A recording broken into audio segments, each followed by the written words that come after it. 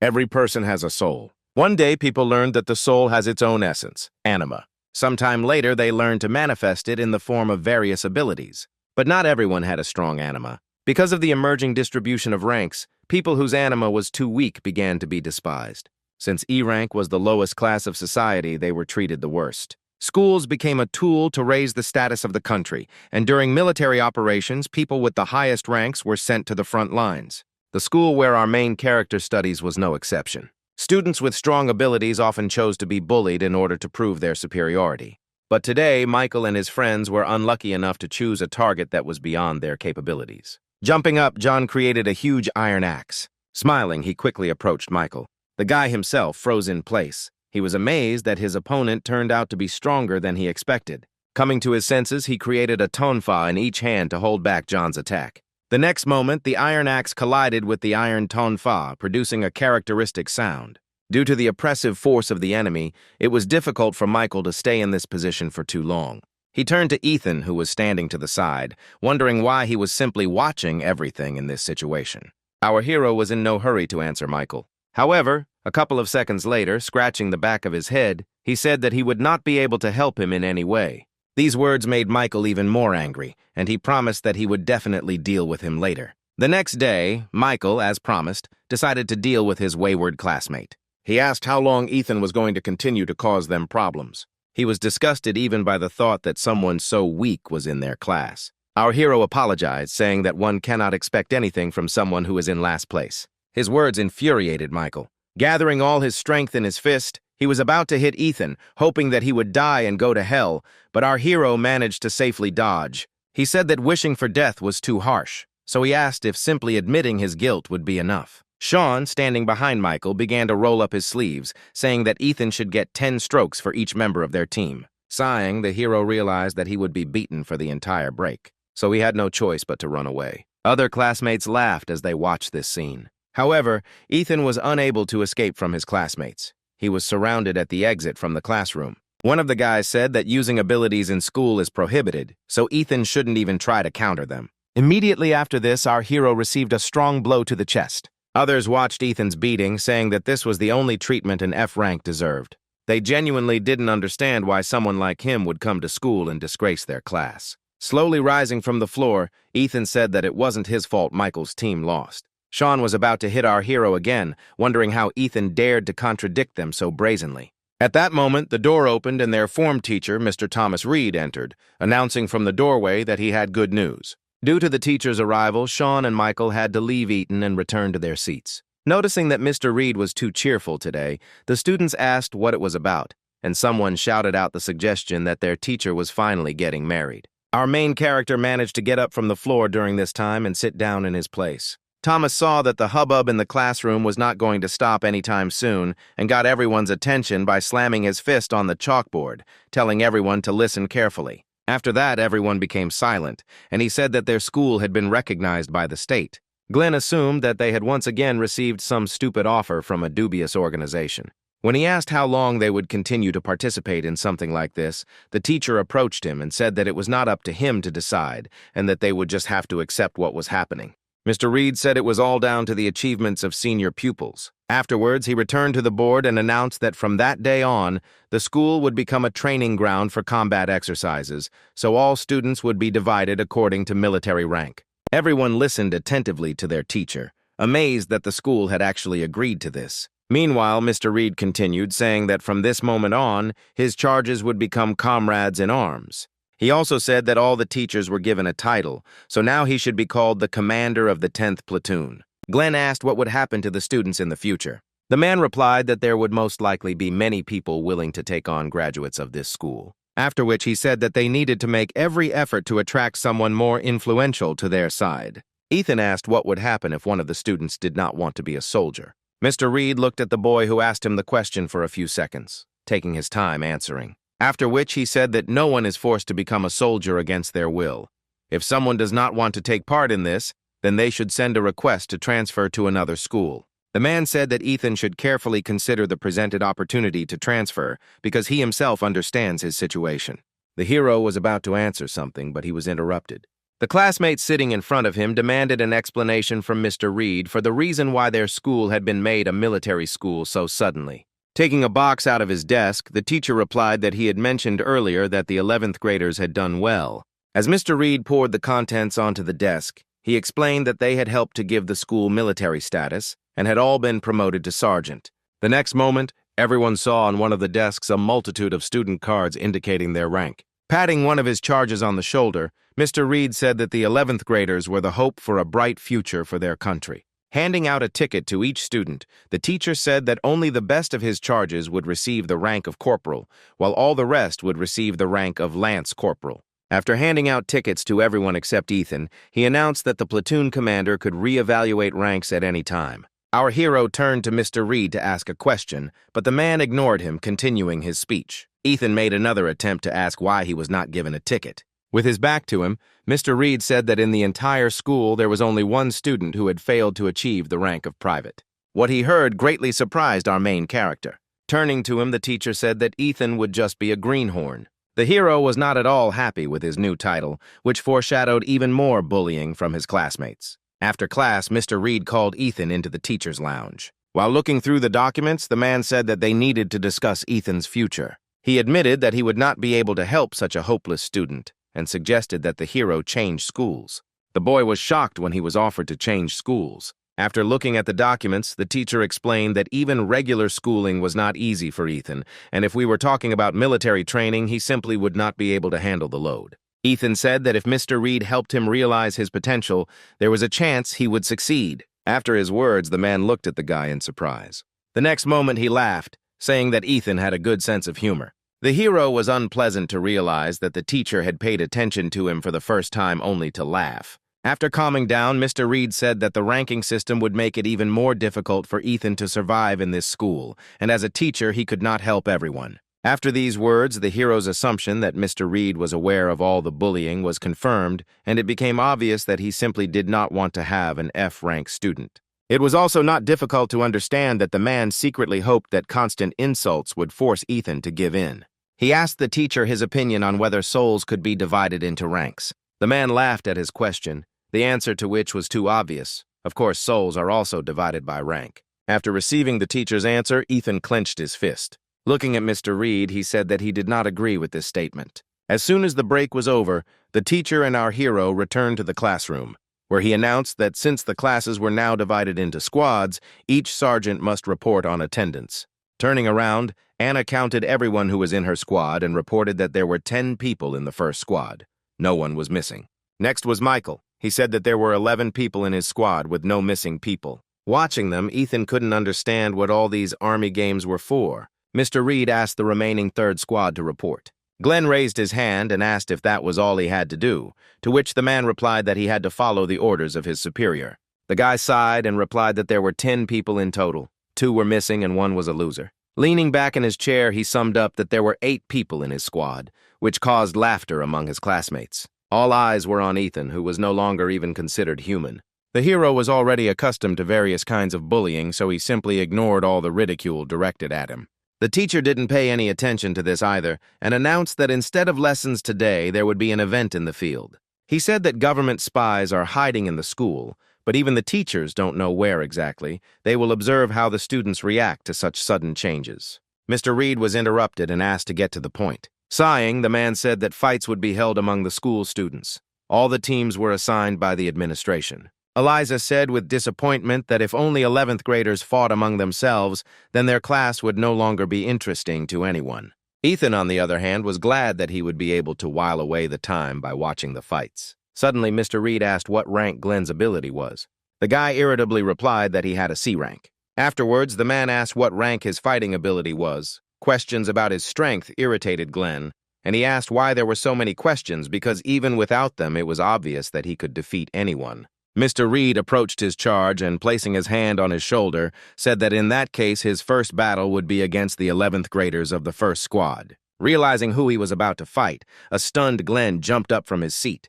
Mr. Reed, meanwhile, told everyone except the third squad to go to the field, after which he announced that Glenn's squad had 20 minutes to prepare. Everyone started to leave the classroom, wishing the third squad good luck. Glenn didn't know what to do because it was obvious that they couldn't stand up to the high school students who all received high ranks. Besides that, there was another factor that irritated him greatly, namely the fact that there was an F rank on his team. Rising from his seat, he walked towards Ethan, who was lying quietly on his desk. A couple of seconds later, Glenn stopped next to him. Rising from his desk, our hero asked what Sergeant Glenn needed. Glenn grabbed Ethan by the hair, saying that he was annoyed by this manner of communication. Coming closer, he said that if the hero did not want to get beaten up in advance, then he should change his manner of speaking. Afterwards, Glenn tossed Ethan aside, saying that the team they were about to fight had a real monster in Antonio. He said that it was difficult to defeat him even with a joint effort, but this time Ethan takes the place of a normal warrior, so the result of this battle is already obvious. The hero asked, confused, if they were going to lose anyway, then what use was he to them? Glenn grabbed Ethan by the tie, asking if he knew the difference between shame and mere defeat. Afterwards, he touched our hero's forehead, saying that if he were to fall in the rankings, it would be Ethan's fault. Turning away, the hero replied that Glenn's rank was not so high that he needed to worry about that. Holding back his irritation, Glenn knelt down next to Ethan, saying that he couldn't even give him a good beating right now because he was needed on the battlefield. Ethan smiled and asked what difference it made who ended up getting hit on the head by. Looking at his classmate, Glenn said that he would assign him one simple task, after which he sat down next to Ethan, asking if he could handle it. The hero replied that he would do whatever he was ordered to do. After receiving his answer, Glenn grabbed Ethan by the vest. He said that Ethan would become his human shield. A few minutes later, the third squad in full force was on the field. Before starting, Mr. Reed checked the microphone to make sure it was working. A few moments later, he announced the start of the battles between the squads. The teacher announced the leaders of both squads, between whom the battle would take place any minute. Even though Glenn took Ethan as his shield, he had a bad feeling about this. Approaching the leaders, Mr. Reed asked if their troops were ready to begin, and they nodded in agreement. The man turned to Antonio, telling him to show everything he could do today. Looking away, he explained that they were being watched by government intelligence agents today, so they couldn't afford to make a mistake. Antonio replied that his squad would do everything possible. After this, it was announced that the teams needed to take their starting positions. Glenn's squad didn't even expect to win this battle. They thought it was a waste of time. When all the participants stood opposite each other, Mr. Reed announced the start of the fights. He also announced that the leader of each squad should receive a bracelet. Glenn grabbed Ethan by the vest, telling him to follow him. He put the bracelet on our hero's hand, saying that it would help him last longer, because the bracelet uses the owner's strength for protection but breaks from a powerful blow. It was also announced that the rules usually say the one whose bracelet breaks is eliminated, but due to the difference in experience between the teams, a change was made to the rules. Ethan asked if he had to be held by the scruff of his neck like a cat, to which Glenn irritably replied that he should silently fulfill his role as a shield. Meanwhile, Mr. Reed announced that the victory would be counted to the team that could hold out for 5 minutes. For Glenn's team, this change did not make the situation any better, because none of them would be able to withstand the opponents for that long. Immediately after this, Ethan started the timer on his watch. Looking at the teacher, he thought that if his team won, then perhaps they would reconsider his transfer to another school. A few moments later, the leaders greeted each other. After this, Mr. Reed gave permission for the fight to begin. Glenn immediately grabbed Ethan and pulled him along with him. He rushed behind the backs of his comrades, hiding from his opponents. The guy hoped that this way he would be able to hold out for these 5 minutes. As Antonio's squad began to advance on them, one of the squad members asked what formation they were in. But moments later, no orders came from their commander, leaving everyone confused and unsure of what to do as the enemy began to surround them. Glenn shouted for everyone to shut up and just protect him. He had to last the allotted time for them to win. The next moment, Olivia kicked the enemy standing in front of her in the stomach, incapacitating him. Antonio also went on the attack. In a matter of seconds, Olivia managed to defeat several opponents and collect their bracelets. When the girl looked towards Ethan and Glenn, the latter was overcome with real horror. The next moment, she ran towards them. Glenn pulled Ethan even closer to him, telling him that he had to stop Olivia and protect him by any means necessary. The hero suggested running in the opposite direction to gain time. When he looked to the side, he saw a smiling teacher. The man said he would help him change schools. This infuriated our hero, so he broke free from Glenn's grip, standing in front of the approaching girl. When she was at a sufficient distance, he grabbed her hand, causing Olivia to be surprised. However, the next moment she materialized armor. A few moments later, her entire body was covered in armor, hiding the bracelet underneath. Ethan excitedly said that this armor suited Olivia perfectly. Her abilities were not only unimaginably strong, but she could also create something so beautiful. The girl interrupted him, telling him not to make a fool of himself because he was not as weak as he wanted to seem, since he was keeping up with her. In response to her words, he pointed at Glenn, saying that his leader was running away. While Olivia turned her attention to Glenn, Ethan checked the time on his watch and saw that there were still 3 whole minutes left. He tried to figure out how he could hold out all this time. When the girl turned to him again, he asked if he could call her sister. Judging by Olivia's lack of reaction, Ethan assumed she didn't like the offer and suggested that they could just be acquaintances. The girl told the hero to stop wasting time and show his ability. Ethan didn't know what to do and tried to get Olivia to talk in any way possible, which began to significantly irritate the girl herself. She again demanded that Ethan reveal his abilities.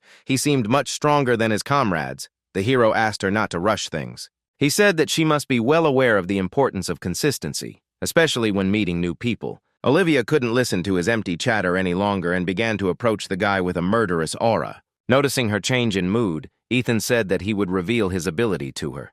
The next moment, a dim glow began to appear in his palm.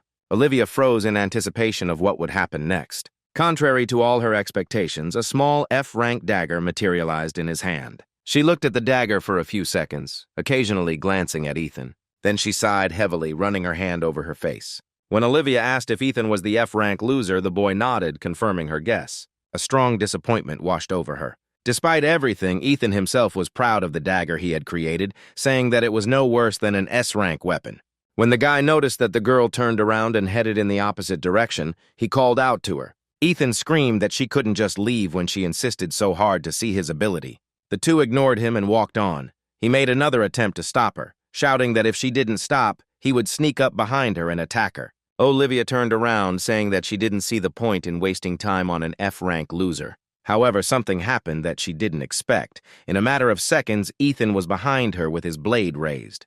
The girl froze in surprise, watching the blade approaching her. At the last moment, she put her hand in front of her, blocking the attack. Olivia watched as the blade slid across her armor, leaving a small scratch in its wake. Ethan smiled and said that his dagger was indeed sharp. Our hero's classmates, who were watching this scene, laughed, saying that Olivia was afraid of some weakling who couldn't even do any harm to her. The girl said that even though Ethan's reaction speed was not bad with his rank, it would not help him. Then she turned around, saying that she had seen everything she wanted. Watching her retreating back, Ethan thought that he had managed to buy himself a little more time. However, when he looked at his watch, he saw that only 1 minute had passed and he needed to hold on for another 2. Olivia was approaching Glenn at this time, who was backing away. Stepping back, he said that it would be better for her not to come near him. But the girl ignored his words and instantly appeared next to him, asking if he could prove to her that he was better than Antonio. At that moment, Glenn noticed a stone nearby. He was delighted by this and thought that it was a great chance because there were quite a lot of stones here.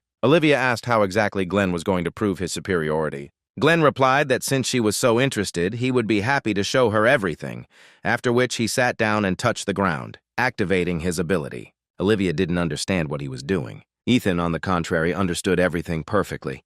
He realized that Glenn had been hiding his true rank all this time. Our hero called out to Olivia, warning her that her opponent's technique was too dangerous. Glenn himself used extraction on one of the stones sticking out of the ground. A couple of seconds later, the guy towered over the girl, standing on a huge rock. Looking at Olivia, he said that the most interesting part of the show was about to begin, after which he used the swing ability, which allows the extracted object to be used as a weapon. Everyone watched what was happening in amazement. Olivia guessed that all this time her opponent had been running away, looking for a suitable stone for his ability. The next moment, he lifted the stone he had just been standing on up as if it weighed nothing, after which he threw it at the girl. He said that with this attack, he would get rid of Olivia and prove his superiority to everyone. Glenn was so caught up in his fantasies that he didn't notice someone else's presence behind him. The next moment, Antonio attacked him, knocking him to the ground. Glenn shouted that sneaking up on an enemy from behind was for weaklings. Noticing Olivia, who had managed to build a shield that prevented her from colliding with the stone, Glenn realized that she was stronger than he had assumed. Suddenly, the stone in front of her broke into many small pieces. Afterwards, the girl saw Antonio in front of her, who broke the stone with his ability. Olivia looked at him and said that this was her opportunity to prove herself, and he shouldn't interfere. The guy replied that it was too dangerous and that it was his duty to protect his subordinates. Olivia looked at him with displeasure and asked if he really thought she couldn't handle this situation on her own. Antonio replied that he was absolutely sure that the girl would have done a great job on her own, but the problem lay elsewhere. Looking behind him, he nodded towards Glenn, who was rushing towards him with a club, and said that this guy would not calm down so easily. Using his ability, Antonio instantly appeared behind Glenn and attacked him, throwing him over his back. Standing to the side, Ethan watched what was happening with interest. Suddenly, Antonio turned his attention to him, causing the hero to tremble. Ethan shouted out that he surrendered. He had no desire to fight someone like Antonio. The guy who came up asked why Ethan warned Olivia about the danger before Glenn attacked. The hero replied that their sergeant can sometimes overdo it without thinking about the consequences. Continuing to approach, Antonio said that Ethan was completely incapable of lying, who in turn retreated back, reminding him that he had given up a couple of seconds ago. However, Antonio ignored him and appeared next to Ethan, intercepting his hand with the blade. The hero of the hands, due to such an unexpected attack, released the weapon from his hands, pointing it upwards.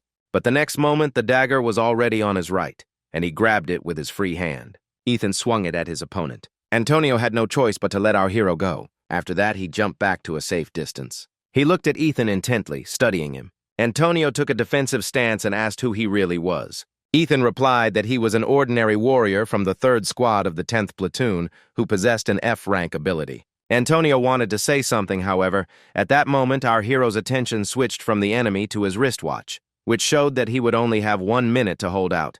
The guy asked what Ethan was looking at there. Instead of answering, our hero scratched the back of his head and laughed awkwardly. Then he pointed towards the stands, saying that there was a crowd there just waiting for Ethan to make another mistake. Antonio realized that his opponent was just stalling for time and said that he hated people like him the most. When he asked why Ethan didn't want to at least try to win, the hero backed away from the boy, asking what he could do on his own. Antonio said it was advice, not a warning. Ethan asked if that made sense since he was only an F rank. Antonio said that at the end of the battle, the scouts will pick out the worst and send them to other schools. After his words, the hero began to approach his opponent, saying that he did not want to go to another school. When Ethan stopped, he said that he could not guarantee Antonio would stay alive since he had become his opponent. Immediately after this, a red aura began to surround our hero. It seeped out of his body, filling the surrounding space. The system reported that Ethan's physical indicators had increased 3-fold, and he could see not only the level of someone else's ability,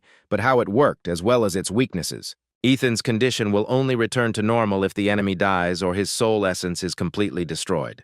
Our hero's true ability is a skill that can completely destroy an enemy and has an S rank. All this time, Antonio remained in place, watching the changes that were happening to the guy opposite. He guessed that the low-level dagger was just a part of the manifestation of his true ability. Turning his attention to Antonio, Ethan saw that the opponent's ability was only B rank, which was that he could catch any target. Antonio was shocked when our hero said that his ability was not as outstanding as he had previously thought.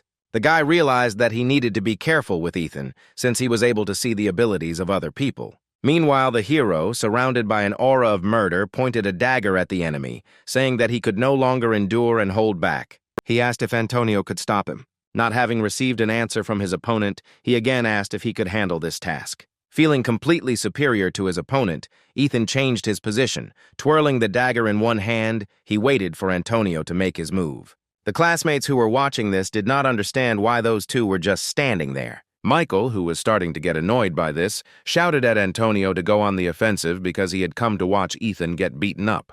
Antonio himself tried to determine how best to approach his opponent. Although our hero was not in a protected stance, he also had no open areas to strike. Olivia also felt this strange aura coming from Ethan. This guy no longer looked like the loser he had seemed to her at first. Looking at him, she felt fear. She tried to control her emotions, realizing that they had to help Antonio, and ordered everyone to attack Ethan.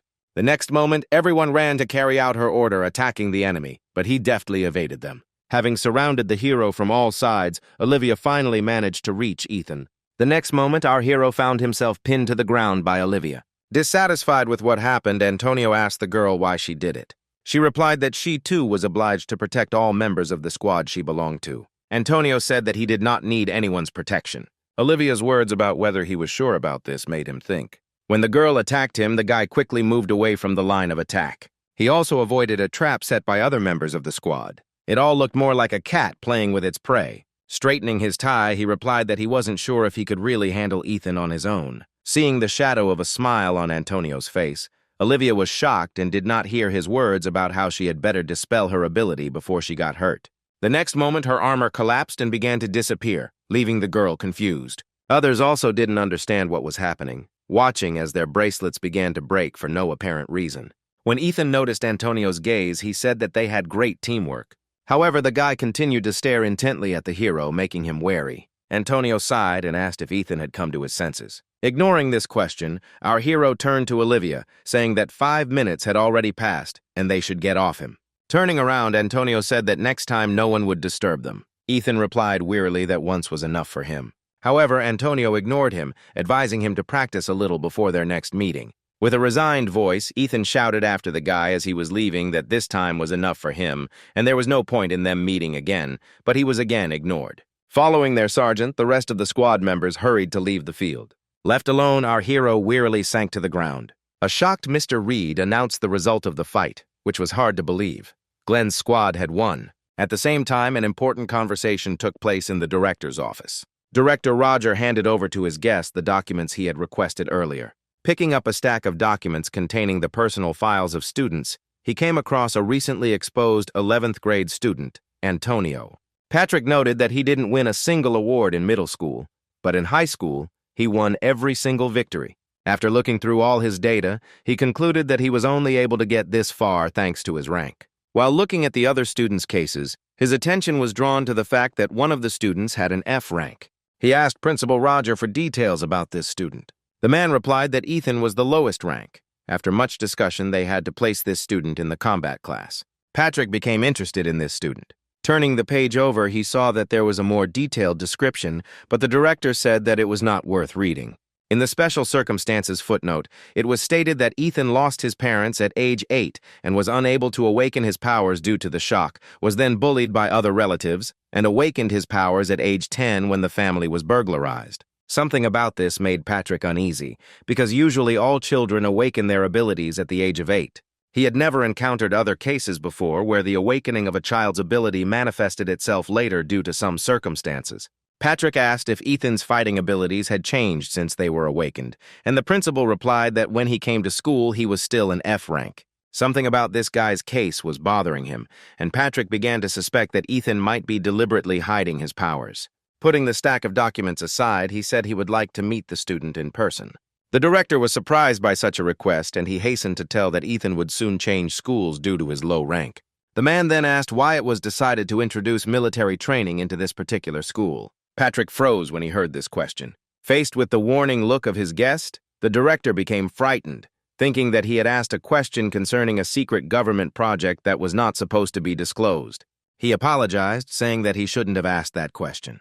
Looking at the affairs of the two students who had caught his attention, Patrick replied that they were preparing for attacks from the north. And the system he introduced will help students change and become stronger. Every morning, our hero began the same way. He woke up exactly at 6 in the morning, after which he starts getting ready for school. In front of the mirror, he tells himself that today will be a good day, and at 6:30 he leaves the house. Because he has been given the cleaning duties, he has to go to school so early. This morning, at the entrance, he met other students who had come to school at such an early hour. Rumors of what happened yesterday spread throughout the school, so Ethan's name became on everyone's lips. Smiling, the girl said that most likely Antonio's team simply lost their vigilance yesterday, since they lost to someone like that. They couldn't believe that some loser had defeated 11th graders with a simple dagger. Upon arriving at his classroom, Ethan washed the board and then shook the chalk off the brushes, thinking that it would be better if they had regular whiteboards. Having finished with this, the hero moved on to washing the floors not only in the classroom but also in the entire corridor. Michael and Sean approached him a little later, the latter saying that Ethan's attempts to do at least something brought benefits to their team. Putting his hand on the hero's shoulder, he said that he had managed to surprise everyone greatly that day. Sean admitted that they didn't expect anything from Ethan back then, but somehow they managed to come out on top. After that, he left the classroom. During the next break, Glenn approached him. Ethan thought that they were going to start beating him again. However, contrary to his expectations, a classmate asked our hero to get him a handout on mathematics. Ethan was surprised that they weren't going to beat him up. He thought that because of what happened on the field back then, they stopped bullying him. The next day, students from parallel classes also began to approach him with various requests, such as doing their homework for them. Even though the bullying of him stopped, they began to use him for their own purposes, which exhausted our hero much more. When the lesson was over, Mr. Reed asked everyone not to leave. He reminded everyone that today was the last day to join the units. For the 10th grades, this was mandatory and there was no way to avoid it, so the teacher rushed his charges to make a choice. Ethan thought for a long time about what to choose and whether they would take him anywhere at all. Mr. Reed said those who did not choose anything would be given a separate interview. Everyone in the class started laughing at Ethan, saying that no normal unit would accept an F-rank fighter. Our hero did not attach any importance to their words. However, when he read the list of units offered to him, the former calm evaporated and was replaced by horror. All units in the list are directly related to the Army or the use of the ability. Many have already decided where they want to go and have even split into groups. Michael was no exception and immediately headed to the chosen unit to submit his application. Ethan was left alone in the class, still undecided where he should enroll. He had already studied the proposed list several times, but our hero did not see a solution to the current situation.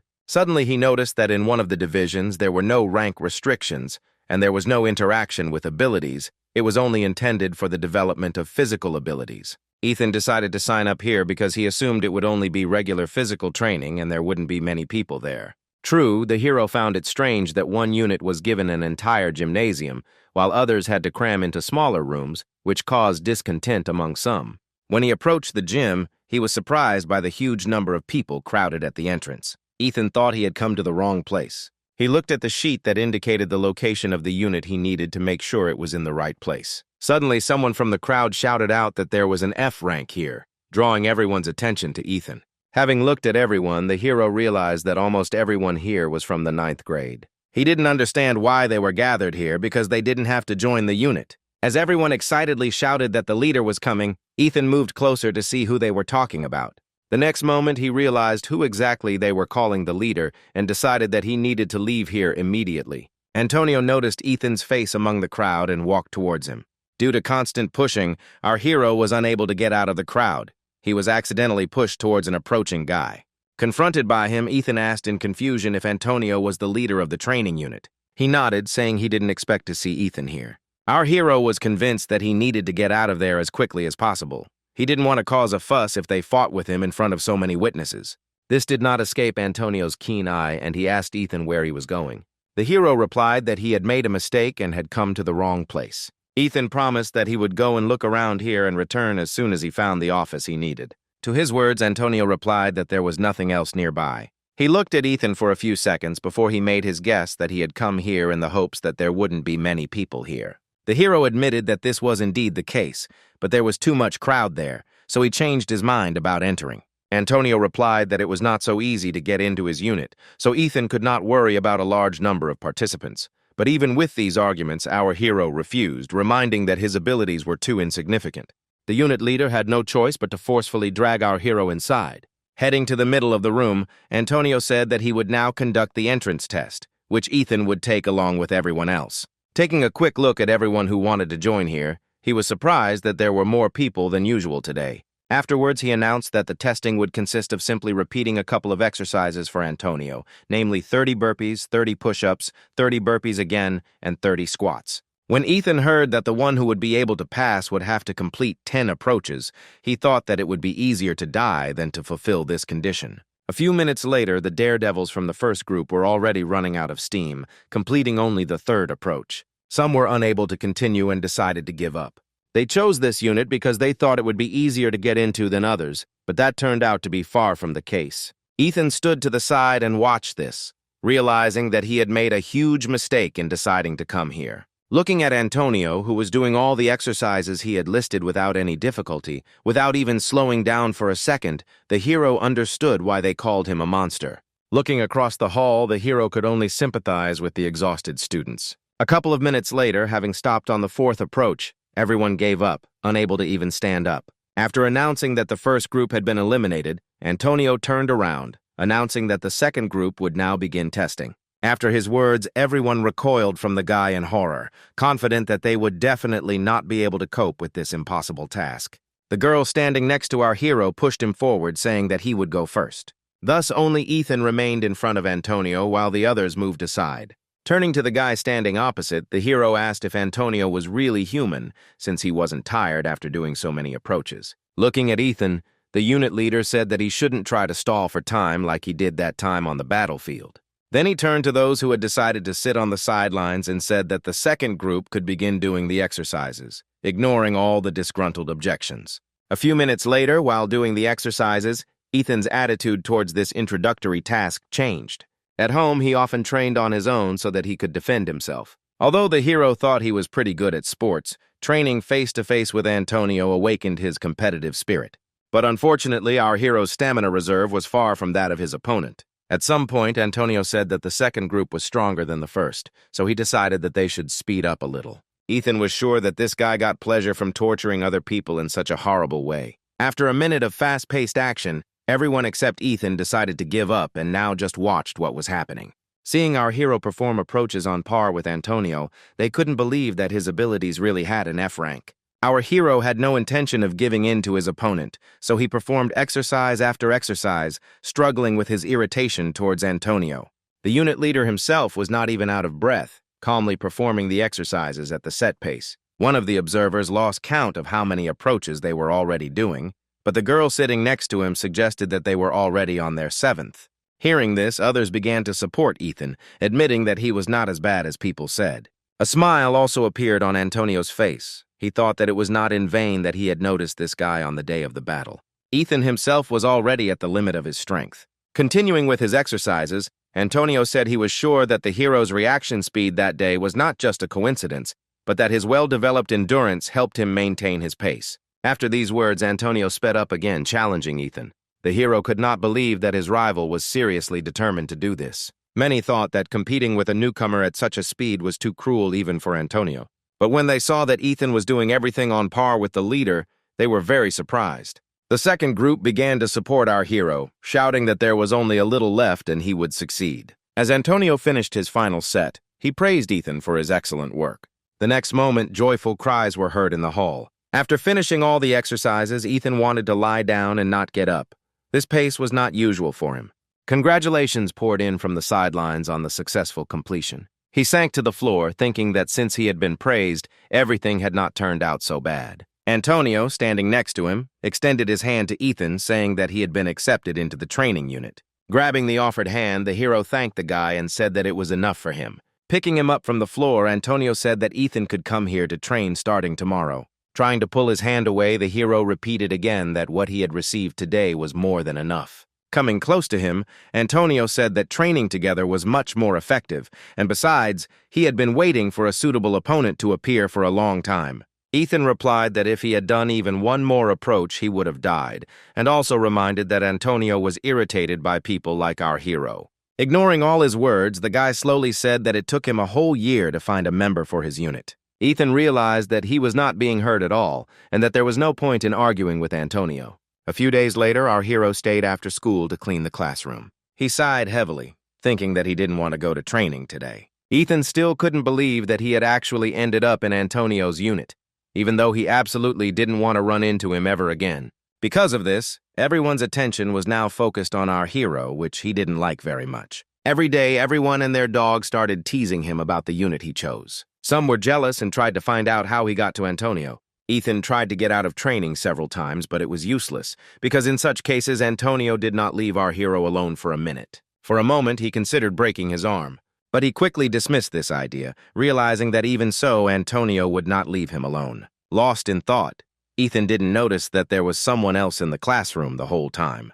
When the hero finally paid attention to the stranger, she asked him if he studied here. Ethan nodded and asked what was wrong. The next moment, she pulled out her student ID card with her rank, saying that if she was not mistaken, this was the custom in this school to greet people. Ethan was surprised to learn that this girl already had the rank of corporal. Alicia asked what our hero's rank was, but he was slow to answer. Noticing this, she demanded his name and rank in a commanding voice. Ethan immediately reported that he had been awarded the rank of Rookie of the 3rd Squad of the 10th Platoon. Only then did he realize that he had answered her without thinking because they had been forced to memorize it many times. Looking at Ethan, Alicia was surprised that he was just a newbie. After she extended her hand, saying that she was glad to meet him, the hero returned her handshake and asked what she was doing there. Alicia replied that she would be joining the ranks of the 10th Platoon starting tomorrow. After receiving her answer, Ethan smiled, saying that he hoped they would get along in the future, and then headed towards the exit. He said that he still had some things to do, so he had to go. Before Ethan could open the classroom door, Alicia grabbed his backpack and pulled him back, after which she pushed him against the wall. Ethan watched in surprise as the girl approached him and blocked his escape route. The hero said that he really needed to go. Looking into his eyes, Alicia said that he should show her around the school first. Ethan had no idea what to do in this situation, especially since Antonio could come here at any moment, and then he would not be able to escape. The hero made another attempt, saying that he was in a hurry and that she should look for someone else, but the girl stood her ground, replying that Ethan suited her just fine. He realized that today was an extremely unlucky day, and he would not be able to get away from either Alicia or Antonio. Getting a little closer to Ethan, the girl said that he should show her the school immediately. Sighing, the hero asked where she needed to go. Alicia asked him to take her to Sergeant Antonio. The hero could not help but be pleased with such a fortunate coincidence of circumstances. He hoped that since he would be busy because of Alicia, Ethan could be allowed to go home. He replied that he was just heading to Antonio's, at which moment the object of their discussion appeared outside the door, clearly in a bad mood. The unit leader opened the door, causing Ethan to become startled by his sudden appearance. When he asked if our hero had thought about skipping today's training, Ethan replied that he was just on his way to it. Alicia turned to the guy who came in, asking if he was Sergeant Antonio. He replied that she should communicate more respectfully with her elders, and the girl said that here, rank distribution is more important than age. Coming close to him, she asked if his rank was higher than hers. Without waiting for his answer, Alicia pulled away from Antonio, saying that they were on about the same level. Loosening his tie, he asked if she wanted to make sure. Ethan noticed their belligerent attitude and asked them not to start a fight right there. Suddenly, Alicia changed the subject, asking if Antonio had a girlfriend. The guy replied that there was no one there. Alicia smirked and said that it was pretty obvious, and that she also found guys like Antonio very annoying, and he replied that their feelings were mutual in that regard. Afterwards, she took a couple of steps back, saying that he should have come up with something for the sake of decency, whether it was a girl or a bride. When Antonio asked what Alicia was talking about, the girl replied that her family was quite conservative, so for his own safety, he had better listen to her advice. Ethan, standing to the side, had no idea what was going on or what the relationship was between the two. Having lost interest in Antonio, the girl switched to our hero, asking if he wanted to date her. Ethan was surprised by such a sudden question from the girl. He asked why him. She answered that they were the same height, and she liked it when the interlocutor's gaze was at the same level as hers. Confused, Ethan responded that it was too sudden and he needed to think about it, causing Alicia to be surprised by his reaction. For a while, she just stood there, looking at the guy. Afterwards, the girl smiled, saying that although he was embarrassed, he looked quite cute. Approaching him, she asked what rank his ability was. Ethan hesitated and replied that it was F rank. Alicia pulled away from him, saying he was lying. The hero replied that he was telling the truth. Taking a step forward, the girl declared that such people simply do not exist. Antonio intervened in their argument and reminded them that it was time for Ethan to go to training. He asked the girl to leave so that he could take his ward. Sometime later, our hero completed his last set of pull-ups. Seeing that Ethan's body was already shaking slightly, Antonio said that he was staying only one last time. As the hero sank to the floor in front of Alicia, the girl admitted that she thought their training was just an excuse, but to her surprise, the guys had actually been exercising the whole time. Turning to the girl, Ethan asked her for help. Since she had decided to follow them, the girl replied that she did not see the need for it. The hero was amazed that only recently she demanded to be shown the school, and now instead she was watching their training. Pointing at Ethan, she asked why Antonio was training with him. He replied that the guy was an ordinary newbie, whom he decided to help because for him, physical indicators were more important than rank, and he had also been looking for a suitable partner for a long time. The girl smiled, guessing that the real reason was not so simple. Approaching Antonio, she said that she did not understand why she would waste her time on him unless he saw some potential in Ethan. The guy tensed up after her words. Alicia asked him to tell her what Ethan was hiding. After what she saw in this training, the girl was sure that Ethan's abilities were much higher than just F rank. Antonio replied that he did not know anything. Alicia realized that it would be difficult to get any information out of him. Then she decided that it would be best to ask Ethan himself about it. Lying on the floor, the hero replied that the girl was very much mistaken about him. He was just a useless F-rank rookie. From his answer, it was too obvious to Alicia and Antonio that it was a lie, but there was nothing they could do about it. Sighing, the unit leader grabbed the hero by the shirt, saying that there was plenty of time to rest and they needed to continue training. The next day, Mr. Reed announced that there was a new student in their class. Looking towards the door, he told the girl that she could come in. A few seconds later, Alicia stood in front of the entire class, smiling. Everyone looked at her with interest, because it was the first time someone had been transferred to them. Alicia turned to the teacher, asking where her place was. The man replied that she was sitting in the horse with the first squad, but first she needed to introduce herself. Having determined where Ethan was sitting, the girl replied that she liked the third squad and headed in his direction, ignoring the teacher's objections. As she walked past the rows, Alicia asked to be placed in the third squad. Ethan and his deskmate watched the new girl with bewilderment. Pointing to Ethan's neighbor, Alicia said she wanted to sit there and asked to switch seats. The guy replied that this was his place and he had no intention of giving it up. The girl didn't like his answer. Slapping her hand on the desk and leaning towards the guy, she asked if he really didn't want to move, adding threatening notes to her voice. He had no choice but to give up his seat to her. When the girl took her new place, one of the boys called out to her. Glenn asked with displeasure who she thought she was to allow herself to do such a thing. She smiled and asked if his rank was higher than hers, then said that she knew that the highest rank among the students was corporal, and that she was a corporal. Glenn stated that he was the leader of the squad, but the girl no longer listened to him, telling the teacher that she would sit here. Mr. Reed approved of this new girl's self-will. Alicia turned her attention to Ethan, noticing how he sighed in resignation, covering his face with his hands. The girl asked if he really didn't like her that much that he looked so unhappy. Placing her hand on his shoulder, she said that she had sat down next to him in the hopes of establishing communication with each other, but now she didn't know what to do. Ethan replied that he would like to be friends with her and it wasn't that he didn't like her. The teacher didn't let him finish speaking and asked Alicia to introduce herself to the class and tell about herself. The girl inhaled, saying that she had already sat down. A moment later, she stood up, saying that she would introduce herself from here. Glenn turned around, telling her that she needed to stand up in front of the entire class, as it was just common courtesy. Alicia replied that she could be heard well from here, and then smiled sweetly, saying that she was very pleased to meet everyone. The other students couldn't help but notice her overly impudent behavior. When she said that her rank was corporal and her manifested ability was White Jade Goblin, everyone was very surprised. Alicia ended her story by saying that she hopes for productive study together. Mr. Reed and many of the students kept staring at the girl in surprise until the very end. Ethan also looked at the girl. He didn't expect someone like her to be interested in him. He knew that the White Jade Goblin was the only inherited ability. Usually, abilities are not passed on by inheritance because the engraving of the soul, the essence of which is manifested in abilities, cannot be the same. One day, there appeared people who believed that they could pass on their ability to others.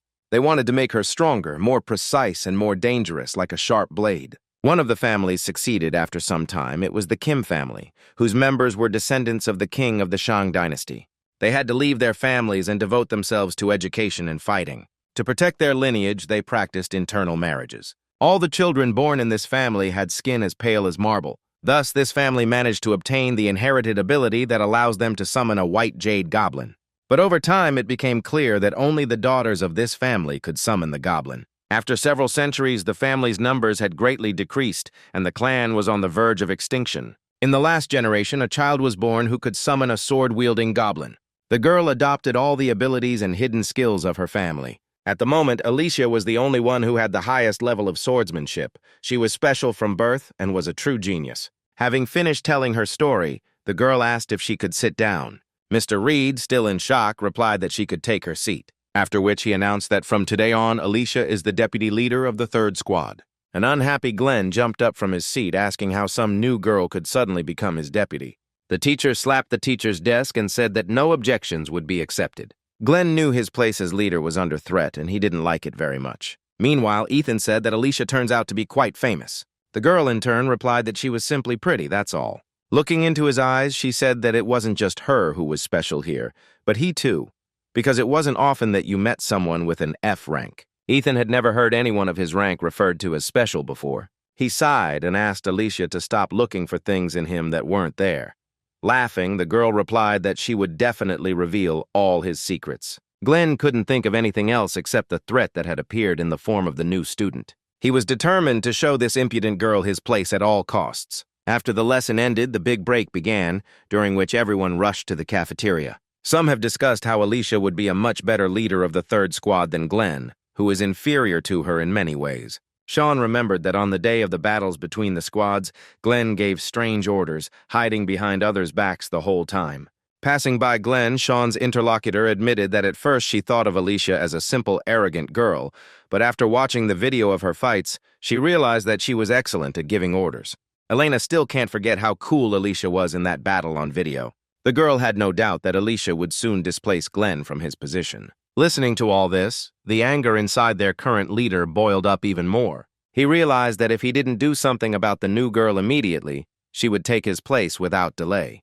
Alicia herself was in the classroom with Ethan. Rising from her seat, she invited him to have lunch together. Our hero declined her offer, saying that he still had cleaning to do. Grabbing him by the vest, the girl said that she had no one to eat with, to which Ethan responded by saying that at the moment she was the most popular student in school. After letting him go, Alicia replied that she hated those who communicated with her only because of her merits. Ethan apologized in front, saying that he wouldn't be able to join her for lunch because he was really busy. When he listed to her all the things he had to do in exchange, Alicia said that it was too much for one person, and even the leader of the squad could not do it all alone. Ethan looked away and agreed that it was indeed difficult to do it alone. Leaning closer to him, Alicia asked if he was sometimes running errands for other leaders. Her gaze turned wild as she suggested that Ethan could carry out the tasks assigned to him by the entire class. Moving away from the girl, the hero replied that he helps everyone else from time to time. It seemed to him that if they start dividing up the responsibilities, then there will be complete confusion, and asked that Alicia not misunderstand this situation. The girl listened to her friend with surprise. When he finished his explanation, Alicia pursed her lips in irritation. The next moment, she grabbed Ethan by the vest again and dragged him along with her. When he asked where they were going, the girl replied that she needed to deal with those who were irresponsible in their duties, shifting them onto others. Entering the cafeteria, where all her classmates were, Alicia easily found Michael and approached him. He looked at her in surprise, asking what she wanted. The girl asked if he was the one appointed to be responsible for cleaning the office. If so, then why was he shifting his responsibilities onto the shoulders of someone else? Michael spread his arms wide and replied that it should go without saying, since Ethan was only an F rank who could only be assigned to tasks like this. Covering his mouth with her hand, Alicia said she wasn't interested in his pathetic excuses. Smiling, she said that everyone must mind their own business. Alicia considered bullying the weak to be a very low act. She said that she would not stoop to something like that and hoped that Michael understood perfectly well what she was getting at. After her words, the guy turned very pale. When the girl removed her hand, he apologized, saying that he would not behave like that again. Pointing at Ethan, Alicia said that Michael should apologize to him, not her. Having received the apologies due to our hero, they then went to the teacher. Alicia told him about the situation. The man said that he was not aware of what was happening with Ethan and appointed the girl responsible for distributing responsibilities. The girl was happy with the powers given to her and thanked Mr. Reed. Ethan himself did not share her joy, because she literally turned his entire usual way of life upside down. Meeting Sean in the hallway talking to Nicholas, Alicia said that she was now assigning responsibilities and handed one of them a mop, making him responsible for the floors and the other for washing the boards. The boys looked at the girl in bewilderment, asking why they had to do the frill. When Sean said that this was something an F rank should do, Alicia silenced him by hitting both of them in the throat with a mop. She said that shifting responsibilities onto one person does not add to their honor. At that moment, a disgruntled Glenn called out to her. Alicia turned her attention to him, asking if he wanted to help with the cleaning. The guy ignored her question, saying that she should call him leader. The girl nodded, then asked what he needed. He asked in bewilderment whether a leader should approach his subordinate only on business. The girl didn't respond to this, silently checking Glenn with her eyes. Afterwards, she shrugged, saying that it would have been better if she had become the leader of the squad instead of him. The guy was infuriated by her words. Turning around, she said that since the squad leader didn't need anything, she would go. Glenn stopped her, telling her to come to the roof of the school after school because they needed to discuss something regarding the squad. Ethan heard Alicia being called to the roof to hear her answer. He got up from his seat and sat by the door to avoid being noticed. When the lessons were over, the girl went to the roof. Our hero followed her, keeping his distance so as not to be noticed. Having reached the very top, the girl opened the door and walked out through it without the slightest hesitation. Ethan was in no hurry to climb higher, expecting that Alicia might change her mind and come back. He waited a minute, making sure that no one was going to come down from the roof. Only after that did he rise higher, thinking that Glenn had made a big mistake by challenging someone like Alicia.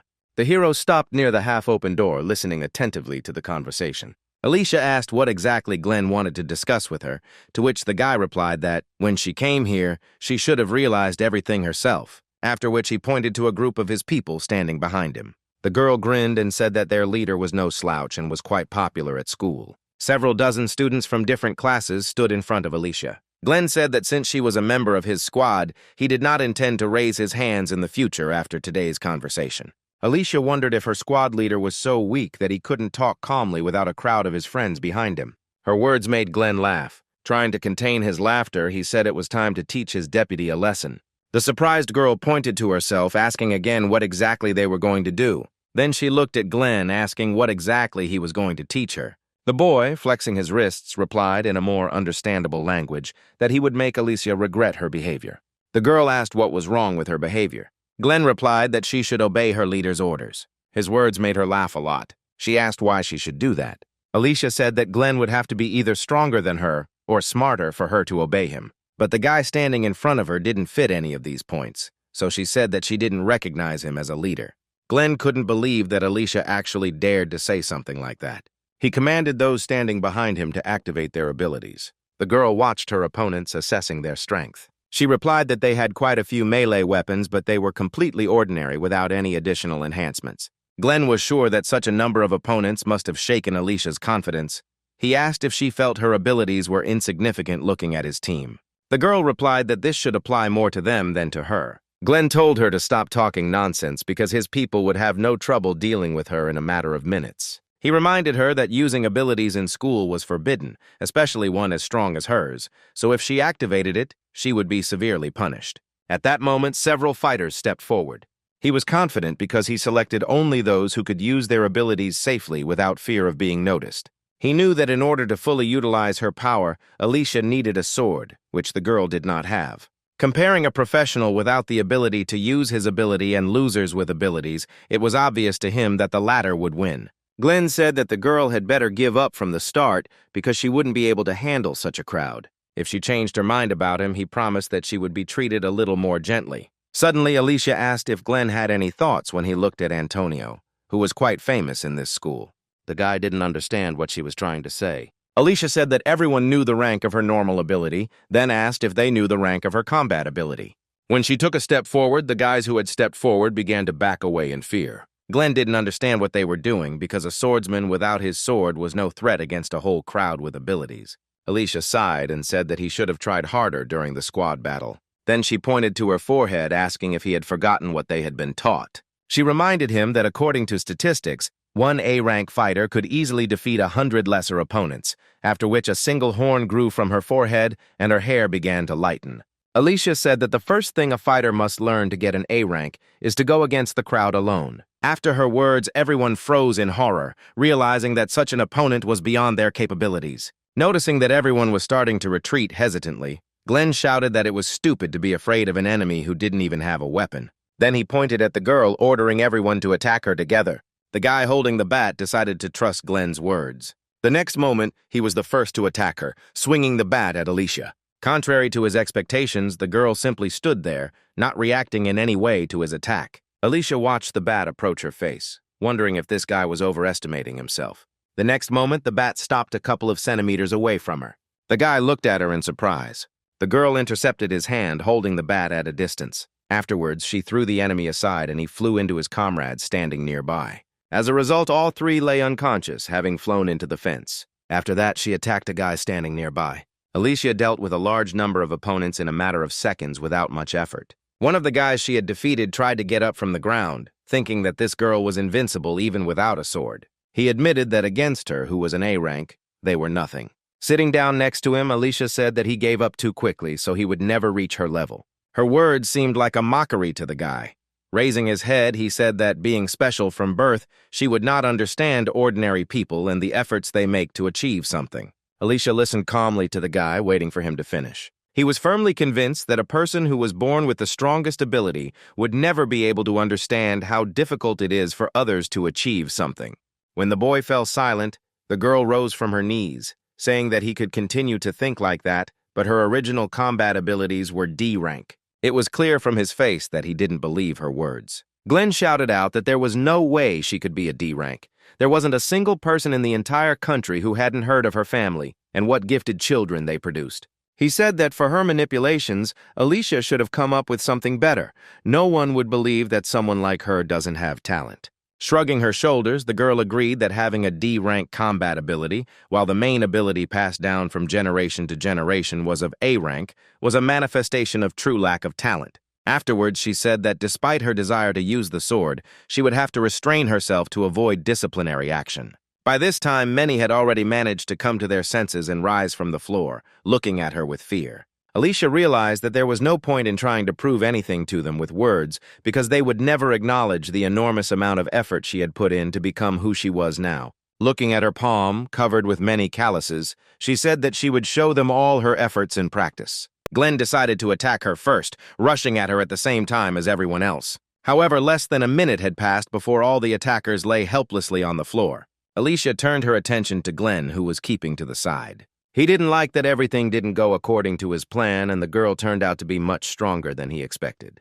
Alicia stretched her neck and said that it would all be over once she dealt with him. Glenn chuckled, saying that they could only resolve the situation between them by fighting one-on-one. Then he spread his arms out to the sides, telling the girl to attack him first. Alicia was alarmed by Glenn's careless confidence in himself. She assumed that he had hidden something under his sweater in advance. She complied with his request, moving towards him with lightning speed and telling him that he should relax his abdominal muscles. After which she directed her fist towards his stomach, intending to destroy what the guy had hidden there. Watching Alicia, Glenn was glad that she had fallen into his trap so easily. He knew that the girl was deliberately avoiding punches to the face because she would be punished if everything was found out. That's why he took a step back and ducked, intending to take that blow in the face. Alicia tried to understand the reason why her opponent was smiling in such a situation. At some point, Glenn leaned even lower, exposing himself to the girl's fist. He was confident that if he pretended to have been beaten by Alicia, he would not be punished.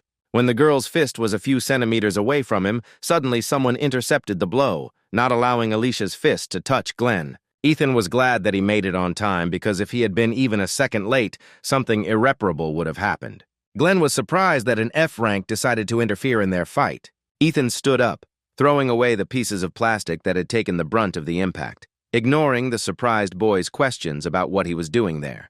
The hero stepped on Glenn's hand, silencing him, after which he apologized for such a gross mistake in relation to his leader and asked if he was seriously hurt. Holding his sore arm, Glenn looked at Alicia, asking if she was the one who called this worthless thing here. Pointing at our hero, the girl replied that he had followed her himself. The note of discontent in her voice touched Ethan to the depths of his soul. He said that this life was too cruel to him because he was not welcome anywhere. A few moments later, Alicia's ability wore off. Looking at the distance from where they were to the front door, she couldn't understand how Ethan had managed to cover that distance in such a short time. To make it in time, he would need at least 10 seconds. Somehow he managed to get to them before her fist hit Glenn's face. He was also able to completely absorb her blow without being harmed. The girl clenched her fist, realizing that this guy might be stronger than she initially thought. Feeling something digging into her palm, she opened her fist and was surprised to find pieces of plastic there. Our hero pointed to the sky, saying that the sun was already setting and suggested that everyone go home, forgetting about what had happened here. Glenn stood up and asked who Ethan thought he was to dare to make decisions for others. He said that our hero and Alicia would be in big trouble if he complained to the teacher. Making the most innocent face Ethan could muster, he asked in surprise what he had done. He had only protected his fellow soldier, for which he should be praised. Alicia agreed with him, saying that their junior had indeed protected Glenn's face, so there would not be enough evidence to accuse them of anything. The guy laughed at her words, saying that she shouldn't be so self-confident. Pointing towards the door where he had hidden the camera earlier, Glenn said that everything that happened was recorded. The boy admitted that he was going to show this video to the teacher, proving that Alicia and Ethan, being in collusion, not only violated school rules, but also brutally beat other students. When the guy finished his enthusiastic speech, the hero pointed down, asking if this was the camera he was talking about. Glenn looked down in bewilderment and saw the wreckage of his camera, which would be very difficult to restore in such a state. Ethan apologized to the leader, saying that he didn't know it was a camera, and he mistook it for a regular piece of decor. Awkwardly scratching the back of his head, the hero said that it was the first thing that came to hand, that he could find here to soften the blow. Kicking one of the camera fragments, Olivia said that Glenn's plans were not destined to come true, but there was something that worried her more at the moment. Grabbing Ethan by the vest, she asked how he managed to stop her blow. Raising his hands in a gesture of surrender, the hero asked why she was treating him like this, since he had just helped her. The students who had come to their senses watched what was happening in surprise. One of them said that A-rank fighters not only have good skills, but also good luck. Alicia heard these words spoken and froze for a couple of seconds. Then she headed in their direction, dragging Ethan along with her. The boys watched the girl, wondering what she was going to do. She suddenly told them to stop whining about their low rank and advised them to learn a lot from Ethan. Alicia said that they should seriously consider her words and what had happened today, and then turned towards the door. Everyone just watched in surprise as the girl walked away, dragging our hero along with her. Glenn didn't move from his spot even as the door slammed shut, leaving him and his defeated team on the roof. He lowered his head, clenching his fists.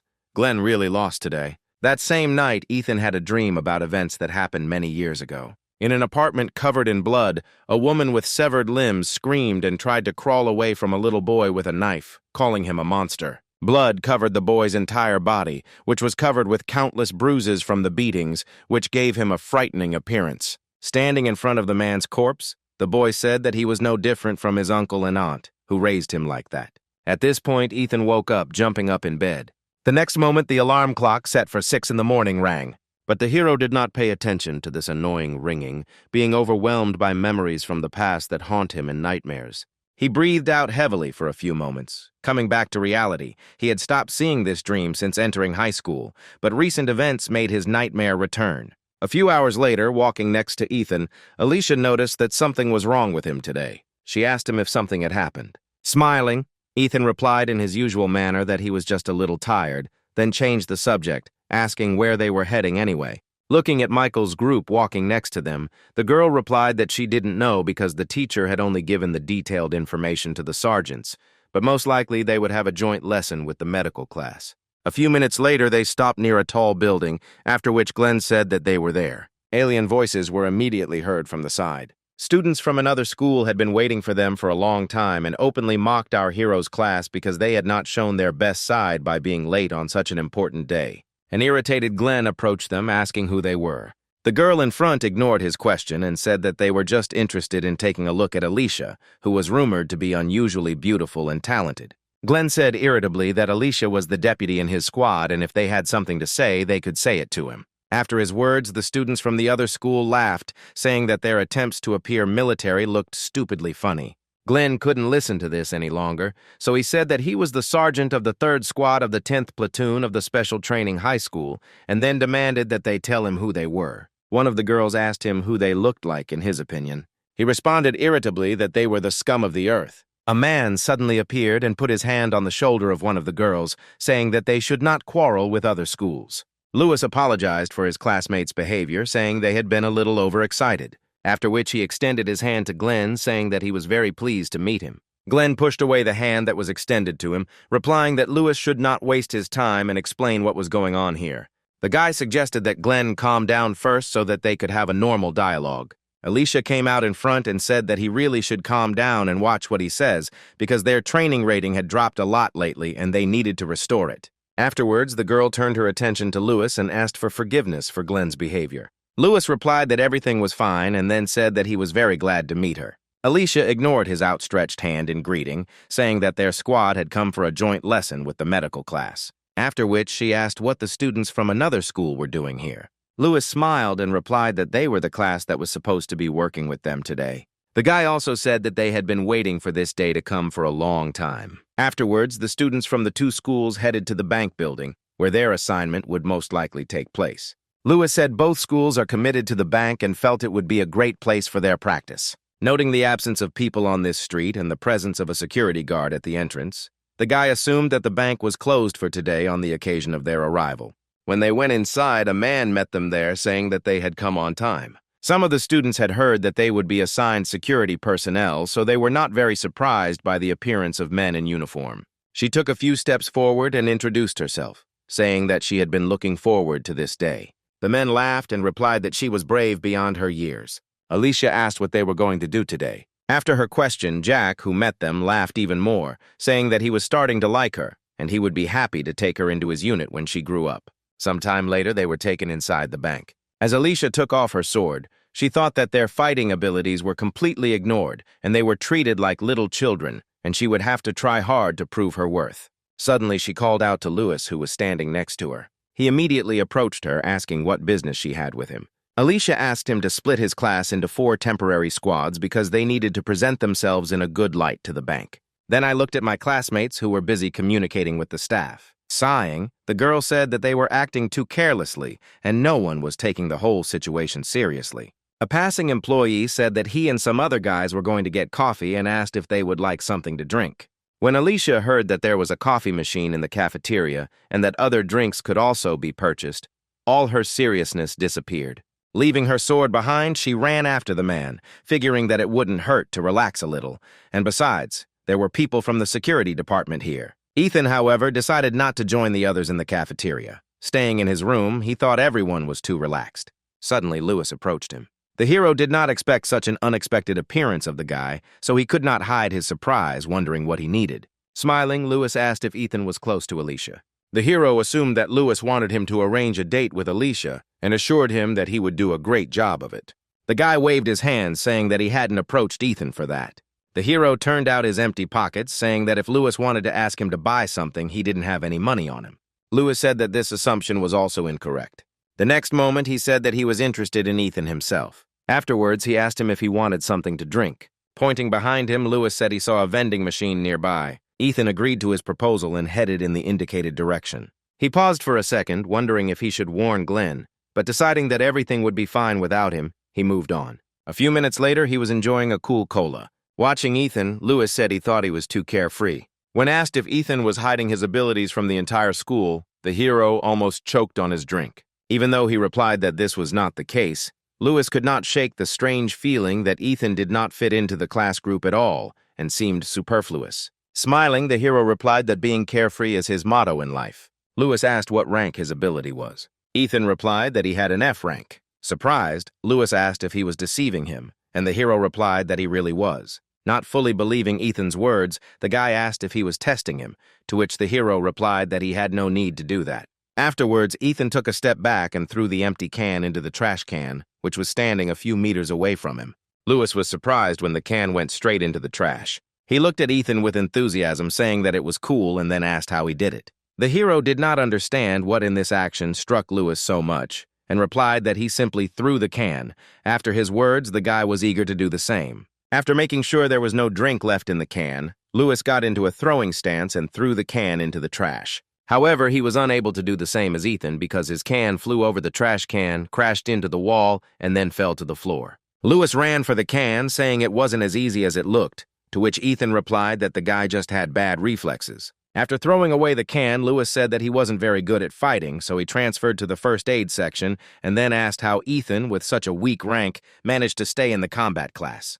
The hero replied that Alicia and his innate luck were helping him. Afterwards, Ethan approached Louis, asking what his ability was. The next moment, the guy's right hand transformed into a blade. Looking at this, Ethan said that this was a pretty good ability with a lot of potential. Louis transformed his hand back, saying that he hears it often, but the problem is that it hasn't changed at all in all this time. The hero guessed what thoughts were going through Louis's head and assumed that he was interested in Ethan's rank because he was thinking about transferring to the combat class. The guy smiled awkwardly, replying that it was indeed so. Ethan had absolutely no idea about the man standing in front of him. He said he felt that providing medical care was much better because it would allow him to save the people he cared about. Rubbing his neck, Louis admitted that he hadn't thought about it that way, and that perhaps he really did need to rethink his approach. Listening to him, Ethan bit his lip painfully, trying to suppress his emotions. A few moments later, he put on his usual smile and, placing a hand on Louis's shoulder, encouraged him, telling him that he needed to be more confident and take things easier. Deep down, Ethan was terribly jealous of him and thought that it would be much better if he too could use his ability to save people instead of killing. Afterwards, the hero turned around, saying that they had lingered here too long and that they should hurry back. At the same time, Mr. Reed met with the organizers of the task for his students near the bank building. One of the men pulled out grading forms with a list of students from an envelope, offering to begin assigning grades. The teacher looked at Pavel in surprise, saying that the main task had not even begun yet, to which the man replied that improvisation saves in such situations. He advised Reed to first evaluate his best students by imagining what grade they could get, since this was a typical theory reinforcement assignment. The teacher liked the proposed approach and agreed. He quickly ranked the students based on their rank, The only one that Teacher Reed gave the lowest grade to was Ethan. After he handed the documents back to Pavel, he suggested going out for a coffee.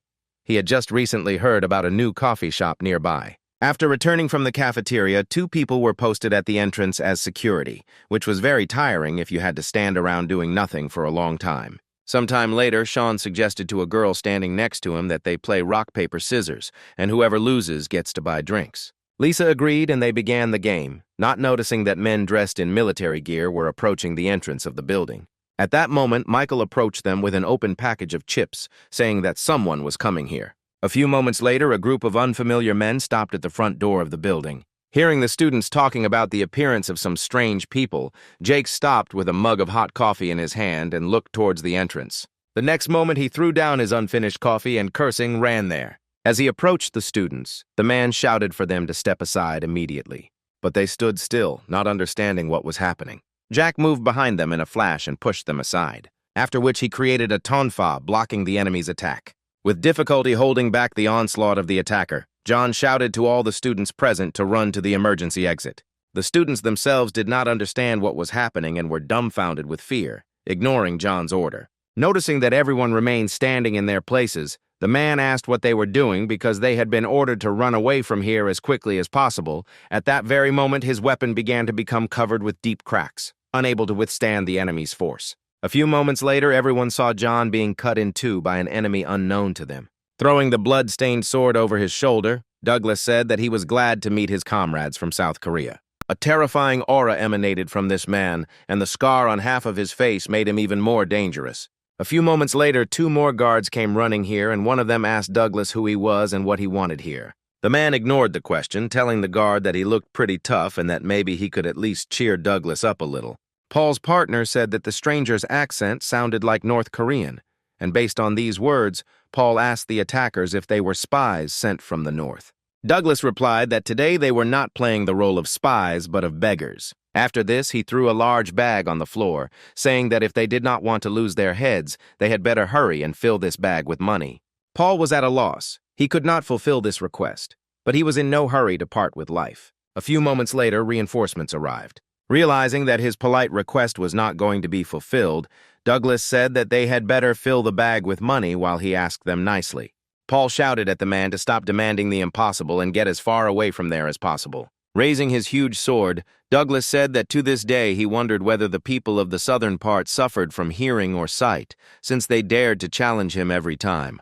Alicia was behind the guards all this time. Looking at Douglas, she realized that he had a fairly high rank, and they had absolutely nothing to counter such a monster.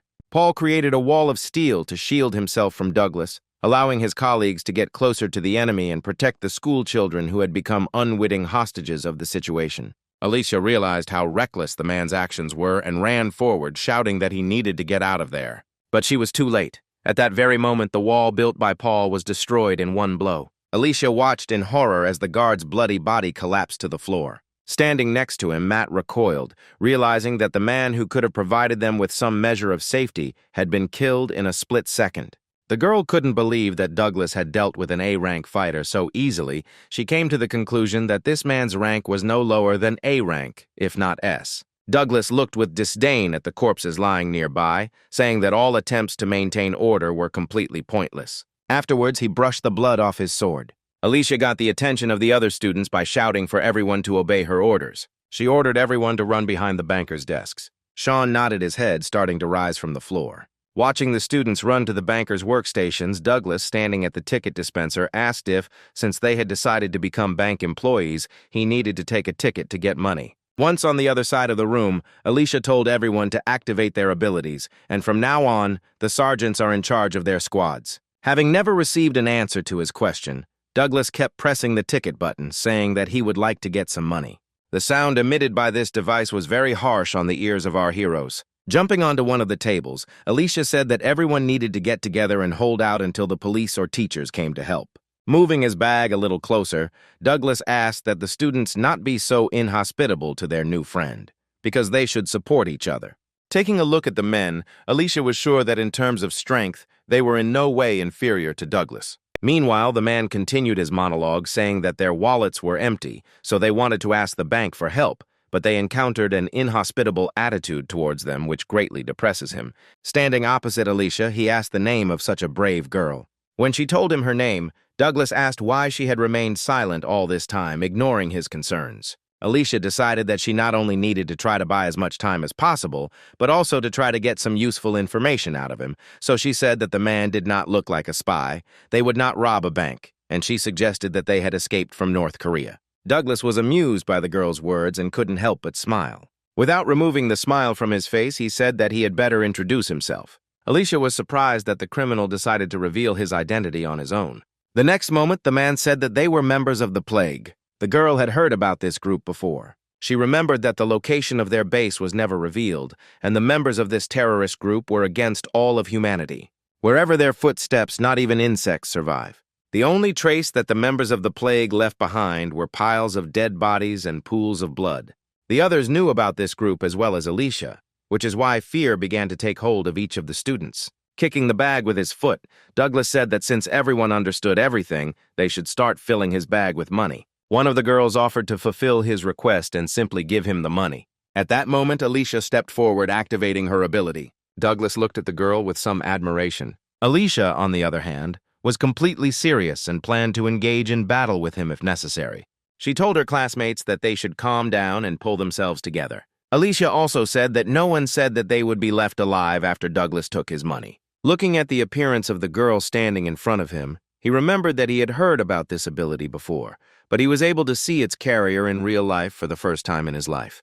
From his face, Alicia realized that he already knew about her family and offered the man a fight. She decided to use the chance given to her and convince Duke to fight one-on-one. The man smirked, guessing the girl's plans. He said that she was quite smart, but he would not fall for such a pathetic trick. Spreading her arms out to the sides, Alicia asked if Douglas would go after one student with a whole crowd. The man laughed, then admitted that he liked her bravery, and then accepted the girl's offer, gesturing for his men to step back. When he asked if Alicia was as crazy as her predecessors, the girl replied that there was too much talk, and then asked if they would fight or just gossip. Gripping his sword more comfortably, Douglas said that her provocation was very sweet, and he would gladly give in to it. Pointing his sword at Alicia, the man told her to attack. Without showing her excitement, the girl replied that it was very presumptuous of him to give her such an honor. Looking at Douglas's subordinates standing a little further away, Alicia was sure that he would not break his promise to them, so if she could stay alive, if she could immobilize the man.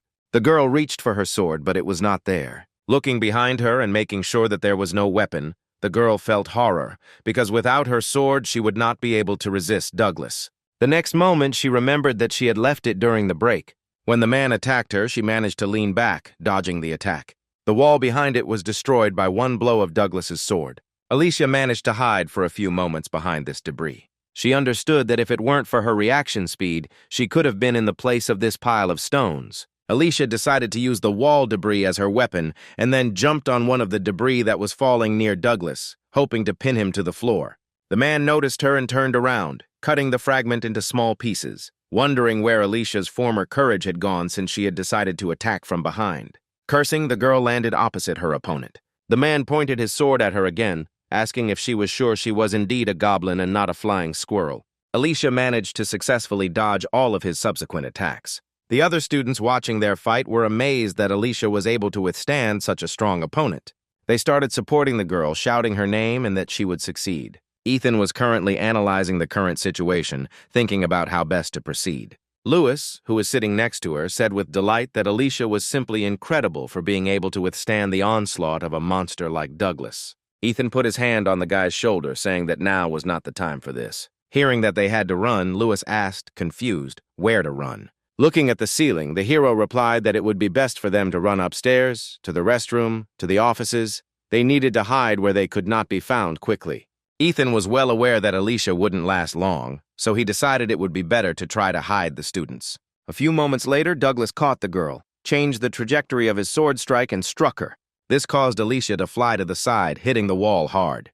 The man began to slowly approach her, dragging his huge sword across the floor. He said with a smile that it was time for them to stop playing cat and mouse. When Alicia coughed up blood, the mood of the students watching her changed. They were horrified because their strongest student had lost. Pointing the blade of his sword at her, Duke asked if this was all Alicia was capable of, and the girl replied that if he was so interested, he should check it out for himself. After her words, the man smiled bloodthirstily. At that moment, Ethan shouted for everyone to run towards the stairs. Douglas was about to finish off Alicia, raising his sword over her head, but our hero's scream made the man freeze in surprise. Immediately after this, Ethan grabbed Lewis by the collar of his jacket and dragged him along with him. Everyone else ran after him. Michael was running in the line, one of the first. He was overcome with fear no less than the others. Looking back, he shouted to those lagging behind that they should not get caught if they wanted to live on, so everyone should hurry. At the same time, Douglas scratched the back of his head, saying that the kids were smart. The subordinates who approached asked him if there would be an order regarding this matter, the man replied, giving the order to catch all the children. His subordinates saluted, replying that this order would be carried out. After that, they went up the stairs and split into groups, several people per floor. Alicia assumed that since Douglas had only given the order to catch everyone, he was not going to kill them.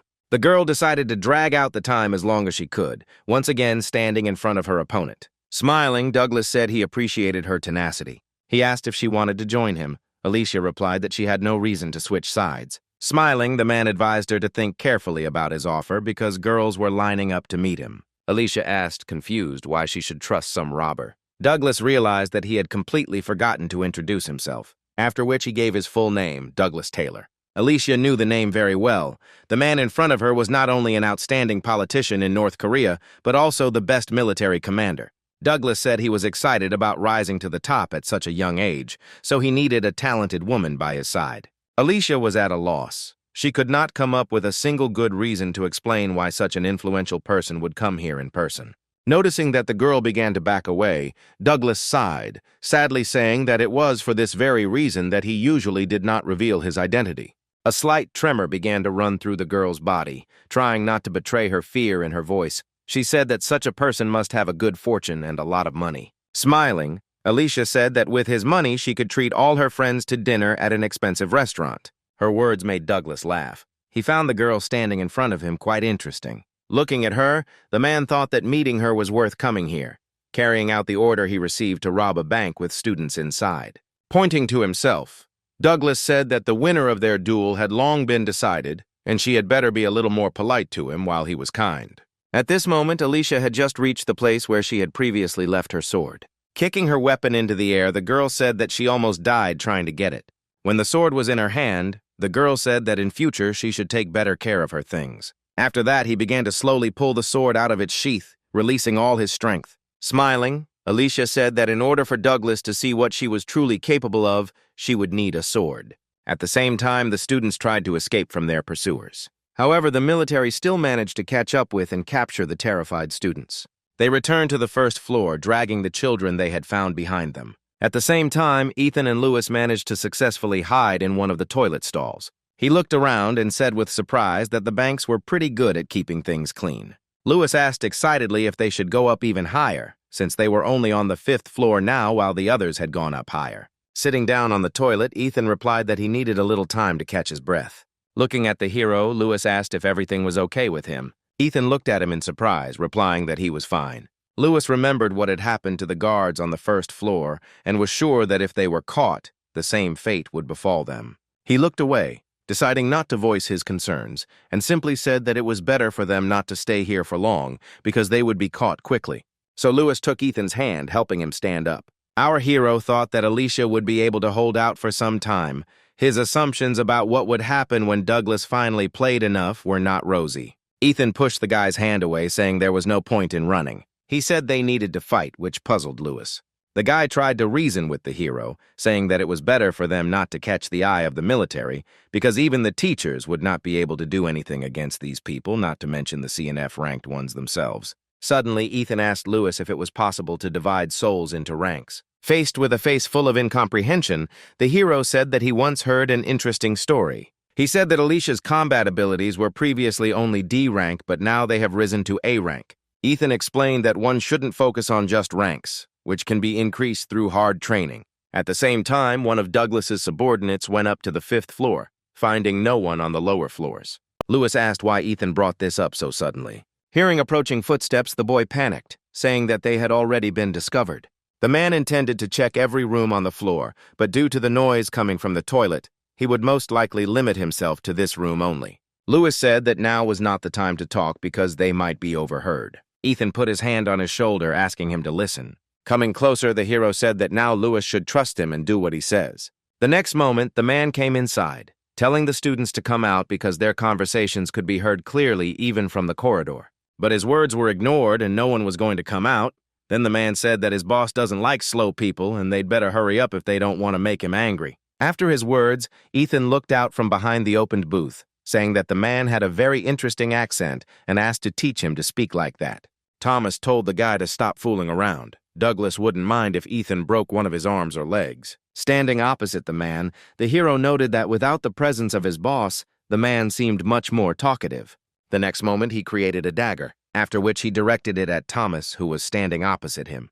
The man chuckled and asked if his ability was really that insignificant. The next moment, using the acceleration, Thomas ran towards Ethan, telling him that he better give up. The hero turned to Lewis, telling him that he must escape at the first opportunity. As Thomas approached Ethan, he said that they had nowhere to run because they were both trapped. After his words, the hero stopped holding back, releasing all his power. Just like last time, all of Ethan's stats have been tripled. Thomas, who had previously been moving at high speed, became much slower, which allowed the hero to calculate the trajectory of the enemy's strike. Dodging his fist, Ethan said the man was too slow. Standing next to this guy, his body began to shake slightly. Thomas did not understand what was happening. The next moment, Ethan struck his opponent so quickly that he did not have time to react. During this, he laughed like a madman, saying that he was very sorry. Grabbing Ethan's hand, Thomas said the guy was just crazy. The hero only smiled, looking appraisingly at the man, after which he said that it was quite convenient to be able to accelerate to 100 meters per second. Thomas asked in bewilderment if Ethan was really able to see other people's abilities.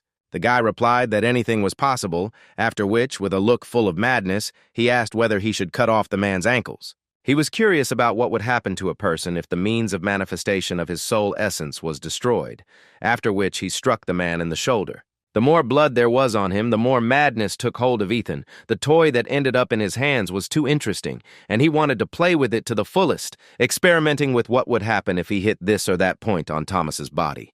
Lewis, still in the booth, watched what was happening in horror, not believing his eyes. A large tremor ran through his body, and he unconsciously began to retreat back, whispering Ethan's name. Hearing his name, the hero was distracted from his toy. Lewis froze as the hero looked at him with a look of madness. Ethan asked if Lewis had called him. Noticing the horror reflected on the guy's face, the hero asked what exactly he was so afraid of. Lewis forced himself to leave the booth, his voice shaking as he said that Ethan needed to run away as quickly as possible. The hero laughed at his words. He replied that Lewis was wrong here and asked who, in his opinion, really needed to leave here. He stood up slowly, holding Thomas's limp body, Ethan keeping his eyes on Lewis the entire time, waiting for his answer. The guy couldn't utter a word because of the fear that gripped him. For several long moments, Ethan stared at Lewis standing opposite him. Suddenly, the madness receded and our hero regained consciousness. At that very moment, a severe headache struck him. Ethan shook his head from side to side, trying to suppress his crazy side that was breaking through, causing his glasses to fall to the floor.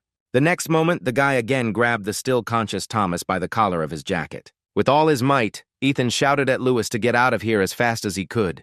The boy winced when the hero said that the nature of his ability to turn his hands into a blade meant that Lewis's body could not be destroyed. Ethan advised him to think about it. Swallowing, Lewis did as Ethan asked and ran towards the exit.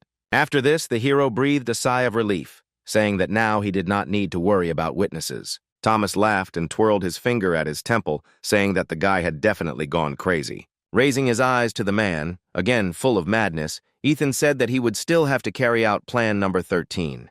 The man had absolutely no idea what this guy was talking about and was thinking that he absolutely had to report this psycho to his boss. However, his plans were not destined to come true because the next moment Ethan slit his throat. At the same time, Alicia felt much more confident when she finally had the sword in her hands. Douglas studied the girl's weapon with interest, saying that the sword matched her cute face. Placing the sword in front of her, Alicia replied that he would change his mind after the first blow. Getting into a fighting stance, Douglas asked if she was so sure she could defeat him.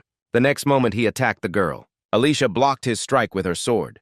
Douglas looked at her with eyes full of surprise. Smiling, the girl answered his question that her victory was already obvious. Alicia was becoming more and more interesting to him, and returning to his original position, Douglas asked if she really didn't recognize him as an ability. Looking at her sword, He had a hunch that it was somehow weakening his ability. Douglas said that Alicia had a strange sword.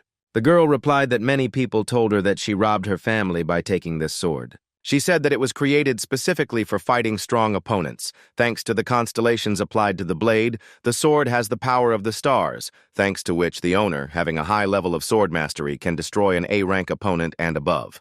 Having finished her story, the girl attacked the man. The next moment, her doubles appeared on either side of Douglas. He laughed, saying that Alicia was quite an interesting opponent, and asked again if she would like to join him. The girl replied that her opinion had not changed at all since last time. Raising his sword above his head, Douglas said that it would be a shame to kill Alicia now, when he had not yet fully enjoyed their battle. Afterwards, he attacked the girl along with her doubles. Alicia managed to cover herself with her sword flying to the side. But her doubles, having fallen under Douglas's attack, began to disappear. The man didn't give Alicia time to catch her breath and immediately made another attack in her direction. The girl blocked his attack with her sword, but Douglas's attack was too strong. The next moment, the man applied even more force, causing the girl to fly to the side, after which he said that he was stronger than her. Gripping her sword tighter, Alicia said that he had too much self-importance and ran towards Douglas. As Alicia approached him, she created 2 more doubles. They all attacked the man at once, who didn't even move when she used the technique again. Douglas struck quickly and hard, disposing of Alicia's doubles. The girl hoped that her doubles would be able to distract the man, giving her a chance to attack when Douglas was open. But this plan failed. Her doubles disappeared too quickly, and Alicia found herself alone with her enemy again. Jumping back, Douglas said that he was beginning to like her more and more. Alicia was no longer so confident in herself. Her opponent turned out to be stronger than she expected. Douglas asked the girl if she still thought she was stronger than him. Without waiting for her answer, he said that what he had shown should have been enough to convince Alicia to join him. Standing in a stance, the girl replied that this was not enough for her. At that very moment, the military entered through the main entrance, dragging the escaped students behind them. Alicia was surprised that they had already managed to catch someone during this time. Noticing that they appeared from the street, the girl assumed that the entire police force had come here because of the noise, but they couldn't do anything because of the hostages. Douglas asked why his subordinates were only bringing children in from the street if they had previously gone up to the upper floors. One of the men said they split into 2 teams, one of which raided the upper floors while the other waited outside the building to catch the students jumping out of the windows. He also reported that those who still had not returned went up to the upper floors to look for those who remained. Alicia was very surprised when she heard that the men immediately went outside, and during all this time, the police did not make a single attempt to save the hostages. The current situation seemed too strange to her. Looking at Alicia, Douglas said that all her thoughts were written on her face. Throwing the sword over his shoulder, he said that all her guesses about why the police hadn't arrived yet would be wrong, because they had temporarily closed the bank using their abilities. When Douglas said that, it was like a bucket of cold water had been doused over her. Meanwhile, the man continued, explaining that he would not have carried out the attack without proper preparation, even though the bank looked the same from the outside as usual, but no one would guess what was really going on inside. Alicia found it hard to believe that there was no one from the outside who could help them. She had previously thought that it would be enough to just hold out until the police arrived. But now the situation has changed a lot. Even if she manages to escape to bring help here, by the time she returns, everyone else will already be killed. The girl clutched her sword. She realized that it was useless to drag out time further by fighting, but Alicia didn't know what else she could do in this situation. Looking at her, Douglas asked where her former warrior spirit had gone. One of the bank employees, who was captured along with the students, kept looking at the leader with apprehension. Suddenly, he stood up and used his ability to run forward. He managed to reach the nearest table with a telephone in a matter of seconds. Matt picked up the phone and pressed the emergency call button, after which he requested security, saying that their bank had been seized by terrorists. As he spoke, the man turned around looking at the invaders, who, for some reason unknown to him, did not try to stop him in any way. There was no answer to his messages from the receiver, and Matt asked excitedly if anyone could hear him. Silence answered him again, and then the man realized that for some reason the connection had been blocked. At that moment, Douglas came up and threw the bag on the table in front of Matt. He smirked and asked if Matt hadn't heard his conversation with a young lady a few minutes ago. The man fell to his knees in fear before Douglas, who in turn explained that among his subordinates there was one who specialized in isolation, which meant that neither the phones nor the emergency call button worked. After his words, Michael and Sean took out their phones and saw that there was indeed no connection. Matt asked why someone as important as Douglas would burst into a bank in broad daylight. Tilting his head to the side, he replied that a man should not belittle his position because all professions are equally important. Ignoring his words, Matt shouted that if the special forces found out about his location here, Douglas would be in trouble. Smiling, Douglas replied that the point was that no one would be able to find out anything because of the isolation, which he had already talked about twice. After this, the man's gaze became more bloodthirsty, and a terrifying aura began to emanate from him. Matt froze in horror, realizing that he was about to be killed. The next moment, the sharp blade of Douglas's sword was pointed at him. The man said it was time for Matt to learn an important lesson. Douglas then raised his sword over his head. At that moment, Alicia shouted at him to stop, calling him a monster. The man froze in surprise at her words. Turning to her, he asked if he had misheard and if she had really just called him a monster. Alicia suggested that they fight again to determine the true winner. She sincerely hoped that Douglas would agree and leave this man alone. However, contrary to her expectations, he replied that the girl had already suggested this to him earlier, after which he asked if she understood the meaning of the words she had said earlier. Raising his sword above his head, Douglas said that she did not have to answer. The next moment, he chopped off Matt's leg, causing him to scream in intense pain. Alicia took a step back, watching such a horrific scene. Ignoring Matt's pleas for mercy, Douglas raised his hand for another blow and said that if she had known what her words meant, she would never have called him that. The next moment, Matt's screams stopped and the floor and walls were stained with the man's blood. Alicia closed her eyes at the last moment, not wanting to witness such cruelty. A few moments later, Matt's severed head flew past the girl. She opened her eyes when she heard something fall, and holding back a scream, she took a few steps back. Douglas pointed his sword at her, saying that since she had decided to challenge him a second time, he would not be as polite to her as before, but would simply cut off her legs and arms, after which he would carry them with him in a bag. He said that he would do Alicia a great honor by giving her death at his hand. Suddenly, the door leading to the stairs opened, making a loud sound. Everyone in the room turned their gaze in that direction. The next moment, Lewis came out from there, raising his hands up. Douglas turned to him and asked who he was. One of the subordinates stepped forward, saying that he would immediately seize the stranger, but Douglas stopped him. Lewis felt very awkward having so many eyes studying him. He thought that Ethan had been wrong in his assumptions that it would be hell here when he warned him about the situation on the first floor. Looking at the students trembling in fear and the pools of blood on the floor, Lewis was sure that this situation was much worse than just hell. In the bathroom stall before Thomas came in, Ethan told Lewis to run to the first floor as soon as he activated his ability and tell everyone he was there. The guy asked in bewilderment how he could leave Ethan alone in such a dangerous situation. Smiling, the hero asked Lewis to just trust him. Now he was on the first floor, and all he had to do was reveal Ethan's location to fulfill his request. When Douglas asked the boy to introduce himself, he gave his name and said he was a 10th grader in medical school. After which he said that all the money was on the 5th floor. Smiling, Douglas asked if the safe was really located in such a strange place. Lewis explained that his friend had moved everything there a little earlier. The man was alarmed by the guy's words about this strange friend. Without turning around, he asked his subordinates why those who went upstairs to look for the students had not yet returned. Looking at the fighters standing behind him, Douglas asked menacingly why they were standing there doing nothing while a child was walking around the floors of the building. One of the subordinates sat down on one knee in front of his commander, bowing his head. He said that he would check everything himself and bring the child here. As Douglas approached him, lowering his sword near his leg, Joshua began to beg the man for a chance to right his wrong. Douglas placed his hand on his trembling subordinate and told him that he was lucky that his hands were already stained today, and then ordered that the last student be brought here, taking the money with him. Joshua immediately stood up and saluted, thanking his commander for the service he had rendered him. Turning around, Douglas looked at the rest of his subordinates, telling them that they would also go with Joshua, and warned that he would not be so merciful if another mistake was made. Then he turned his gaze to Lewis. The boy flinched when he met Douglas's gaze, which did not bode well. The man asked if he was going to go up with the others or if he should do it himself. Lewis sighed and replied that he would go up to the 5th floor accompanied by Douglas's men. Having received his answer, the man smiled, praising the guy for making the right choice. After which he approached the student sitting on the floor, saying that while his subordinates would be busy with his friend, he would also have a little fun here. The next moment, Douglas pointed at Alicia and asked if everyone could see her clearly. Without waiting for an answer, he said that he would spare the life of anyone who brought him her leg or arm.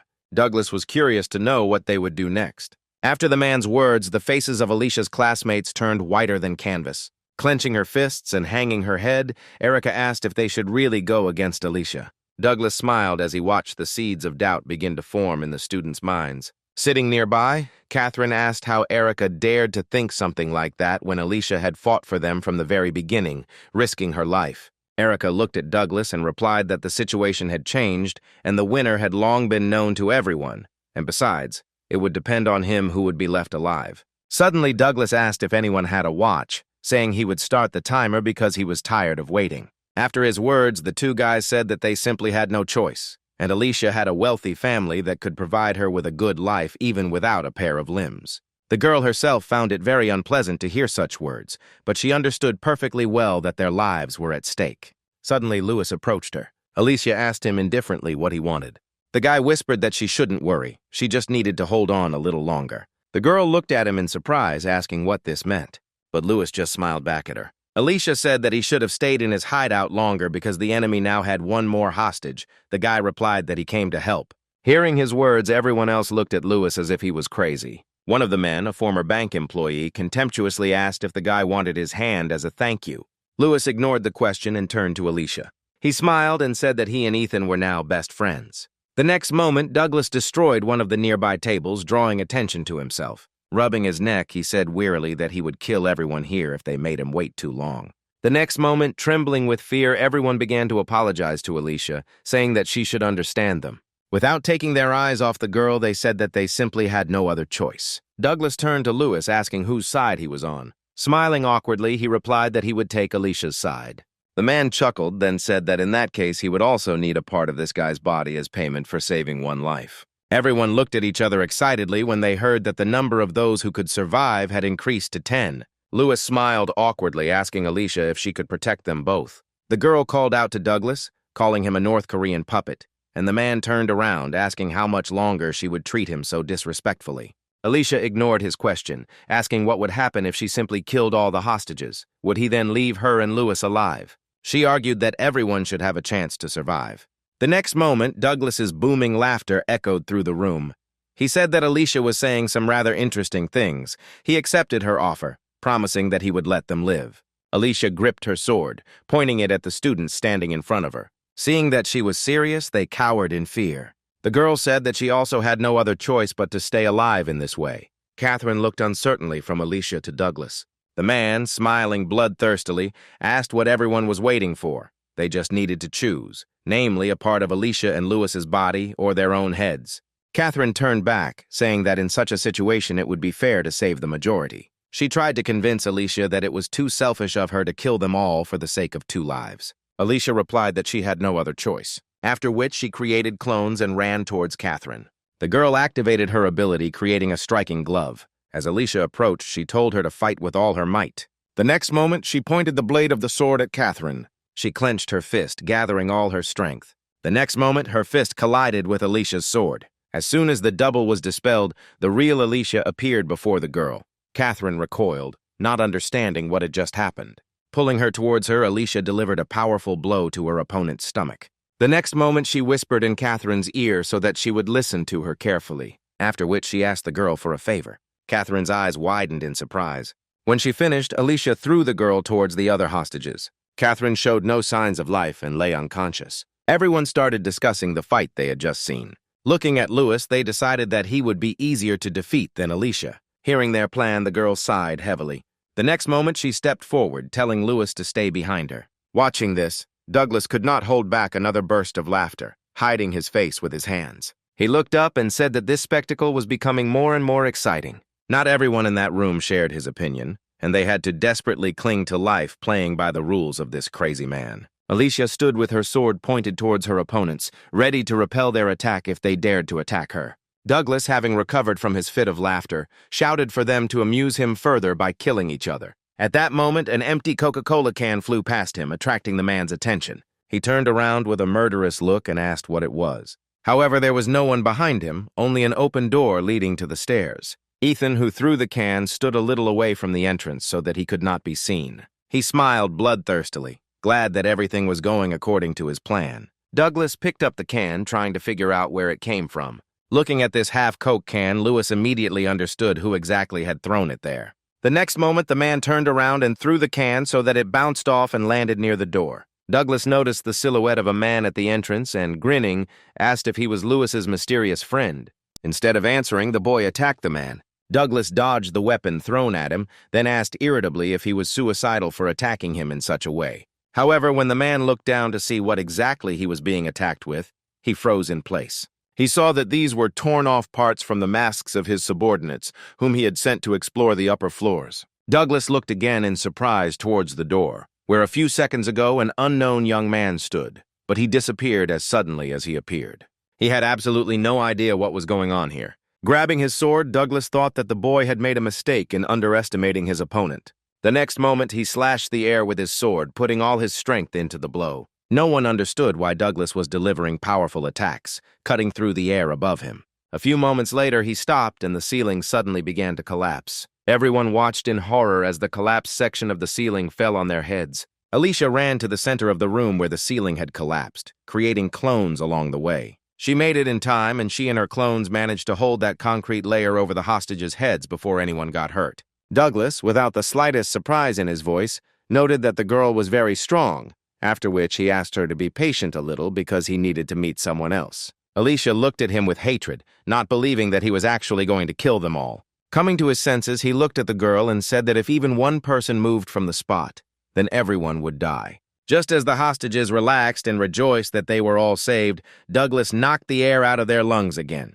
Turning around, the man added that now was the perfect time to cut off Alicia's limbs. He advised them to think carefully about his words. At that moment, the girl asked him if he really thought she would just stand there and wait to be dismembered. With a mocking grin on his face, the man replied that if things were different, she would not be standing now with a heavy cloth on her shoulders, after which he said that he needed to leave for a while. Immediately after that, he jumped into the passage he had made in the ceiling with his own hands, flying floor after floor. Alicia and the rest of the students remained in their places, afraid to even move. Suddenly, the girl said that she wouldn't last long, and if they didn't want to die, then everyone should get out from under this piece of ceiling.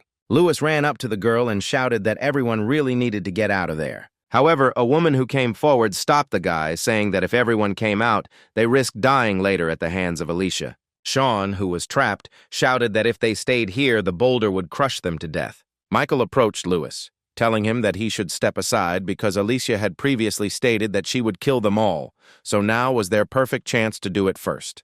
Lewis asked in bewilderment if no one had seen her rush to save people. He tried to explain to everyone that Alicia had not really intended to kill anyone, because if that were not the case, she would not be standing now holding up the collapsed ceiling.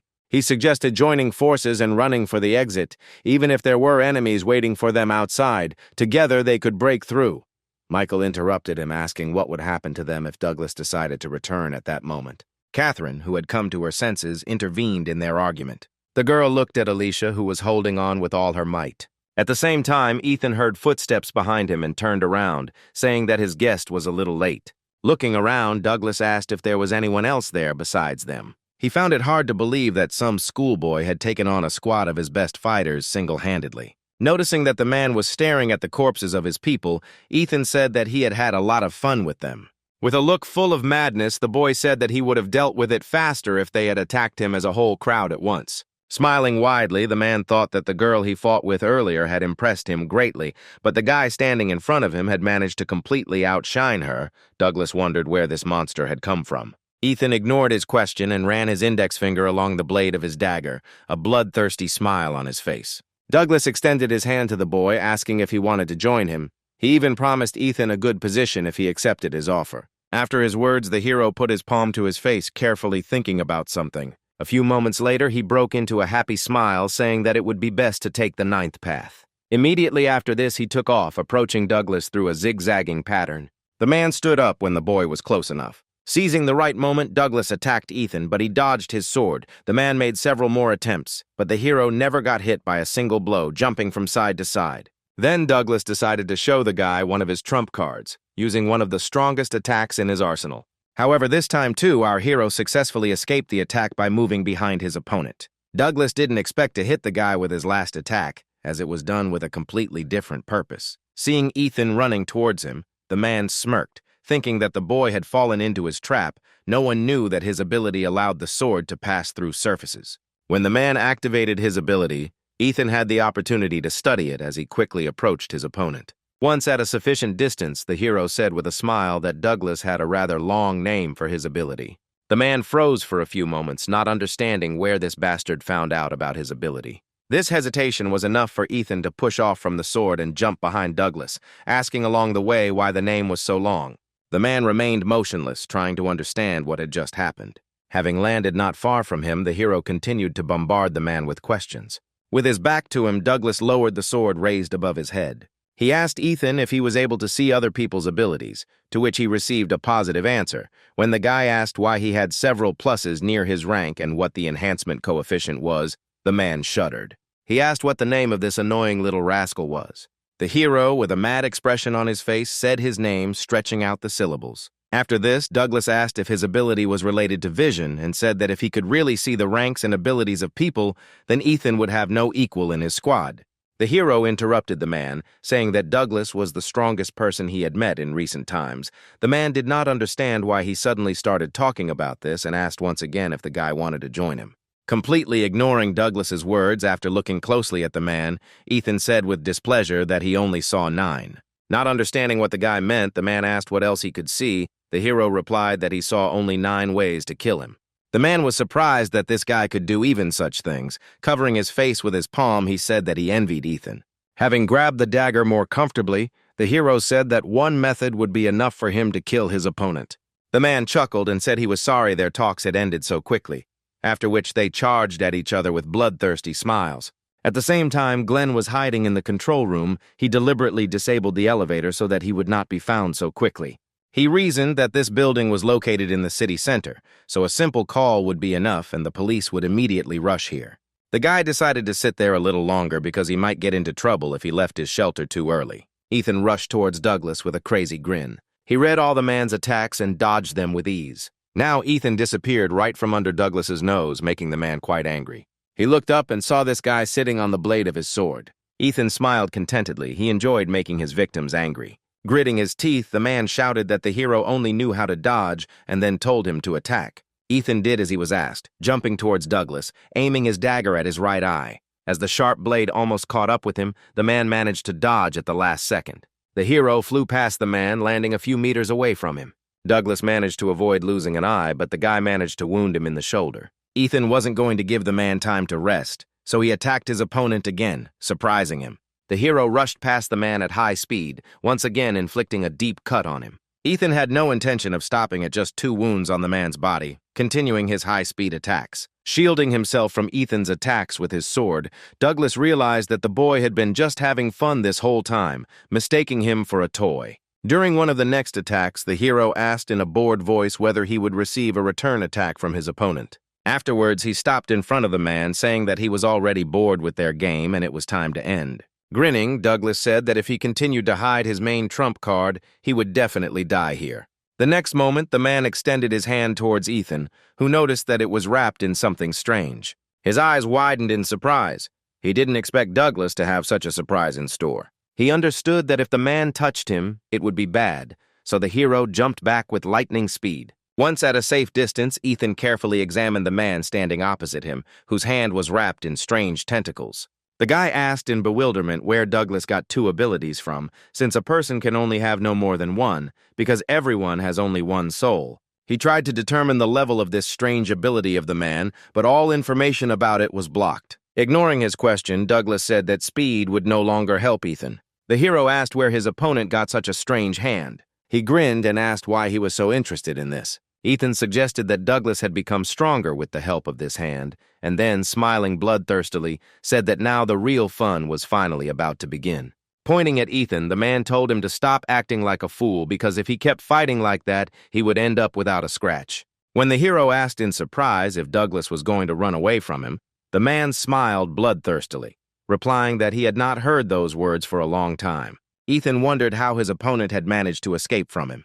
Grinning, Douglas replied that he had one option up his sleeve, after which he squeezed his sword tighter, saying that he would remember such an interesting opponent. The next moment, he pointed his sword upward and, using his ability, began to cut his way out. A few moments later, the roof of the bank building was breached. When this happened, the walls of the building shook as if from an earthquake. A huge hole appeared in the roof, passing through most of the floors of the bank. Hearing a loud sound, Glenn came out of his shelter and froze in shock when he saw the floor and ceiling pierced through. He walked closer and looked down, thinking that Alicia couldn't do something like that, so it was most likely Douglas's doing. As soon as the passage was ready, the man jumped up. Watching him, Ethan asked if Douglas wanted to play hide-and-seek with him. The hero happily said that he liked the idea and that he would also join the man. Looking over his shoulder, Douglas said that he should stop joking because no one could climb that high. However, the next moment, Ethan jumped after him, flying several floors and ending up next to Douglas. Looking at the approaching guy, the man thought that if he didn't get out of here immediately, he could really get hurt. At that moment, he noticed Glenn on the top floor who was looking at him in surprise. Smiling, Douglas said that luck was on his side today. The next moment he jumped onto the roof, Glenn did not immediately notice the guy pursuing the man.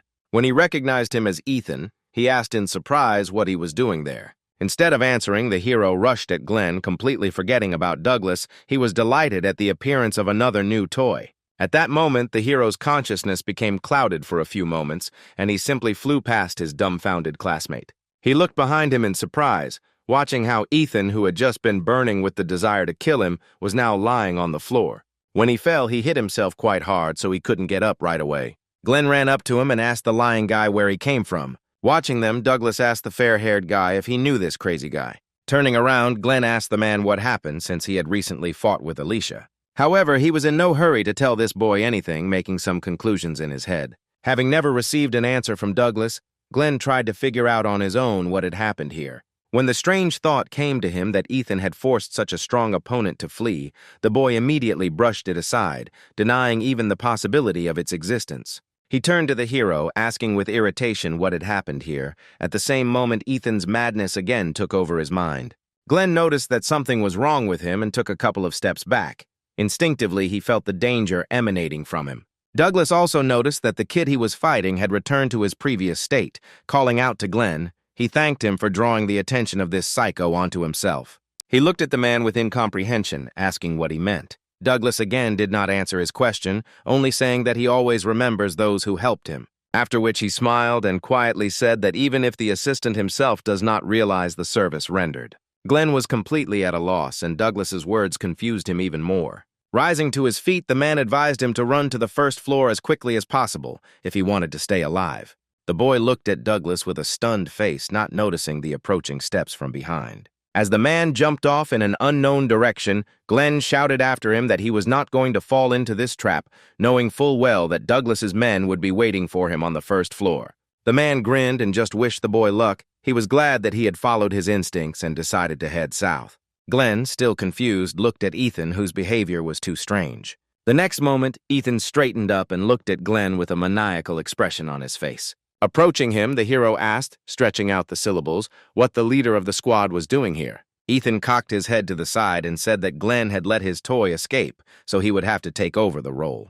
Glenn recoiled from the look Ethan gave him, beginning to understand the meaning of Douglas's words. The guy turned around and, looking at the hole made in the floor, thought that if he didn't run away now, nothing good would come of it.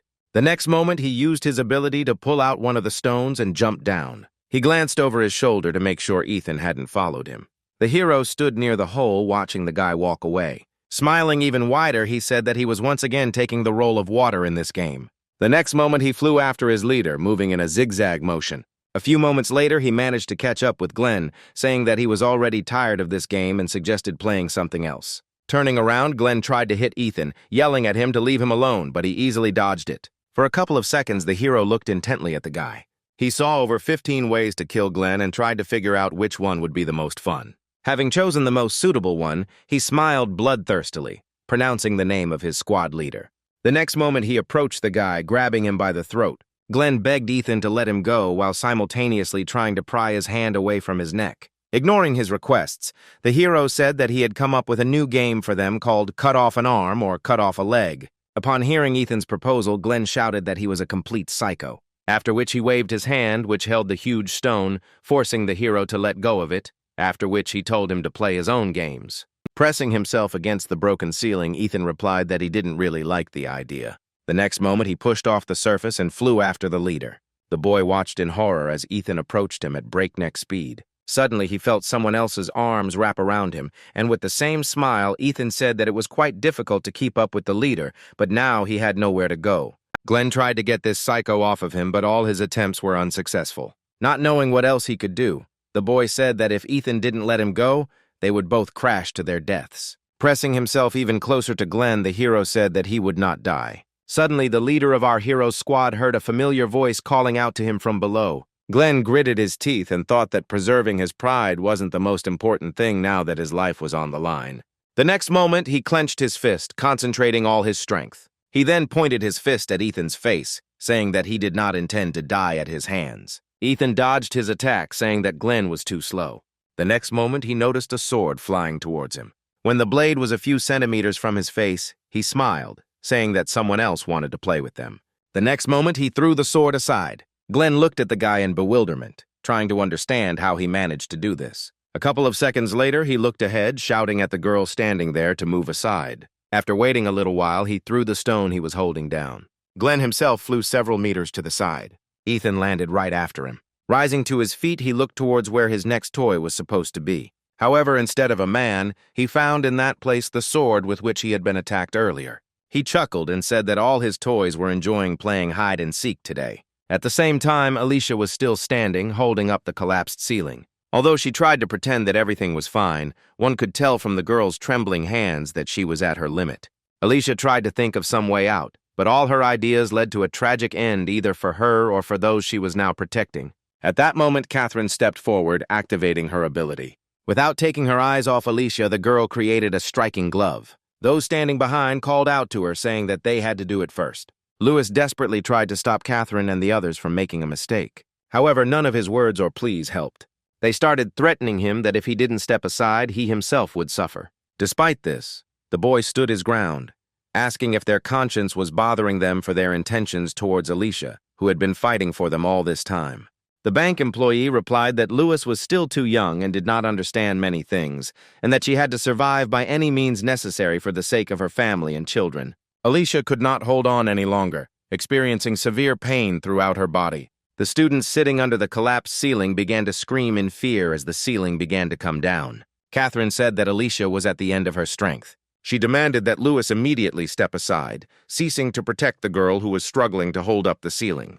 The guy also activated his ability, saying that if Catherine came one step closer to them, he would have to attack. Sighing and clenching her fist, the girl replied that in that case she had no choice. The next moment she turned around, ordering her squad to start rescuing people from under the ceiling and to stand up for their comrade in arms. Everyone looked at Catherine in bewilderment. A few moments later, the members of the first squad stepped forward, following their leader's orders. They stood behind Catherine, shielding Alicia and Lewis. Alicia told Catherine to stop showing off in front of everyone and to hurry to help her deal with the problem on her shoulders. Michael and the bank employee couldn't believe that someone else was taking Alicia's side. The woman stepped forward, saying that it would be best to sacrifice 2 people and get out of here alive, but was stopped by Catherine. The girl said that if anyone else came closer, she would have to use force. The bank employee raised her hands in a surrendering gesture and took a few steps back. A few moments later, Anna said that all the students had been brought out from under the ceiling, and now they needed to carefully free Alicia. Immediately after this, Lewis and Catherine destroyed the ceiling, freeing the girl from her heavy burden. "Stretch her joints," Alicia said with relief that she was finally out. Lewis approached her and asked the girl to explain everything to him. Alicia touched Catherine's shoulder, replying that she simply trusted her comrades. After her words, Lewis looked at Catherine with confusion. The girl said that in the moment before Alicia hit her, she reminded her of what they were taught at school and asked her to pretend to be scared. Immediately after that, Alicia pushed her back. As she sat up, the girl thought that she had actually forgotten what they had been taught due to her intense fear. They were told that members of the plague never leave witnesses of their atrocities alive. Remembering this, she realized that even if they killed Alicia or Lewis, Douglas still wouldn't leave everyone else alive. Catherine walked up to her squad, saying she had something to tell them. Having outlined the situation in general terms, the girl said that in the future, whatever she ordered, they should carry it out without question. When Catherine finished her explanation, Alicia said with displeasure that she had asked her to just pretend that she was scared and not to start showing off. Suddenly, they heard a loud sound and then felt the building shake. Alicia looked up and asked in confusion who Douglas was fighting with. At that moment, Lewis came to his senses and shouted Ethan's name, causing the girl to look at him with incomprehension.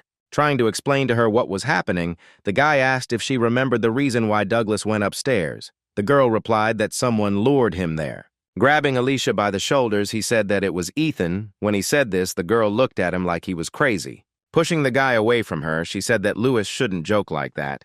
Even though Ethan had good stamina and reaction speed, he was still an F rank. Lewis asked with a serious face who else it could be besides Ethan if everyone else except him and Glenn were here, but the leader of the third squad would not be able to resist Douglas. He then pointed towards the hole in the ceiling, saying that they should hurry. Looking at the girl's shocked face and the lack of any reaction to his words about them needing to hurry to help Ethan, Lewis turned around and ran towards the stairs alone. Alicia watched the guys retreating back, not believing that Ethan had actually entered into a fight with Douglas, but judging by Lewis's face, he was definitely not joking. Although she understood everything with her mind, it went against her usual image of Ethan. The girl became angry when she thought that the guy could die at the hands of an enemy that even she couldn't handle, and involuntarily activated her ability. The next moment, she walked up to a surprised Catherine. Alicia asked the girl for one favor. A couple of minutes later, she and Lewis were hurrying up to the 5th floor. They stopped in front of a large door, behind which the battle between Ethan and Douglas was supposed to take place. Alicia walked up to the door and looked at the guys, saying that she was going to open it. The next moment, the door began to open slowly. Entering inside, they froze in horror. Seeing the huge pool of blood containing the dead bodies of Douglas's subordinates, Lewis covered his mouth with his hand to suppress the urge to vomit. Looking around, Alicia found it hard to believe that Ethan had actually done all of this. She also noticed marks on the walls left by Douglas's sword, and from their number, the girl realized that the two had been fighting for quite a long time. The next moment, she looked up in surprise, thinking that the hole on the 1st floor was not even close to being comparable to this huge tunnel. Without lowering her head, Alicia realized that in the fight with her, he had held back, but for some reason he decided to fight with all his might with Ethan, which seemed very strange to the girl. Lewis, who approached her, also looked up in surprise, not understanding where this huge hole came from. The next moment, Alicia noticed 2 people flying down. Taking a stance, she grabbed the sword and tried to see who exactly was there. A few moments later, she managed to recognize Glenn in one of the flying ones. But the girl could not see the face of the one who was chasing him, because he was too far away. Her eyes widened in surprise when a few seconds later she saw Ethan there, but he looked very different from his usual self. Lewis, standing nearby, asked in confusion what was going on. Alicia felt like Glenn was in danger and drew her sword from its sheath. The next moment, she threw it, aiming at Ethan, turning it so as not to hurt the guy too much. After that, she grabbed Lewis by the hand and ran with him to the side, away from the hole in the ceiling. A few seconds later, a huge rock fell to the floor, raising a column of dust. Rising to his feet, Glenn looked in horror in the direction where Ethan was supposed to land. At that moment, Alicia ran towards him. The girl asked the guy what happened here. Before Glenn could say a word, Ethan's voice came from behind Alicia and Lewis, causing them to turn around. The hero approached them with a smile on his face. Seeing that all his comrades were gathered, he stopped, and with a satisfied face, invited them all to play. It was the first time Alicia had seen Ethan in such a state. Looking at his friend, Lewis said uncertainly that perhaps he shouldn't have come up here. The hero stood there with a bloodthirsty smile, waiting for their answer. Taking the silence of his comrades for consent, he began to slowly approach them. When Alicia asked if he was definitely Ethan, the guy looked up at her, saying that she had a rather interesting ability, but it was useless. The girl asked in bewilderment what this meant. In response to her question, Ethan repeated that her ability was too useless, which made the girl angry. Glenn, who was standing next to her, said that this was no longer the same F-rank loser they knew before. The guy had already opened the door, getting ready to leave. When the girl turned around, asking what he meant, Glenn explained that Ethan was chasing Douglas all over the building. In return for Alicia's help earlier, he advised her to run away from here as far as possible while Ethan was busy chatting. Remembering how the guy had become after he finished speaking, Glenn said that if they wanted to survive, they had to run. Immediately after that, he ran down the stairs, ignoring Alicia's request to explain everything properly. When Lewis said that Ethan had become even crazier than before, the girl asked in surprise if he had seen the hero in such a state before. The guy replied that he was more sane that time and it was possible to talk to him. Ethan didn't pay attention to their conversation, looking at the girl with interest. He thought carefully about the best way to kill her, trying to see new ways. A few moments later, his mad laughter was heard, covering his mouth with his hand. Ethan said that he couldn't take it anymore. Alicia grinned sarcastically and said that with such patience he wouldn't get far. The girl said that it was not so easy to please her, after which she asked if he could claim anything with such behavior. With the same maniacal smile, Ethan ran his finger along his dagger, asking why he didn't just kill all the candidates and the girl herself along with them. With a heavy sigh, she told Lewis that she would try to buy some time, but he should run away from here. After that, Alicia ran forward, leaving the surprised guy behind. Having assessed her strength, she assumed that she would last for about 30 seconds. The hero also jumped up and ran to meet her. Alicia dodged Ethan's blow, noting to herself that his actions were very fast and precise. During their battle, she didn't notice how she received several cuts. Suddenly, the girl stopped, realizing that he had a rather strong ability, but it was difficult to control. In this, their abilities were similar, but with Ethan, everything was much more complicated than with her. When the guy asked why she stopped, Alicia smiled tenderly and said that it had been very difficult for him all this time, but he had done great. Ethan froze at her words, even if only for a moment. But his gaze changed, and Alicia could tell that deep down he had been missing such words of support all this time. The next moment, the guy smiled, saying that she had also tried hard, after which he said goodbye to her and dealt her the final blow. The next moment, Alicia fell to the floor. Looking at her motionless body, Ethan smiled even wider. When our hero was in his first year of elementary school, he lost both his parents. He remembered the day he came to the morgue with his uncle. The official version of their death was a robbery, but it took the investigator a long time to establish their identities because the bodies of the boys' parents were so badly mutilated. A funeral was arranged shortly thereafter. Ethan's only blood relative was his uncle, who and his wife adopted him. Soon after moving in with them, his life became like hell. F-ranked losers, so they tied up Ethan and took out their anger on him by beating him unconscious. To hide the traces of the beatings, he had to constantly wear a warm, tattered sweater with long sleeves. One day during recess, a classmate approached him and asked if he was too hot to wear a photo all the time. Ethan didn't have time to answer because a girl appeared at the door hurrying her friend. A classmate invited the boy to go to the store with them. He lowered his head and replied that he was not hungry.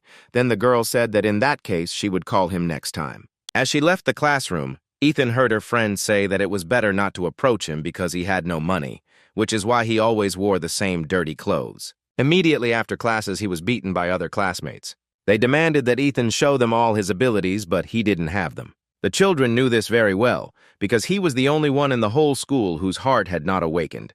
And they argued their attacks by saying that they simply wanted to help him awaken it in this way. Ethan could do nothing and simply endured their constant bullying. In order to receive less from his guardians, he began to return home later. One such day, our hero was walking past a playground when he suddenly heard a rustling sound in the bushes. The next moment, a puppy jumped out from there. Wagging his tail, he approached a surprised Ethan. The boy dropped to his knees and began to pet the puppy. He responded by licking his neck with his rough tongue, causing Ethan to laugh from the tickling. From that day on, he began to play late into the night with Jimmy on that court. This continued until one day his uncle went looking for his nephew, worried that he might be considered a bad parent. Ethan was very scared when he saw his uncle angry. Having sensed her owner's emotions, Jimmy climbed out of the house that our hero was building for her and began barking at the man. Alex looked at the puppy with disgust, asking if this was why Ethan came home so late. The next moment, the man noticed that passers-by began to whisper and look at him disapprovingly. Coming closer to Ethan, he said that he could take this puppy to their home. Hearing this, the boy began to beam with joy, not believing that he was allowed to do something like this. That evening, he stayed up late with his new friend, reading him a book. When his irritated uncle asked why Ethan was still awake, the boy flinched in fear. Hastily apologizing, he turned off the light in his room. The next day, Ethan approached his uncle, who was watching a football game, and asked if he could go outside to play with Jimmy, who waved his hand towards the exit, saying that he could do whatever he wanted. The boy beamed with joy. After that, he and his friend went towards the exit to the street. Sometime later, they came to the playground where they usually played after school. Ethan was truly glad that he finally had a friend. The boy never left Jimmy's side for a second, playing various games with him. The puppy also managed to become attached to the boy and followed him everywhere. This day became the happiest in our hero's life. Ethan was so caught up in the game that he didn't notice how quickly time flew by. Seeing that the clock was already 7 in the evening, he became scared, knowing that he would be severely scolded for being late. The boy called Jimmy and ran home. When Ethan returned, as expected, he was scolded at the table. Alex asked if he really disrespected them so much that he dared to come home every time after dinner. The boy lowered his head and apologized, saying that he had forgotten about the time. The man slammed his beer can on the table, saying that was no excuse. After which, he irritably asked if he really would have to run around looking for Ethan and the neighbors every evening. The boy apologized again, saying that from now on he would be more careful. The next moment, the hero shuddered in fear when Jimmy began to bark at Alex. Ethan sat down next to him, trying to calm his friend down, fearing his guardian's reaction. The puppy's barking made the man even more angry, and clutching the empty can, he said that he should have been minced right away. After his words, Jimmy began to bark even louder. Ethan begged his uncle not to be angry with the puppy, saying that he himself would scold him later. Rising from his seat, the man hit the boy, sending him flying. He looked at the hero with hatred, saying that all this time he had treated him too softly. But from today, everything would change, then ordered his wife to tie him up. The woman took out a rope and smilingly approached Ethan. She said that since the child had gotten out of hand, the parents needed to bring him to his senses. At this point, Jimmy started barking again, defending his owner. The puppy was really getting on Alex's nerves, so he decided to show him where he belonged by swinging his leg at him. The next moment, Ethan, with frozen horror in his eyes, saw his friend's small body fly to the side and hit the wall hard. Jimmy began to whine quietly as the pain shot through his body. Looking at this, the boy's uncle smiled contentedly, saying that the house had finally become quiet. The tied-up boy tried to crawl towards his friend, but the woman did not let him do so, saying that his twitching was too much of a hindrance. After her words, Ethan looked at his guardian with eyes full of hatred. Holding a club in his hands, the man asked how dare he look at his parents like that. The next moment, he began to beat the boy, not even thinking about holding back his force, while his wife giggled disgustingly, watching from the side. A few minutes later, the man stopped and looked at the boy, who was constantly apologizing and whose body was shaking violently. Sighing, the man said that weakness combined with arrogance was passed on to Ethan from his parents, after which he smiled broadly and said that this was exactly why he beat them to death. At this moment, our hero's eyes widened in surprise. Chloe excitedly asked her husband if it was worth talking about this in front of the child. Alex replied that no one would believe Ethan, even if he decided to tell someone about it. Sitting up, the hero said that his parents had been killed by a robber.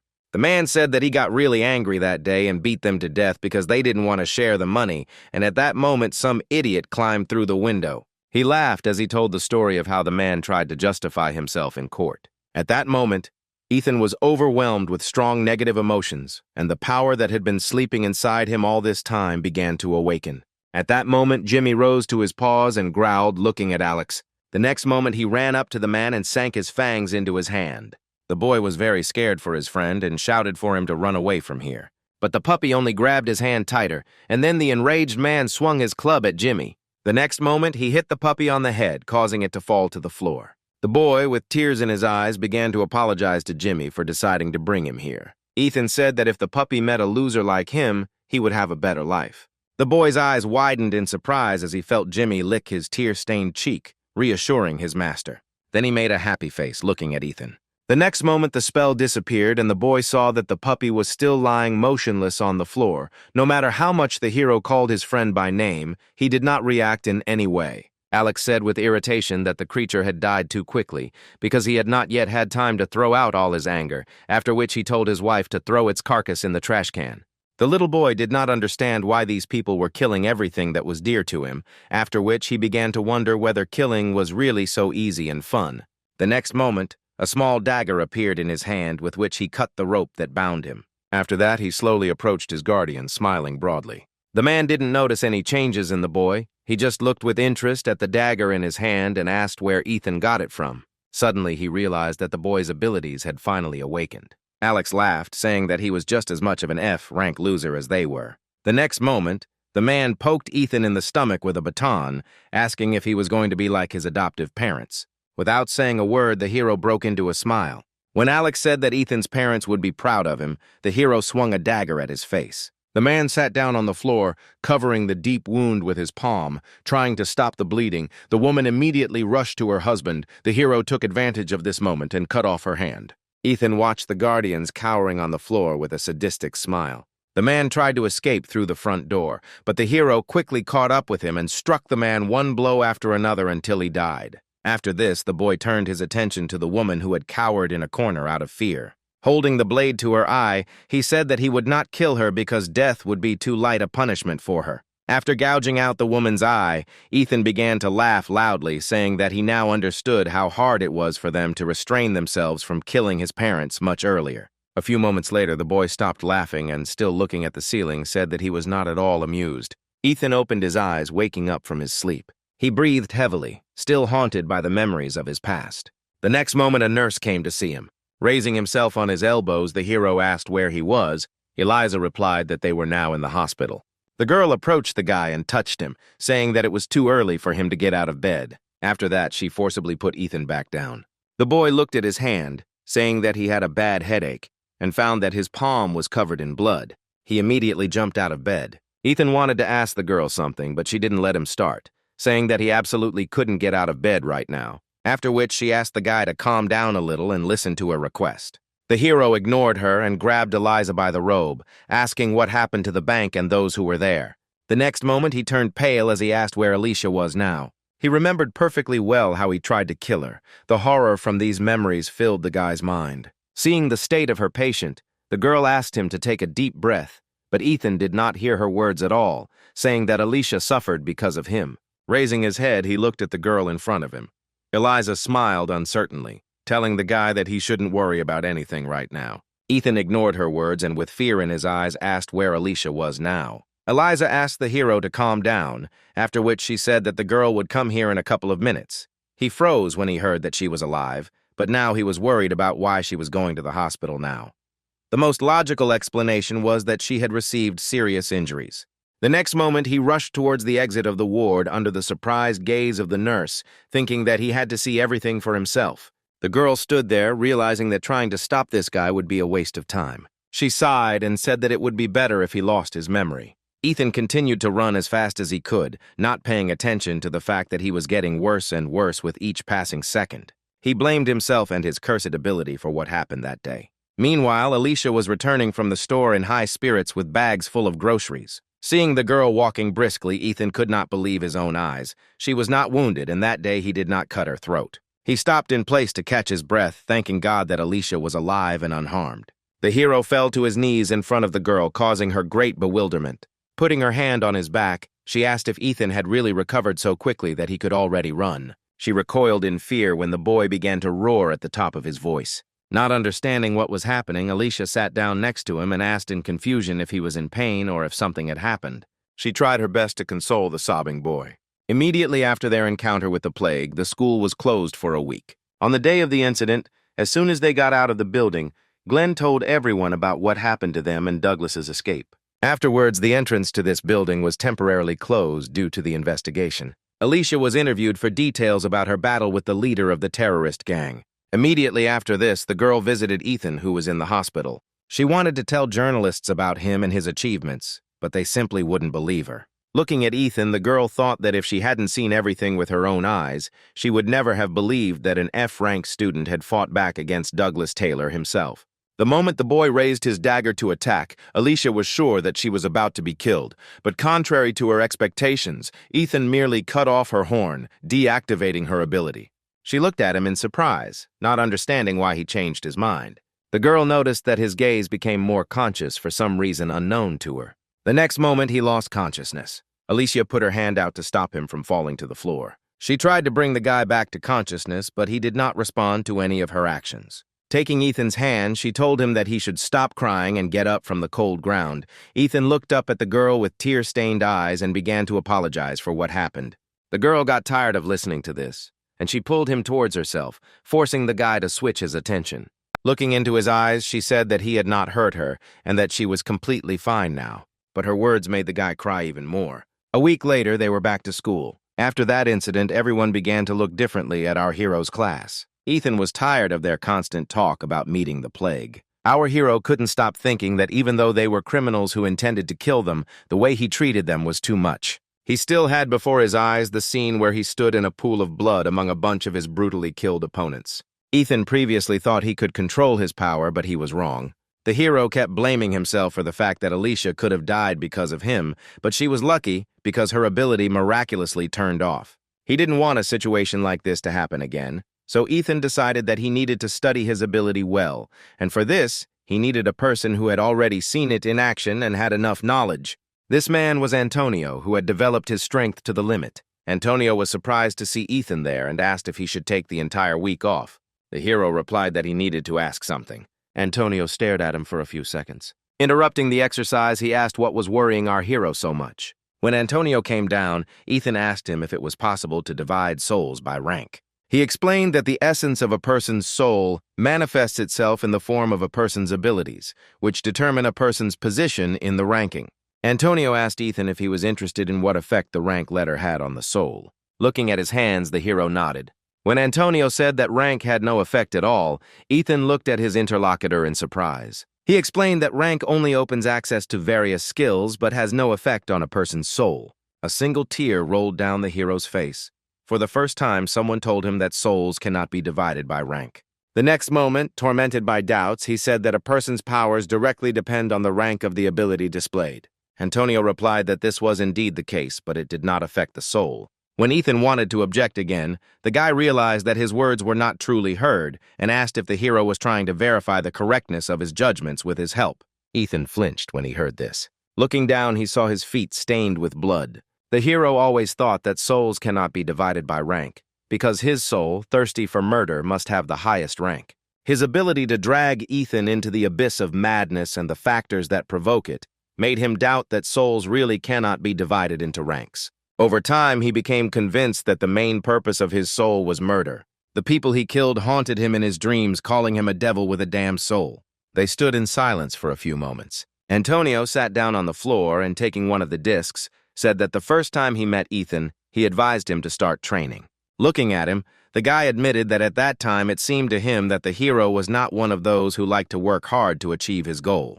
But to his surprise, even despite Ethan's constant whining, he still came to their training. Antonio watched him closely, realizing that not everyone could handle his training, but Ethan did. The hero, without raising his head, listened to his interlocutor.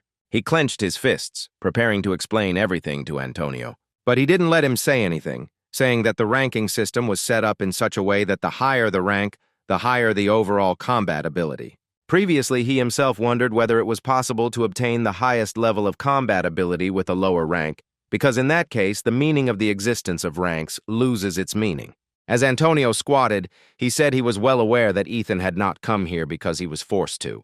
He was sure that the hero wanted to confirm his thoughts with him because the rank of his general combat abilities was higher than his main rank. Afterwards, he said that in reality no ranks exist. Ethan realized that he was simply denying his abilities. The hero was firmly convinced that such a dirty power could not be recognized as exceptional for its high rank. That's why he became interested in Antonio. Noticing Ethan's intent gaze on him, the guy asked if he had managed to answer the question that had been tormenting him all this time. Antonio was different from everyone he knew before, as he managed to raise his fighting ability to A+ rank while his main rank was B. Looking at him, the hero said that there was one more thing he would like to discuss. He told him about his real ability. Antonio listened to him without a drop of surprise on his face. Afterwards, he said that on the day of their meeting, his intuition did not fail him, and that time he really saw his true strength. Ethan asked in surprise if Antonio really believed his story. Returning the barbell to its original position, the guy replied that there was no point in the hero lying to him. Ethan bowed his head and thanked him for his trust. The next moment, Antonio asked if the hero wanted to learn to control his power. Ethan sat down on the bench next to the guy and said that earlier he hoped that he would be able to resist her at least a little, but he was wrong. After he hit one of the enemy group members, his sanity began to leave his body. With each new person he killed, madness took hold of him more and more. Ethan said he didn't want to lose control of this power anymore. Looking at Antonio, he asked what he would do if he were in his place. Sighing, the guy replied that it was necessary to create a healthy body and mind, which could only be achieved through hard training. Jumping up from his seat, Ethan said in annoyance that he had trained all his life, but nothing had changed. Antonio looked at him seriously and said that people who were unable to control their strength had one common characteristic. Standing up from the bench, he said that these people do not love themselves. Antonio pointed to Ethan, saying that someone who doesn't love themselves can't admit their efforts, and that they should start being proud of themselves because they worked so hard all this time. The hero threw away his interlocutor's hand, saying that such things as love were not meant for him. With a sad smile, he said that he was a murderer who enjoyed watching others suffer, so he was not worthy of love. Antonio asks Ethan if he's been working all this time to become a killer, which takes the guy by surprise. He smiled and said that he needed to love himself. Antonio advised the hero to think in a different way, because all this time it was not the murder-obsessed Ethan who was working hard, but his other side. It was this side of our hero that worked to suppress the thirst for blood. Antonio's words struck a chord with Ethan. The next moment, he fell to his knees. Looking at the guy sitting in front of him, Antonio said that he always wanted to be the best. He admitted that he was not as strong before as he is now.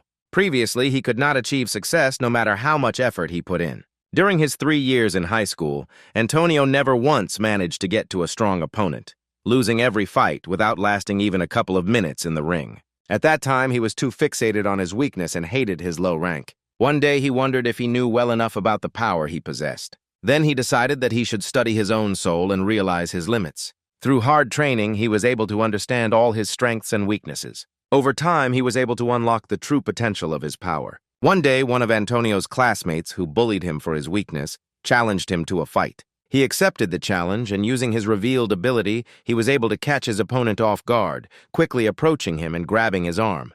The opponent tried to free himself from the hold, but was unable to, and Antonio knocked him to the floor, winning against him for the first time. Holding his shirt in his hands, he said that even now he continues to improve, wanting to become the best. Afterwards, Antonio looked at Ethan, asking what he thought about it. The hero took off his glasses, already knowing the answer to this question. The next moment, he threw them aside. Rolling up his sleeves, he looked at Antonio with a serious gaze and said that he, too, would surpass himself. The next day, the school put the students through a test, with them all being placed in a room filled with acrid smoke. Mr. Reed said that firearms were completely useless against a person with abilities, but a chemical attack, on the contrary, would be able to take their life before they had time to activate the ability. Glenn didn't want to die like that and ran towards the exit.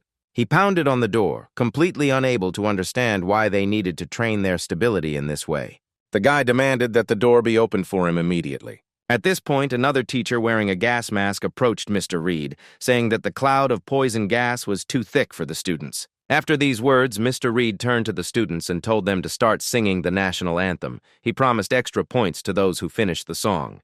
Among all the students, the only one who started singing was Ethan. Sometime later, the door finally opened and the other students watched in excitement as a cloud of black smoke billowed out of the room. Ethan was the first to come out, followed by teachers pulling out unconscious students. Approaching the chemistry teacher, the guy said that all the officers had fallen, so he would act as a speaker.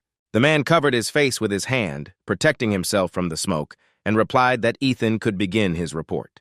The hero reported that the total number of people in the 3rd detachment was 11, 10 of whom dropped out due to gas poisoning, and 1 remained. This is where he ended his report. In all subsequent tests, Ethan took first place. He was determined to get a rank badge. Whether it was a regular run or a test of observation skills, the hero gave it his all, putting in maximum effort, trying to surpass himself. At the end of the testing week, all the results were handed over to the school principal. Each of the teachers left notes, after reading which it was clear that Ethan was going beyond the grading system of their school.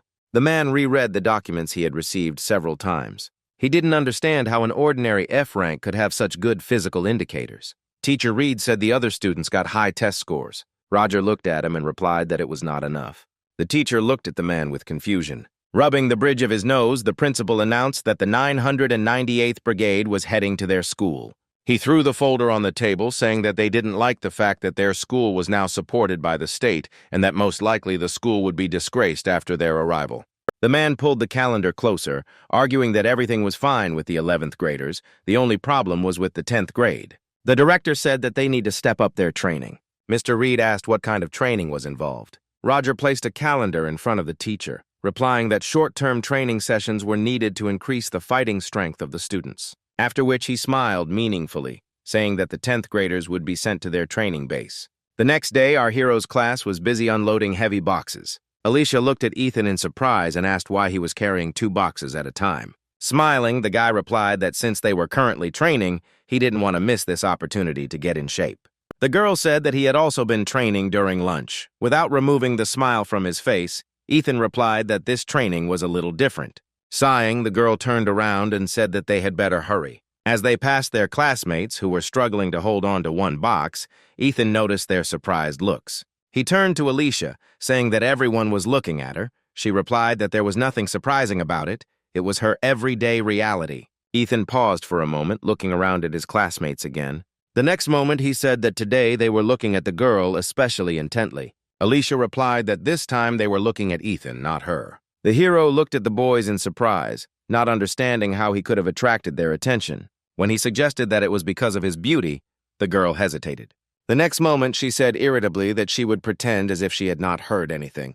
Ethan continued walking, looking around. and because of this, he didn't notice how he bumped into Glenn. Unable to keep his balance, the hero fell. Ethan apologized to his leader, saying that he was distracted and didn't see him.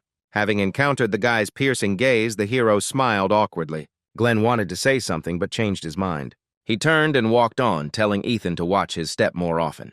Approaching Alicia, the hero said with amazement that their squad leader had changed somehow. When he asked what this could be connected with, the girl looked at him skeptically. The next moment, she asked if Ethan really didn't understand why no one had been picking on him lately. When Ethan, with a face full of confusion, suggested that it was because he was talking to her, Alicia sighed and wearily replied that it was because he had become different and everyone could feel it.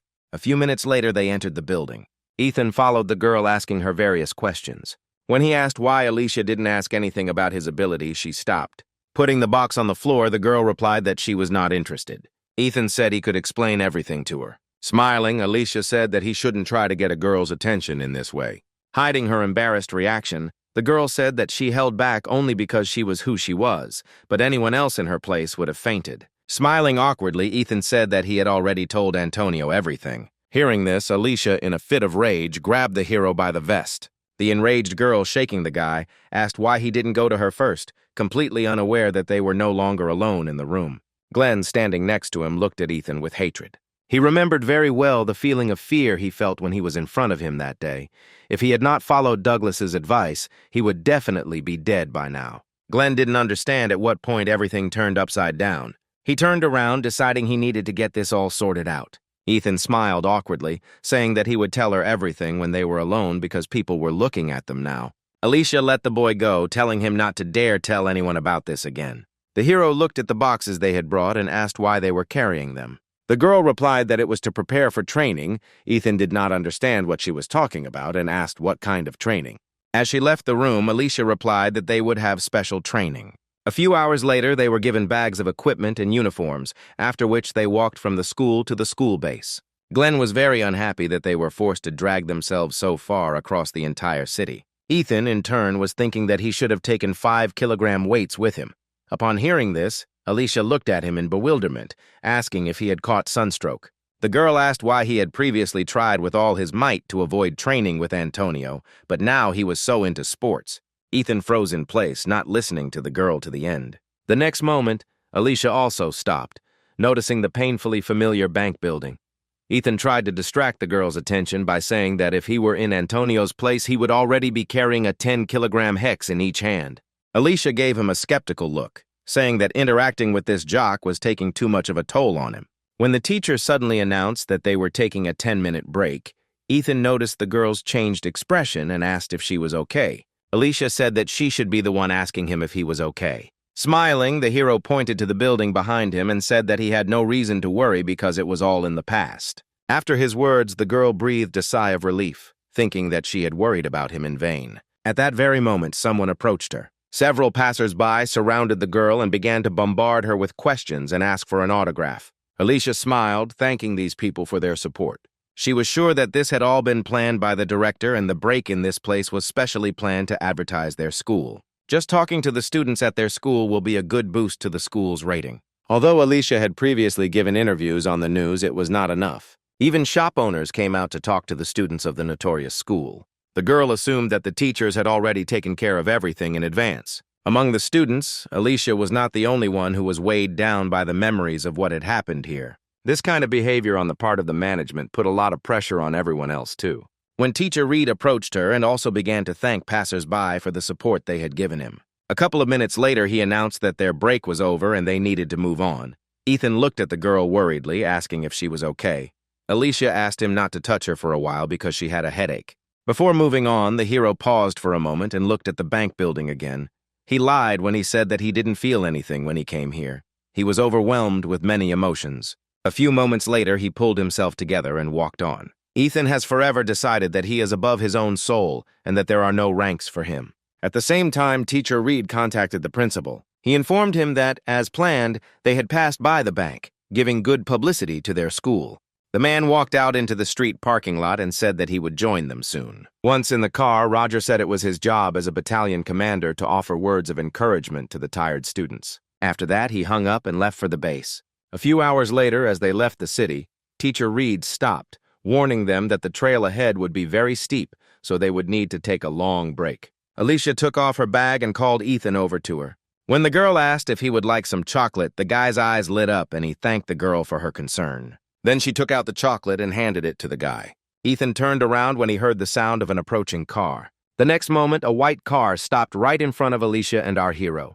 When the door opened, the man who came out said that it was too hot in here. Teacher Reed ran up and greeted Principal Roger. He nodded to the man and then turned his attention to Alicia, asking if she was doing well here. The girl replied that she was not having any problems. Hearing her answer, the man laughed contentedly, saying that it was not surprising and that she could be relied upon. When he noticed the guy standing next to her, he immediately introduced himself, saluting the director.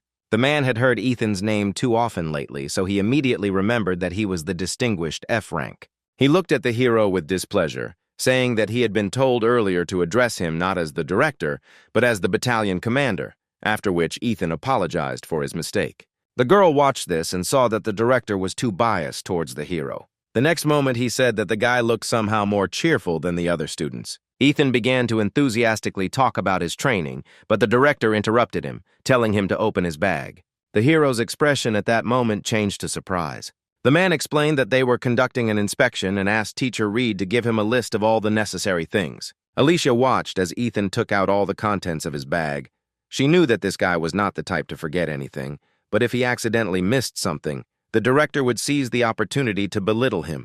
After going through the entire list, the teacher said that everything was in place. The man looked over the list meticulously.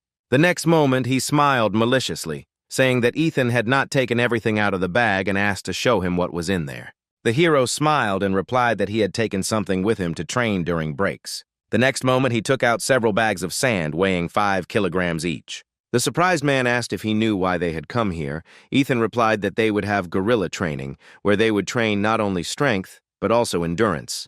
When Roger wanted to ask the hero another question, the teacher decided to intervene, noticing how desperately he was trying to set this guy up. He said that their break was over and it was time for them to move on. After his words, the man got back into the car. Alicia looked at the teacher, not understanding why he decided to intervene. The coaches were already waiting for their charges and watched from above as they almost reached their base. Noticing Alicia in the crowd, Olivia said that among all of them, this girl was the most worthy and worth trying. Antonio kept his gaze on Ethan, saying that it would be best to focus on him. Olivia mockingly said that he was just a low-ranking loser and not worth wasting time on. She didn't understand Antonio's strange fixation on this guy at all. The girl knew that Ethan had good endurance and speed, but that was all. His ability is too weak. Antonio said that she shouldn't be so prejudiced against him. Sighing, the girl said that because they trained together, he considered Ethan cooler than their first squad. Antonio looked at the girl seriously, saying that this guy was not just better than the first squad, he was much cooler than their entire platoon. Olivia's eyes widened in surprise when she heard his words. The next moment, turning her head towards him, she asked Antonio with a threatening voice to repeat once again who was cooler. The guy said that her attitude towards Ethan was based only on the previous battle of the squads, and she did not take into account his recent successes at all. Olivia chuckled and said that Ethan had only joined his club 2 months ago. Looking back at the hero, Antonio said that he had changed a lot in these 2 months. He was confident that this week of preparation would result in Ethan's solo performance. Once in the barracks, everyone split into rooms. Having taken the bed closest to the exit, the guy began to unpack his things with a smile. Seeing his number on the uniform, Ethan came to the conclusion that there were only 300 students here. When everyone had finished changing, it was announced that the students needed to hurry to the departmental center. Ethan recognized Antonio's voice, which meant that the rumors about the 11th grade being their coaches were true. The guys with whom the hero was placed in the same room sank to the floor and began to say that they were completely useless and that they would all come to an end. Ethan cast a disdainful glance at the boys. A few minutes later, all the students gathered at the designated place. Antonio, standing on the dais, announced that he had been appointed responsible for guerrilla training. Before sending everyone to the dining room, he wanted to make some important announcements. Antonio said that the best students would be placed in the first room, and the rest will be distributed among the remaining 9 rooms according to their numbers. The guy explained that the numbers on their uniforms were a school-determined rank of their overall fighting abilities. However, during training, the student's score will not depend on the number. This week of preparation will significantly affect their final grade. The students were surprised to hear something like this. Meanwhile, Antonio continued, explaining that depending on their efforts in training, one could greatly improve the rank of their fighting abilities. Then he looked at his watch and said that it was now 12 o'clock. They had lunch until 1 o'clock and rest time until 2. The instructors would tell them about the detailed schedule a little later. After dinner, the tenants of the 10th room returned back, regretting that there was absolutely nothing left for them from dinner, because those who came before them had eaten everything. When one of them suggested intentionally injuring themselves to get kicked out of training, Pavel replied that there was a nurse there, so there was no point in it. Suddenly, Ethan burst into the room with 4 bags filled with food. Approaching the bed, he poured all the contents onto it. The boys immediately surrounded him, taking apart the food. While opening a bag of chips, Ethan said that he hadn't stolen anything so they could eat in peace and quiet. A few minutes earlier, he had approached Antonio, saying that he did not have enough food. Smiling, the guy said that he heard that they decided to examine him during training. Afterwards, he went into the room reserved for the instructors and asked how much food he needed. When the hero answered that he needed enough to feed 15 people, Antonio froze in surprise, after which he laughed loudly. When his colleagues saw Antonio taking all their supplies, he tried to stop him. The guy looked at him with a murderous look and said that the instructors were given an extra lunch, so there shouldn't be any problems. Justin was afraid to argue with Antonio, so he was forced to retreat. Returning to Ethan, he gave him the bags of food. When the food was eaten, the hero asked if everyone was full. The guys nodded their heads vigorously and began to thank the guy, calling Ethan their hero. When one of them promised to repay him for this service in the future, the hero looked at him carefully. Afterwards, he said that if they really wanted to thank him, they should promise something. Faced with their blank expressions, Ethan asked them to all give it their all in the upcoming training sessions. Nick and Ryan looked puzzled as to what was the point of trying if they were all from the last room and were the worst students. Ethan interrupted them, saying that he knew this very well. When Ryan asked if he realized that they all had terrible abilities, the hero smiled and asked if there was anyone here who had a rank lower than F. After this question, everyone looked away. Alfred stepped forward and said that Ethan had changed a lot lately and he wanted to become better too. Nick exchanged a glance with Ryan, after which they nodded to each other. The next moment, Alfred put forward our hero's candidacy for the role of their leader, and everyone supported him. An excited Ethan rose from his bed, asking if anyone was definitely against the idea. An hour later, their training began. Smiling, Ethan easily completed all the exercises, giving it his all, and the guys from his room tried to keep up with their leader.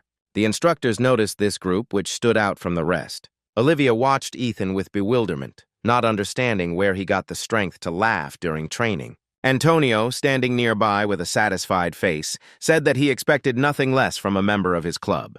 The girl said that not only Ethan distinguished himself, but also all the students from the last room. She was confused and had no idea what was going on. A few hours later, Antonio announced the end of training. Immediately after this, the exhausted students sank to the ground. He also said that the schedule was already posted and they could look at it on the notice board, then turned to Ethan. Ethan stepped forward at the instructor's request. Antonio said that all residents of Room 10 receive extra points. Nick and Justin looked at each other happily, not believing that they had actually managed to achieve anything. Everyone else was no less happy.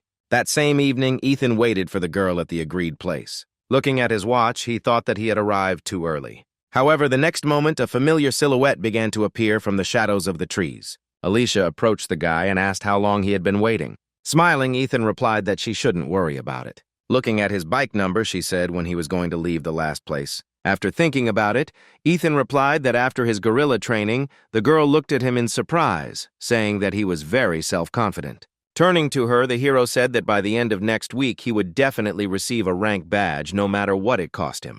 Sighing, Alicia asked what rank he was aiming for. Ethan replied that if he could, he would try to reach colonel. The next moment, he smiled and said that it was possible even to the sergeant, which made Alicia, who was walking next to him, laugh a lot. She folded her hands behind her back and said that that would be good. Ethan didn't hear the girl's words and asked again what she had just said. Alicia replied that he had just imagined it and that she hadn't said anything. Early in the morning, their training began again. Glenn was not happy with whoever was creating the schedule for them, forcing them to get up so early. Suddenly, someone rushed past him at breakneck speed. The guy looked at Ethan's back in bewilderment, amazed at his energy reserves. The instructors and the nurse watched their training from the balconies. Olivia could not hide her surprise when our hero began to outpace the entire group by as much as 2 laps. Eliza replied that she was not at all surprised by this, but the other guys from room 10 worried her. They looked like the living dead. She asked Olivia if she remembered yesterday, after which she said that no one dropped out of training yesterday. She also added that none of the guys took advantage of medical assistance or endurance restoration. Olivia was perplexed. It was hard to believe that after such a hellish workout no one began to restore their stamina. Now they were practically real dead. Antonio had been silently watching his ward's team all this time. He smiled and said that the dead team was a great name for these guys. In the evening, a list of students who entered the top 20 and would receive additional points was posted. Ethan was in the leading position. Alicia was in second place, followed by all the other residents of room 10. The next day, Justin led Ethan's team. He was unhappy that he was assigned to be the instructor of these particular students. He could literally feel their burning gazes on the back of his head. The guy was trying to figure out how they managed to get into the top 20, since they are the weakest here. Lost in thought, he didn't notice how someone called him. When Ethan suddenly touched the instructor's shoulder, Justin became scared. Turning around, he asked what happened. Smiling, Ethan said that he was curious about something. Looking at him, Justin thought that this guy seemed quite normal, so he decided to relax a little by talking to him. He said that this was the first training like this for the hero, and if he needed anything, he could safely contact him. Ethan thanked the instructor and asked him to tell him how he could quickly overcome the obstacle course. Justin clicked his tongue and said he wouldn't advise them to do that. The hero looked at him in bewilderment, asking the reason since additional points are given for quickly completing tasks. Justin replied that points would only be given after completing the entire workout. Antonio would meet them at the physical training tasks and give them additional tasks against the clock while all the other students completed the obstacle course. When he heard a strange laugh behind him, he turned around, looking at Ethan in bewilderment. Smiling broadly, the hero asked his team if they had heard everything.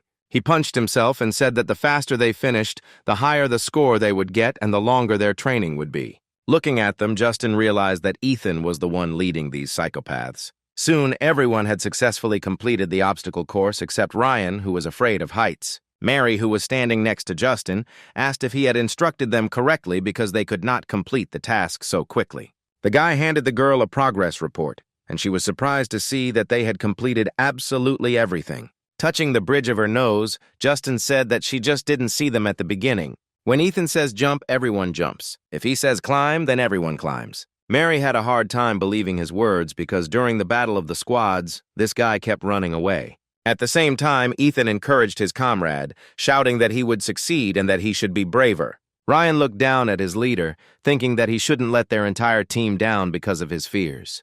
The next moment, he jumped down screaming in horror. When he found himself at the bottom, our hero rushed to happily hug the guy, saying that everything had worked out. Justin, with a skeptical expression on his face, said that they would now go to Antonio's training. Ethan raised his hand and happily said that it was time for training, and everyone picked up on his cheerful mood and followed him.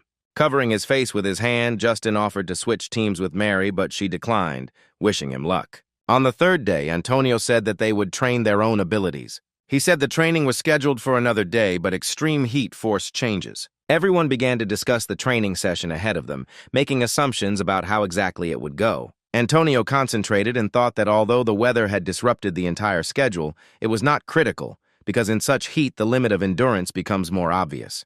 The purpose of this training is to ensure that all students can continue to fight using their ability even when they are at their limit. Previously, they only used their abilities when she was in her normal state, but today they can reveal their full secret potential. He was confident that after completing this training, students with strong wills would become even more interested in their abilities. After announcing the start of the training, Antonio warned the students that it would be aimed at using the ability. Then he pointed to the boulders behind him. When the boy said that they must use all their strength to break them, the students shuddered in horror. Meanwhile, Antonio continued, explaining that each of them would try their strength depending on their ordinal number. Those who failed to reveal their strength must give way to the next student. Many were confused because their abilities were too weak or unsuitable to break such a boulder. Overhearing their conversation, Antonio said that they shouldn't jump to any conclusions so early. Approaching one of the boulders, he said that many of them already knew about his ability. Afterwards, the guy stood with his back to them, concentrating. The guy stood in a stance and activated his ability. The next moment, he moved lightning fast to the boulder and squeezed it with all his strength. The stone began to crack under his fingers. Ethan watched Antonio in amazement. A few seconds later, he managed to lift the huge stone with his bare hands. Suddenly, he tightened his grip and slammed the boulder into the ground with all his might. The next moment, it split into pieces, raising a large column of dust. Antonio turned and walked towards the students. One of Ethan's eyes turned red, and he could see that this guy was much stronger than when they first met. Not only can he now move quickly over long distances, but the weight of the target he chooses no longer matters to him. Looking at Antonio, the hero scratched the back of his head uncertainly. It was hard for him to even imagine how much training he needed to do to advance so much. All the students lost their last shreds of confidence when the instructor told them they had to do the same. Seeing such a reaction, Antonio asked with a threatening voice if everyone understood their task. His gaze sent goosebumps down the students' spines, and they realized that they would not leave here until they completed what the instructor had just shown them. Antonio walked up to Olivia, who had the group list, and called the first person. Alicia came out with her sword in her hand. She ran her hand along the blade, calling on the power of her weapon. A few moments later, she stood in a stance, and Antonio gave the go-ahead to begin. At that moment, her clones appeared behind the girl. With a few swings of her sword, Alicia cut the boulder into several pieces. She completed this task brilliantly in just a few seconds. Everyone looked at the girl with admiration. Olivia also looked at Alicia's retreating back, thinking that her abilities were on a completely different level than the others. Then she called the next student. Using his ability, Glenn pulled a huge tree out of the ground and walked towards the instructors. The guy was determined to show everything he was capable of. He didn't want to give in to Alicia or even that loser with an F rank in strength. He stood in front of the boulder and raised the tree trunk above his head. The next moment, he hit the stone with all his might. No matter how much Glenn hit the boulder in front of him, there was no result. Watching this guy, Olivia thought that his ability was somewhat similar to hers. A few minutes later, the tree couldn't take the pressure and broke. When Glenn threw it aside in irritation, Antonio said that he didn't have to worry because he would take the boy's ability into account when evaluating him. Then he called the next person. The third student also coped brilliantly with his task, breaking the stone into 2 parts. And so, sometime later, Antonio called the last one on the list. Ethan stepped forward. He chose the largest boulder among the remaining ones and walked up to it. Everyone looked at him in surprise, not believing that he could really handle it. Many were sure that this task was only meant for someone like Alicia or Antonio. The next moment, they remembered that this guy was the leader of the 10th team, whose members seemed to have gone wild and did not give up until the very end, smashing boulders. Meanwhile, Ethan activated his power and created a dagger. The students looked at him in bewilderment, trying to understand how this guy was going to destroy such a large block with such a small weapon. The next moment, the hero looked at Antonio with a silent question in his eyes. The guy understood what exactly Ethan was asking permission for and silently nodded his head. Having received permission, the hero closed his eyes and carefully began to release his dark side. He concentrated all his energy into his right hand, not allowing it to get out of control and take over him completely. Glenn sensed the change in Ethan and recoiled in horror, afraid that he would turn into a psycho again like he had that day. Alicia also became worried and pulled out her sword from its sheath, preparing to attack him at any moment. A few moments later, Antonio gave permission to begin the task. The hero squeezed the blade tighter in his right hand and covered his mouth with his left, biting the inside of his palm.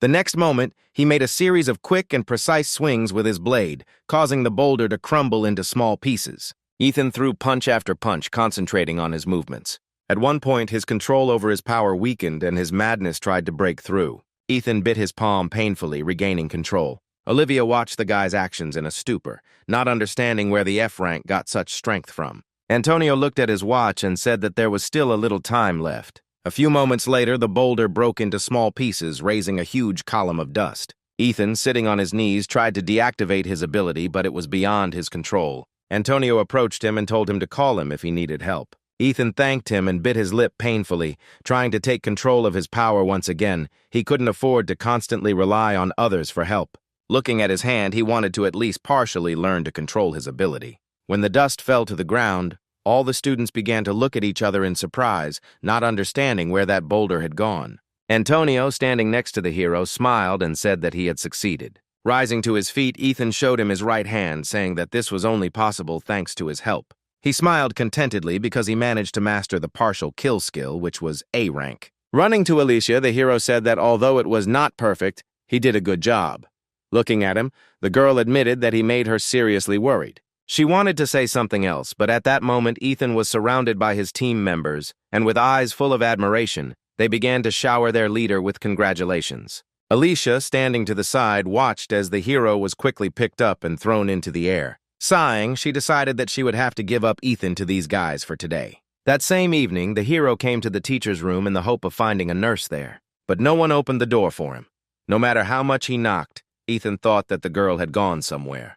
He was determined to wait for her arrival, because since the training had started, the guys from his room had never asked for help to restore their stamina, and in his thoughts he had not noticed the approaching footsteps. When the man with bags in his hands asked who was there, Ethan turned his attention to him. He looked at his teacher in surprise. The man asked irritably what Ethan was doing here, since he had been told earlier that he couldn't come here without permission.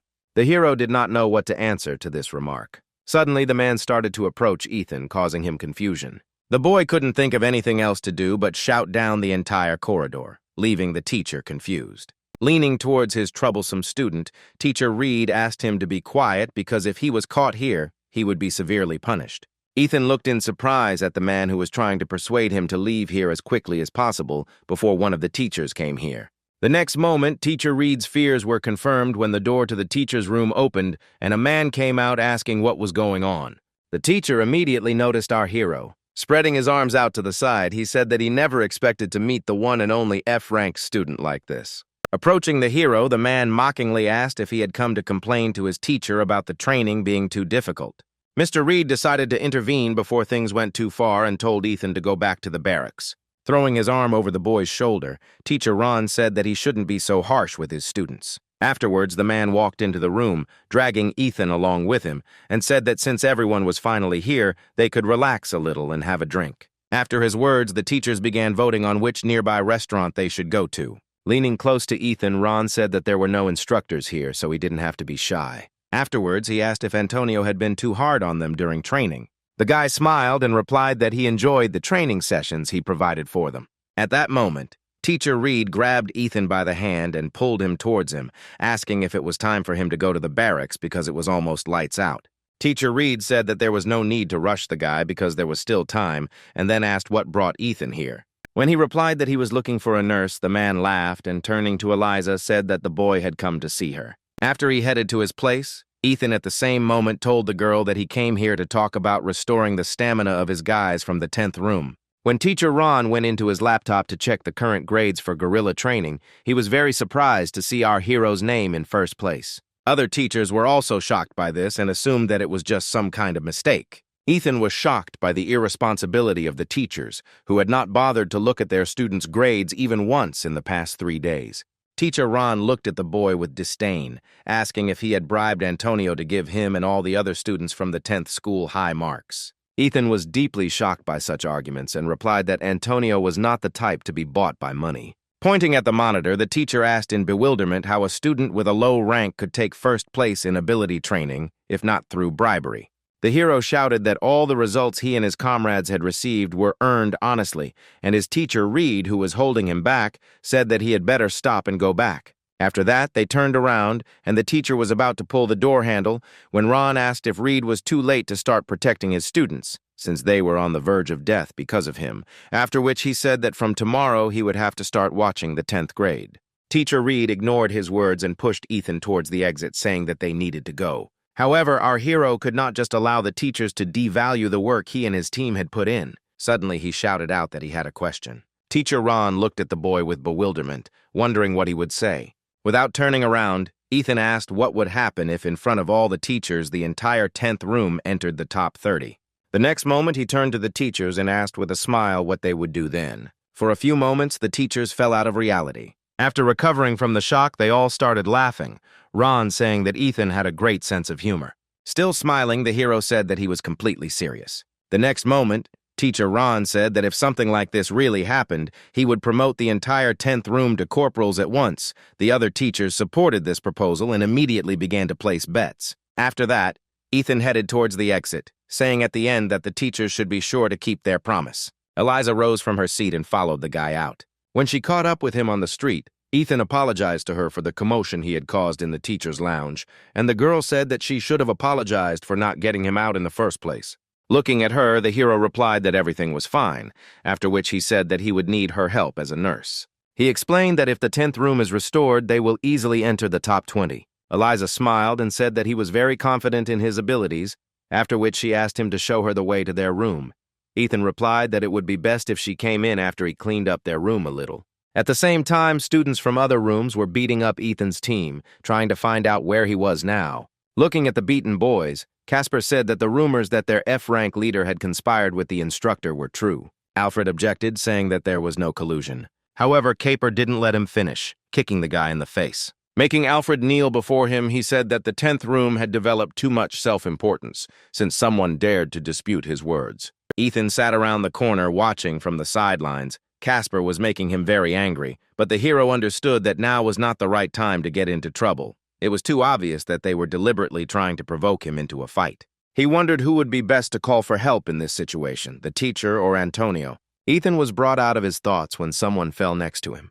The next moment, the hero's face changed. Nick lay in front of him, shaking in pain. When the guy told Ethan that he better not get involved in this, common sense left our hero's body. Turning around, Casper said with satisfaction that Mr. Deceiver had finally decided to honor them with his presence. Approaching him, Ethan asked what Casper wanted from his team. The bully ignored the question addressed to him, after which he asked if the hero was taking on too much, deciding to try on the role of the main one. Ethan wasn't going to listen to all this, and said that if Casper left right now, he would keep quiet about what happened. Bending down, the bully asked what he was going to do otherwise. Casper said that most likely the hero would run to complain to Antonio, who was covering for him, or to the teachers. Turning to his buddies, he declared that their number one was losing ground and was incapable of anything without cheating. Listening to these annoying taunts, Ethan's crazy side began to break through, and he had to bite his palm again to come to his senses. At that moment, Glenn appeared in the corridor. Calling out to Casper, he said that if he wanted to fight so badly, he should try his hand at training tomorrow instead of showing off now, after which he slammed the door to his room. However, Casper and his comrades ignored his words and began shouting for their leader to show this loser the power of the 7th rank. Ethan still stood there, covering his mouth with his hand, trying not to lose control of himself. He thought that if he entered into a fight now, he might lose too much later. The hero couldn't afford to just miss the opportunity that had arisen for him and his team to be noticed. Standing opposite him, Casper tried to get at least some kind of reaction out of Ethan, goading him in various ways. But the hero did not react to his words in any way. Then Casper assumed that he was so scared of him that he could not utter a word. The next moment, he activated the ability and decided to attack Ethan, extending his limbs. The hero didn't expect that this guy would decide to use his power in such a place. He turned around and was about to run, but the enemy's arms grabbed him, not allowing him to escape. A few moments later, Casper had completely enveloped Ethan's body. Looking into the eyes of his opponent, the hero chuckled that looking at his hands and feet, he looked more like a worm than the stick insect that they call him. Afterwards, Casper tightened his grip on the hero's neck, asking where he still had the strength to chat. Squeezing Ethan's entire body, the guy advised him to try cheating again, just like in training before he broke a couple of his bones. With every second, the grip on his neck grew stronger, and Ethan had practically nothing to breathe with. Looking at him, Casper asked with interest whether the hero would not even try to pull off some kind of trick. Ethan really didn't intend to do anything. He just wanted to let his opponent do whatever he wanted, and when he was done playing, he would leave satisfied. Our hero's team members couldn't just watch their leader sacrifice himself. They tried to divert Casper's attention to themselves. Looking in their direction, the guy asked with a grin if they would really dare to attack him. After his words, the guys from room 10 actually got up from the floor and ran towards him. Ethan watched this in horror, reminding himself that he just needed to be patient for a little while, and then the nurse would come. The next moment, Casper attacked the guys running towards him, throwing them back. When everyone was back on the floor, he said that if they were weak, they should sit below the grass and not stick their heads out. Shaking in pain, Nick stood up, saying that they had lived like this all their lives. But their leader was different. Ethan looked at him with confusion. Meanwhile, Nick continued, telling that he was also there that day when Glenn called Alicia to the roof. At that time, he was too stupid and full of strange beliefs. Even when Ethan stopped Alicia's punch, they still considered him inferior to them, since he was only an F rank. Ryan bowed his head and admitted that he had been there that day too. Nick turned his gaze to the hero, saying that he had been wrong all this time because unlike them, who only supported Glenn's cruelty, Ethan was the only one who tried to stop the fight, which is why he is much more amazing than them. These words touched our hero. The next moment, the boys got up from the floor and ran towards their offender again. Casper knocked them aside again with one blow. He said with irritation that since his words were not reaching them, he would have to show them everything with a concrete example. Ethan, looking at his guys, realized that he had been very wrong in thinking that everything could end so easily. After all, it was he who taught them not to give up. The hero remembered that he had promised Alicia that he would be able to get his rank badge within this week. It was because of his selfish desire that he went into a bet with the teachers, saying that his team would be able to get into the top 30. Just because he wants it doesn't mean that the other guys want it too. Ethan realized that today they would fight to the last, even knowing that their opponent was much stronger than themselves, because it was he who taught them this. The next moment, he created a dagger. Noticing this, Casper said with a grin that this was not the first time he had seen his pathetic ability. Ethan ignored his words and turned to his team members, telling them to listen carefully. Looking at Casper, he said that if they fought with only their strength, they would not be able to defeat even such a pitiful insect. Ethan relaxed his grip on his power and said that Casper was being too arrogant, relying only on his ability. The next moment, he threw off his opponent. Taking a stance, the hero said that it is not at all necessary to have a strong ability to win. Casper looked at the boy in front of him in confusion, trying to figure out how he had managed to free himself from his grip. The next moment, Ethan approached him. Having been shot in the leg, Casper fell to the floor with a loud scream. The hero looked at him with confusion, asking how, with his inability to endure pain, he managed to get 7th place in the ranking. Looking at Ethan standing in front of him, Casper began to beg him for mercy, saying that he was very sorry. The hero dispelled his ability and looked at him with arrogance, saying that he was too pathetic. Casper began to crawl back, seeing how the guy in front of him changed his gaze. But he didn't manage to get far. Ethan quickly caught up with him, and the next moment Casper's cry of pain was heard throughout the entire floor. Tying his hands into a tight knot, Ethan looked at his team, saying that they too could handle him without using their powers. Then he looked at Casper and asked with a smile if this was the specific example he wanted to show. The boy screamed in fear, afraid that he would be hit again. The next moment, he couldn't take it anymore and lost consciousness. Ethan got up from the floor and said that Casper was boasting about his strength in vain, but when it came down to it, he immediately passed out. All this time, his friends were watching from the side and recoiled in horror when the hero remembered their existence. Turning to them, Ethan asked with a smile that he should sort out all the trash. Their next morning began again with an exhausting run. Glenn still can't stop being amazed at how fast Ethan rushes past him. He really didn't understand what kind of monster you had to be not even be out of breath after 10 laps around the training field. The next moment, he noticed something strange. Looking around, the guy noted that the guys from room 10, unlike the previous days, were barely dragging their feet today. The instructors watched the students closely from their seats. Olivia looked at Eliza, asking about the condition of student number 7. The girl wearily replied that although with difficulty she had managed to restore his condition, but he had suffered a strong emotional shock, so it would take some time for him to be able to return to training. Rubbing the bridge of her nose, she added that she had also managed to patch up the guys from room 10 a little after the fight, but they still hadn't been able to regain their stamina, so today would be tough for them. Antonio sighed sadly after the girl's words, looking at Ethan's team. When the run was finished, he called our hero to him and asked if the guy had any idea why he had been called. Receiving his answer in the form of a nod, Antonio said that because of what happened yesterday, Ethan had been given penalty points. His eyes widened in surprise when he heard that he had been demoted back to rank 300. He had expected the punishment to be severe, but he didn't think it would be that severe. Afterwards, the instructor turned around and said that everyone was free to go to breakfast. Ethan had no choice but to accept it. He was lucky that the audience wasn't talking about his expulsion, otherwise everything would have been much worse. But his team couldn't take this news calmly. The guys called out to Antonio, saying that it was too unfair because the students from the first room started the fight first and they were only defending themselves.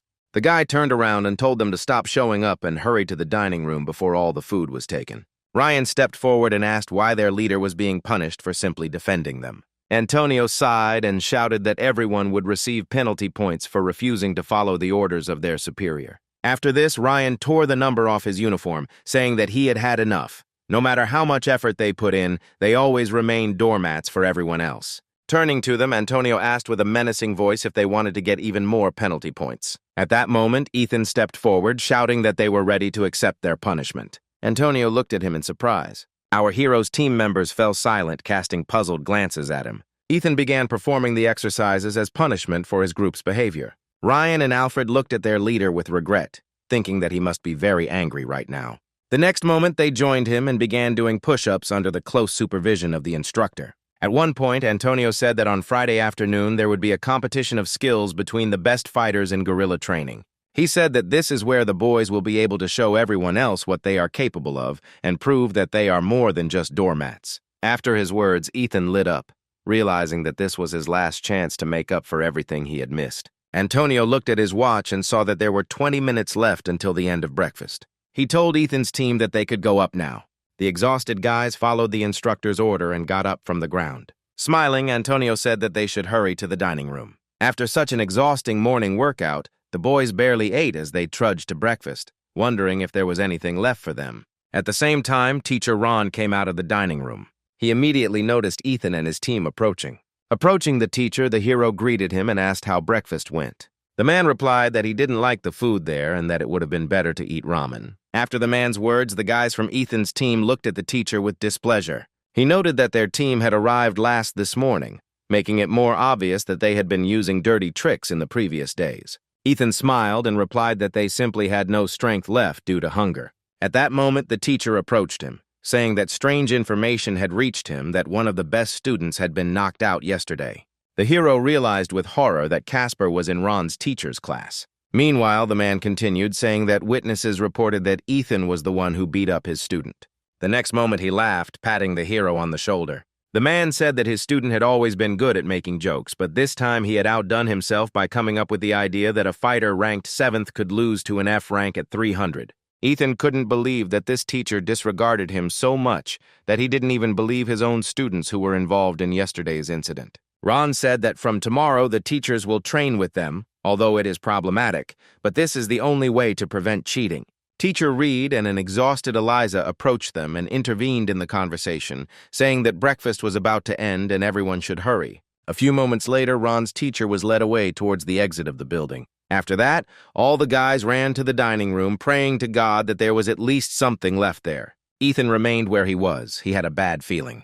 The next day, as promised, the teachers joined the students in training. Teacher Ron noticed that Teacher Reed wasn't even out of breath as he completed his 4th set of squats, 50 times each. Ron approached him and said that he expected nothing less from the gym teacher. He was doing a great job with the exercises. Olivia, who was observing the students, noted that the students were not in the best condition today. The teachers try to keep an eye on them, but because their training is going poorly, the students' mood is also off. She also noted that many have not been able to regain their stamina, so now they are just sitting it out. The students from room 10 were the ones that worried her the most. They became even more zombie-like, and to her surprise, this affected the motivation of the other teams as well. Ethan and his guys turned out to be much more helpful than she initially thought. Olivia looked at Antonio, wondering what he would do. The next moment, the guy told everyone to stop doing the exercises and listen to him carefully. Afterwards, he said that he understood perfectly well that many wanted to save their strength for the competition. So now, one person from each room would be chosen to participate in the training competition. Ethan became interested when he heard that the room that scored the most points would be going to rest for the rest of the training. The next moment, he stepped forward, introducing the 10th room. Teacher Reed wanted to follow him out as a representative of the teacher's room, but Ron came up and said that he would feel too sorry for the children if they stood up to the gym teacher, so he would go himself. Reed looked at the man walking forward in confusion. A couple of minutes later, the remaining students also chose their representatives and they came forward. Ethan thought that getting first place and then having a rest would be pretty cool, but if he overdid it now and spent all his energy here, he wouldn't be able to show himself in the competition. The next moment, Teacher Reed approached him, saying that with him, our hero would not be able to cheat. At the same time, Antonio began to explain the rules, saying that students who finished one exercise move on to the next. Those who do not make it in time are eliminated. Then he added that everyone else, except for the team representatives, should return to training. The time Antonio spent explaining the rules was enough for our hero to decide that for the sake of the guys on his team, he should no longer hold back. A couple of minutes later, they moved on to doing exercises. The teacher, who was full of energy, unlike the students, completed the exercises with ease. Looking at him, the other students were afraid that they might fly out too quickly. A few moments later, their fears were confirmed, and Antonio said that the students from rooms 4, 7, and 2 had left. Looking at them, Teacher Ron grinned contentedly. However, when Ethan, who was standing next to him, said that he had already finished the 9th exercise, the man looked at him in surprise, thinking that this guy was much faster than he thought. At the same moment, Antonio announced the elimination of several more students. Ron remembered that this Ethan was only an F rank, and it wouldn't be difficult for him to beat such a weakling with a little effort. A few minutes later, the hero announced that he had completed the 11th exercise, causing the man to freeze in shock. Looking at their confrontation, Alicia realized that it would not end so quickly and had absolutely no desire to take part in it. As she stood up and headed towards the rest of the boys, Antonio announced that the first room was out. Meanwhile, the hero continued his competition with the teacher. Ahead of him by several exercises, the man could not overtake him, which greatly irritated him. As Ethan began his third set of exercises, teacher Ron struggled to keep up with him, glancing irritably at the boy every now and then. The man was already on the verge of fainting when the hero announced the completion of the 9th task of the 4th approach. The next moment, the teacher looked at Ethan with fury and said that he could not sit and watch the hero's team get an undeserved rest. On the 7th attempt, the man couldn't take it anymore. Under Ethan's surprised gaze, he gave in, saying that this guy was a real monster. After that, Antonio said that the teacher's room was out, and the students from room 10 could go into the shade and rest until the end of the training. Once outside the field, Ethan's comrades asked about his condition with worried faces.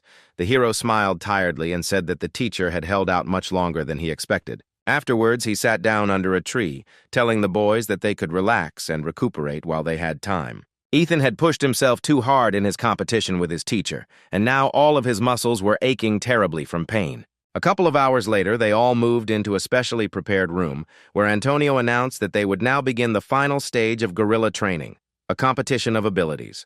Glenn, standing waist-deep in mud, clicked his tongue when the instructor said that some people might be unhappy with this because they didn't have anything special. Antonio advised them not to write themselves off prematurely because there would be surprises in store for them in this competition. Clenching his fist, he said that he believed that students would be able to find the strength within themselves to get rid of their shortcomings, turning them into their strengths. As he was about to go into details, a joyful voice came from behind Antonio. Principal Roger, who entered with the teachers, said that the boy had done a good job all these days. Without taking his eyes off Antonio, the man said that as the battalion commander, he considered his presence necessary at such an important event as a competition of the abilities of his precious fighters. Antonio bowed, greeting the director. Afterwards, he hesitantly said that it was he who the man had left the partisan training to. The director replied that the competition was the last part of the preparation, so he had to be present at it. Antonio sighed and took the folder of documents from Olivia's hands. Afterwards, he handed it over to the director, saying that it was a competition plan. The man took the papers handed to him, and looking through them, he said that he had not made a mistake in entrusting this matter to Antonio. Having studied only the very beginning, he closed the folder and handed it to teacher Ron, saying that it was all too confusing, so he would make everything simpler. The next moment, his voice came from the speakers mounted on the wall. Ethan felt that Roger's presence here did not bode well for him. Looking at the students, the man said that he would now explain the rules of the competition to them. He said that the competition would be held both with and without the use of the ability. Anyone who ends up outside the field is immediately eliminated. Those who raise both hands are also considered losers. The same applies to those who lose consciousness during the fight. After this, the director announced that the briefing was over. Antonio approached him and asked how the man was going to separate the students. The next moment, Roger came to his senses, saying that he forgot to tell the most important thing. All 300 students would take part in this competition at the same time. The students looked at him in confusion when he said that in this royal battle, each of them would be assigned a certain rank. Meanwhile, the man continued, saying that the longer they lasted, the more points they would get, and if they helped eliminate other participants, they would also get points. At that moment, Eliza approached him, reminding him about the safety bracelet and the rule regarding those who break it. Showing everyone his wrist with a bracelet, Roger said that each of the participants should get a protective bracelet from the nurse. It is designed exactly the same as the one used in previous competitions. It absorbs the damage received and breaks. Usually, a broken bracelet means defeat. But if someone wants to continue the fight, Roger will accept their persistence and allow them to continue participating. Eliza was horrified by the man's words, and Olivia could not believe that he had pushed aside all of Antonio's plans for such a stupid idea. Ethan looked at his watch, thinking that he had no choice. He needed to try to hold out as long as possible and get more points. Although he managed to restrain his power yesterday, in his current state it might be too difficult for him. Seeing the students' surprised reaction, the principal said that they must learn to remain calm in any situation. The next moment he looked at the wall clock and saw that it was already 2 minutes past 2 o'clock in the afternoon. Afterwards, he said that they would start at exactly 2 o'clock. Alfred said with disappointment that they wouldn't even be given time to get used to the mud they were standing in. Ethan looked at Antonio. He looked at the students sympathetically. The director announced 2 harsh conditions for this competition, which went against what they had been working on throughout this week. A few moments later, when the clock struck exactly 2, the director announced the start. Michael immediately picked his target and told his guys that they should focus on the unarmed Glenn. Hearing this, the guy shuddered.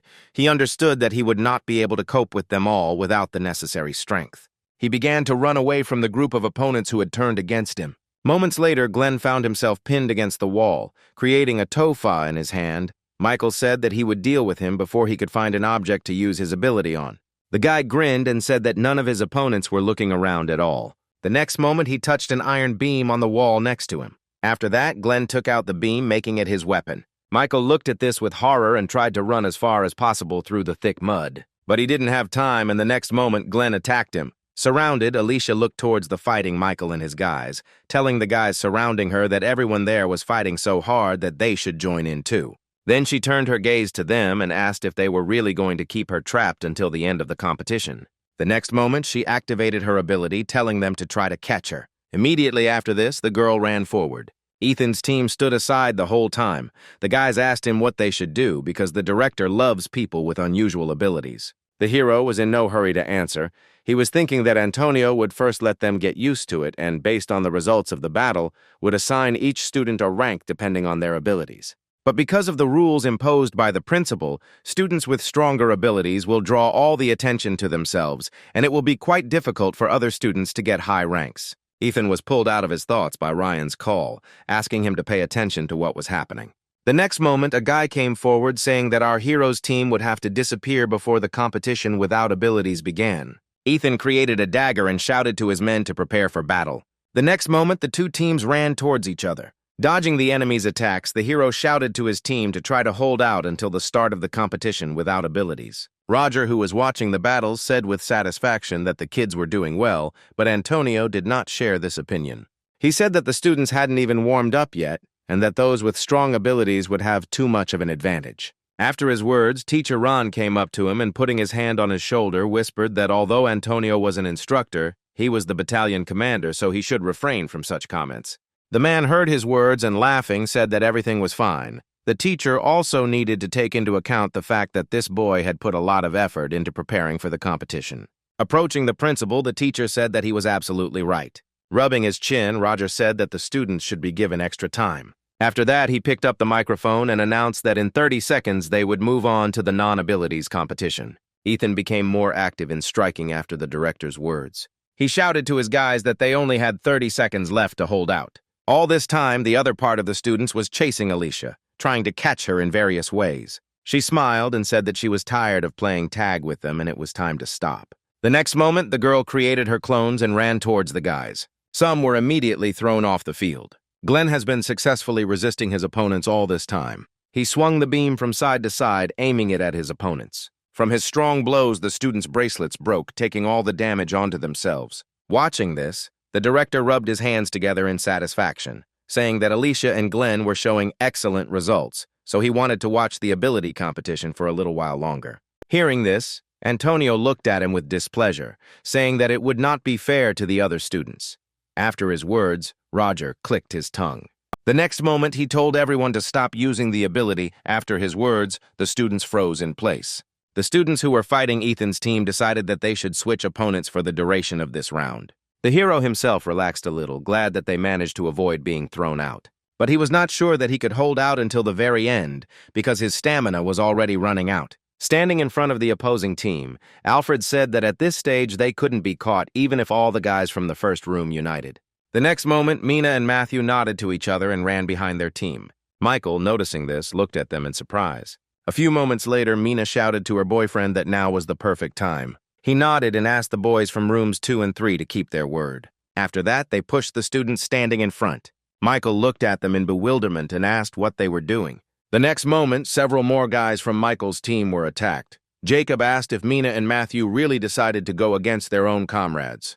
The girl replied that the first thing they needed to do was get rid of the competitors. So while everyone was resting, they managed to make arrangements with other rooms. Matthew admitted that at first he doubted whether they would succeed, but the situation worked out well when all the students were drawn into the brawl. After his words, Michael was attacked and thrown into the water, not giving him the opportunity to rise. At the same time, Ethan's team watched everything from the sidelines, waiting for orders from their leader. The hero looked at his guys, noting that they were also at their limit.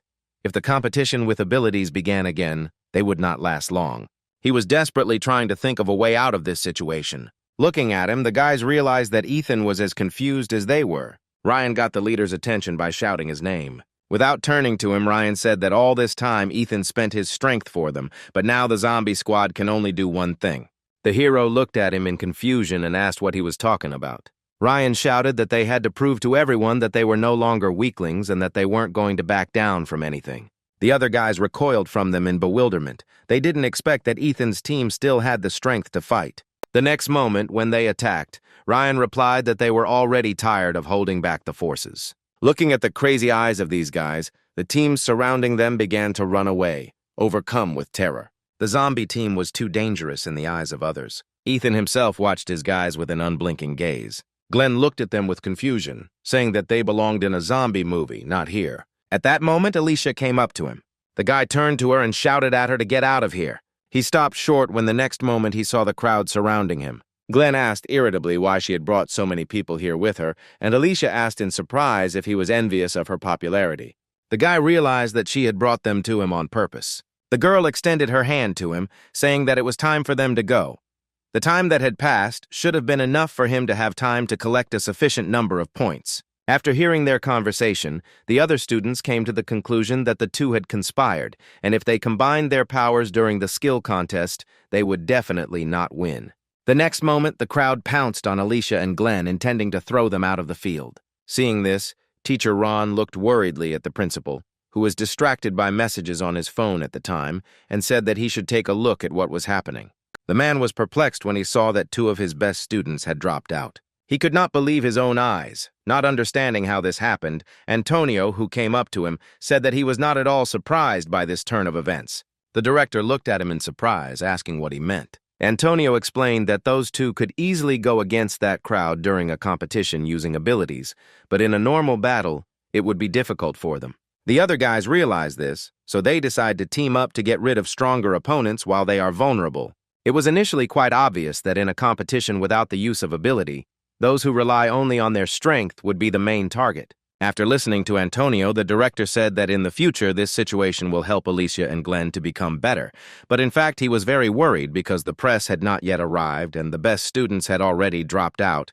The last hope he had left was the guys from the first room. However, a few moments later, they too were eliminated, much to Roger's horror. Grabbing Ron's teacher, he demanded an explanation from him of everything that was happening here, why all the strong students were dropping out so quickly. Antonio watched Ethan and his team of zombies with a smile. An irritated director Roger looked at his phone. He thought it would be a quick brawl where only the strongest would survive, so he told the reporters to come here. The next moment, he grabbed the microphone and announced that in 30 seconds there would be another ability competition. All this time, Ethan stood watching his team. He smiled sadly, thinking that he could help them, but it turned out that he himself seemed to be saved. At that moment, one of the guys standing nearby shouted that even though Ethan was stronger than them in a normal fight, he was far inferior to them in a battle of abilities. Afterwards, Austin pointed to his comrades standing behind him. The hero wondered out loud whether he would be able to control his ability now that he was not in the best condition. Coming closer to him, Austin mocked him and asked what he was muttering to himself. Suddenly, Matthew called out to him and said that they should move away from Ethan right now, which caused confusion among the others. He tried to keep his comrades out of danger by warning them that Ethan was too dangerous alone. Matthew saw the fight between our hero and Casper that happened a few days ago. Then he firmly decided to stay away from Ethan. Suddenly, the director's voice came from the speakers, giving permission to use the abilities. Austin turned to our hero with a smug smile, saying that he would now be thrown out of the competition in disgrace.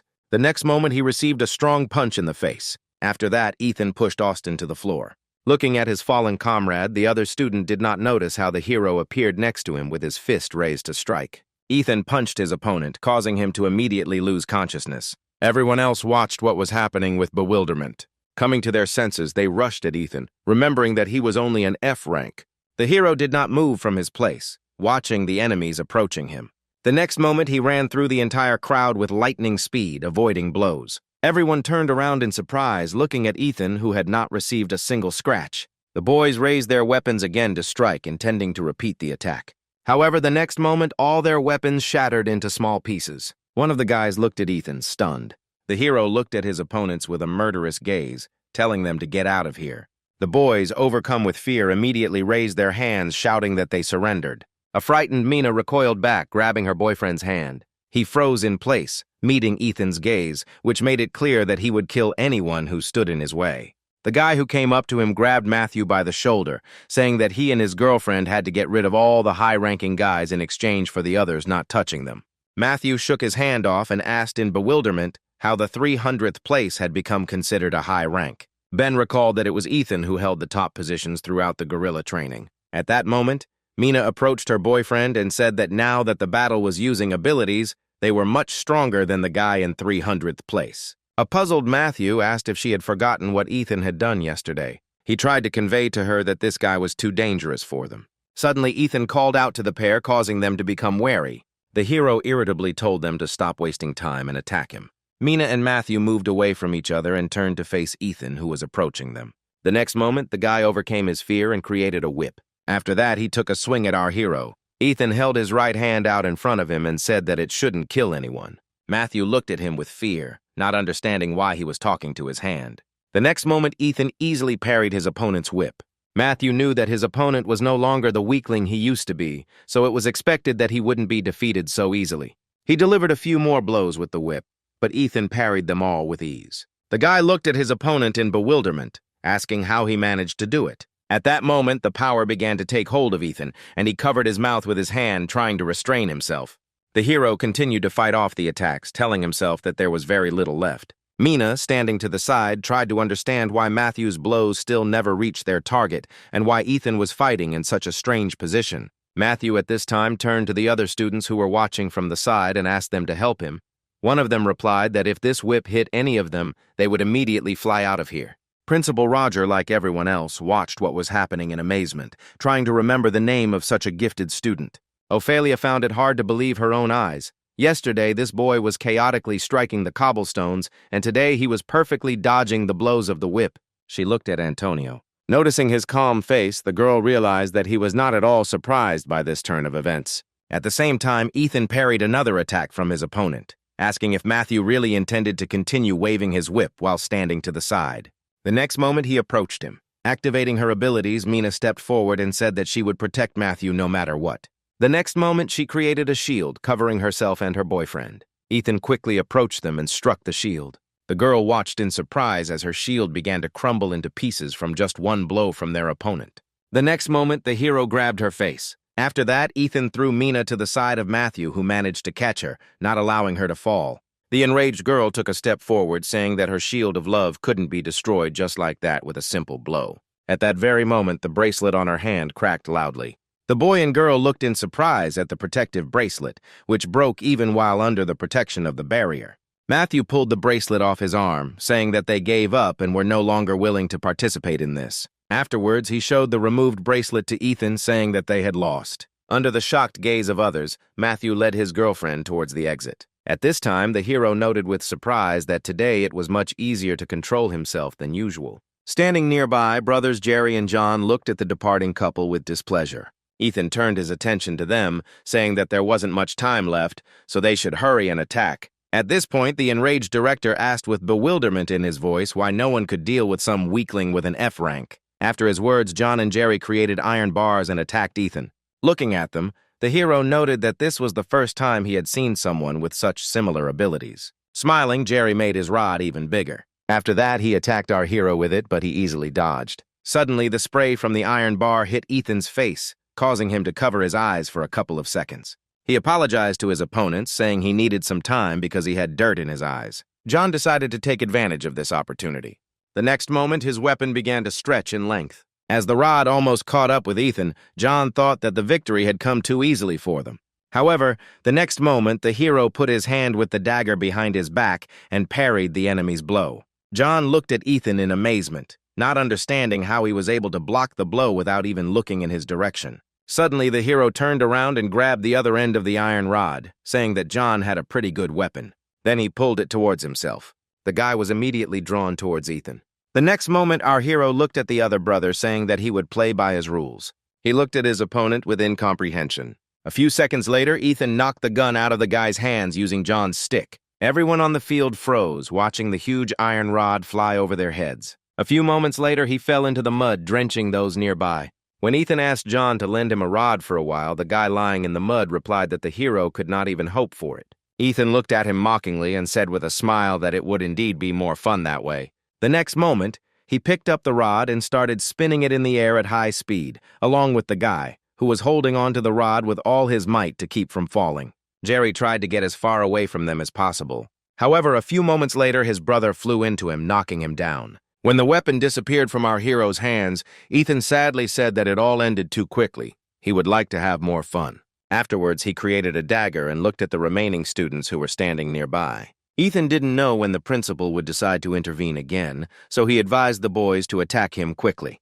They assumed that the hero was up to something, so they decided to surround him, overwhelming him with numbers. Teacher Reed had been watching his student all this time. He couldn't believe that he had actually managed to go so far. He knew that Ethan had started training a lot lately, but he stubbornly continued to ignore this fact. And he didn't pay any attention to him because he was sure that Ethan would soon leave this school due to his low rank. The man looked at the hero with regret. He remembered the day Ethan came to him and asked a strange question about souls. Then he just laughed, not even thinking about taking Ethan's words seriously. As a teacher, he should help students become better, but then he was full of prejudice and did not even try to help him, thinking that it would not bring any result. Teacher Reed covered his face with his hand, holding back tears. The next moment, he couldn't hold back and burst into tears, which puzzled the director. Ignoring him, Reed shouted through tears for Ethan to show everyone what he was capable of and prove that souls could not be divided by rank. The irritated principal told Teacher Ron to do something about his colleague. A few moments later, he dragged the sobbing man towards the exit. When the teachers finally left, Principal Roger turned his attention back to Ethan, completely confused about what was going on and why all the students who should have been the center of attention were eliminated at the very beginning. And now some F-rank is pulling the blanket over himself. The man decided that he needed to remove Ethan at any cost before the journalists arrived here. He remembered that for some students, competing using abilities would bring more advantages, but for those who specialized in close combat, it would be difficult for them to deal with everyone at once. The next moment, the man grabbed the microphone and announced that everyone should stop using their abilities immediately. Antonio looked at the man in bewilderment, his actions completely lacking common sense. Ethan looked at the director and said with a smile that he had tightened the rules too much, since now he doesn't even give 30 seconds. But this was only to his advantage. Looking at the wall behind him, from which Glenn had pulled out a beam not long ago, he noted that it was quite thin. The next moment he struck the wall, the hero thought that breaking it would be much easier than messing around with this whole crowd. After his blow, deep cracks appeared all over the wall. Ethan moved away from the impact site. A few moments later, the wall collapsed, creating a huge hole. The sudden bright light caused all the students to cover their eyes, and one of them shouted that Ethan had broken through the wall to blind them and escape. Smiling, the hero replied that he had no intention of running away anywhere. Then he nodded his head towards the hole through which all the dirt was draining down and said that they would back out. The students looked ahead in surprise. The next moment, a strong current pulled them down. Olivia sighed, saying that the building was only recently built. Thus, Ethan got rid of 104 opponents at once. When all the water and mud was outside the field, the hero took off his shoes and threw them aside. Afterwards, he headed towards the remaining students, saying that there was only a little time left. When Ethan rushed at the guy standing closest to him, he said in horror that he couldn't lift his legs. The hero grinned, because that was why he took off his wet shoes, which slowed him down. The director's rage grew stronger and stronger. He couldn't believe that a whole crowd couldn't handle just one guy. Antonio, standing behind him, understood that the purpose of this training was to teach the boys to make decisions and work as a team. But because of the individual assessment system, everyone began to put themselves first.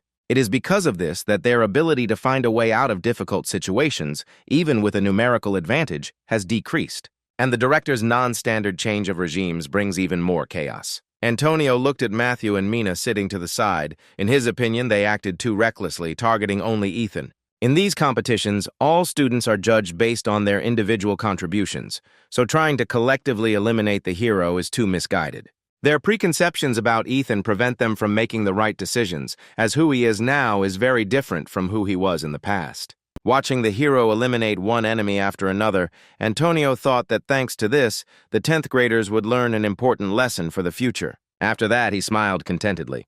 The students surrounding Ethan did not dare to come closer to him. Suddenly, the hero felt a strong weakness. This did not escape the notice of the other disciples, and they all ran towards him, intending to overwhelm him with numbers.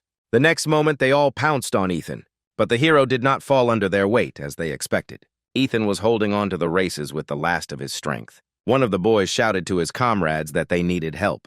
The next moment, several more people fell on top. Ethan could not stand it and sank to the floor. The director rejoiced as he watched this. Suddenly, the editor-in-chief called him. He answered the call, saying that the editor could now come inside. After hanging up, Roger grabbed the microphone and shouted that everyone could start using their powers again. After smiling slyly, he said that he expected amazing results from the remaining participants in the competition. Suddenly, Ethan began to rise. The man was dumbfounded when he noticed this. Meanwhile, the same boy shouted out that they needed more help.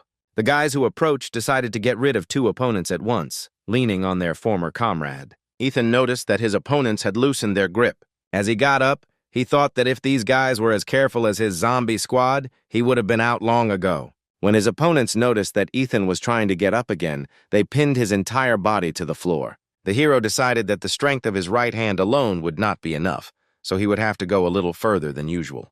The next moment, he jerked to his feet, throwing off all his opponents. It took him a few moments to regain control of the power, not allowing it to take over him. He raised his head and said with a smile that they were all just a bunch of weaklings. The director turned purple with anger. All his plans were rapidly collapsing.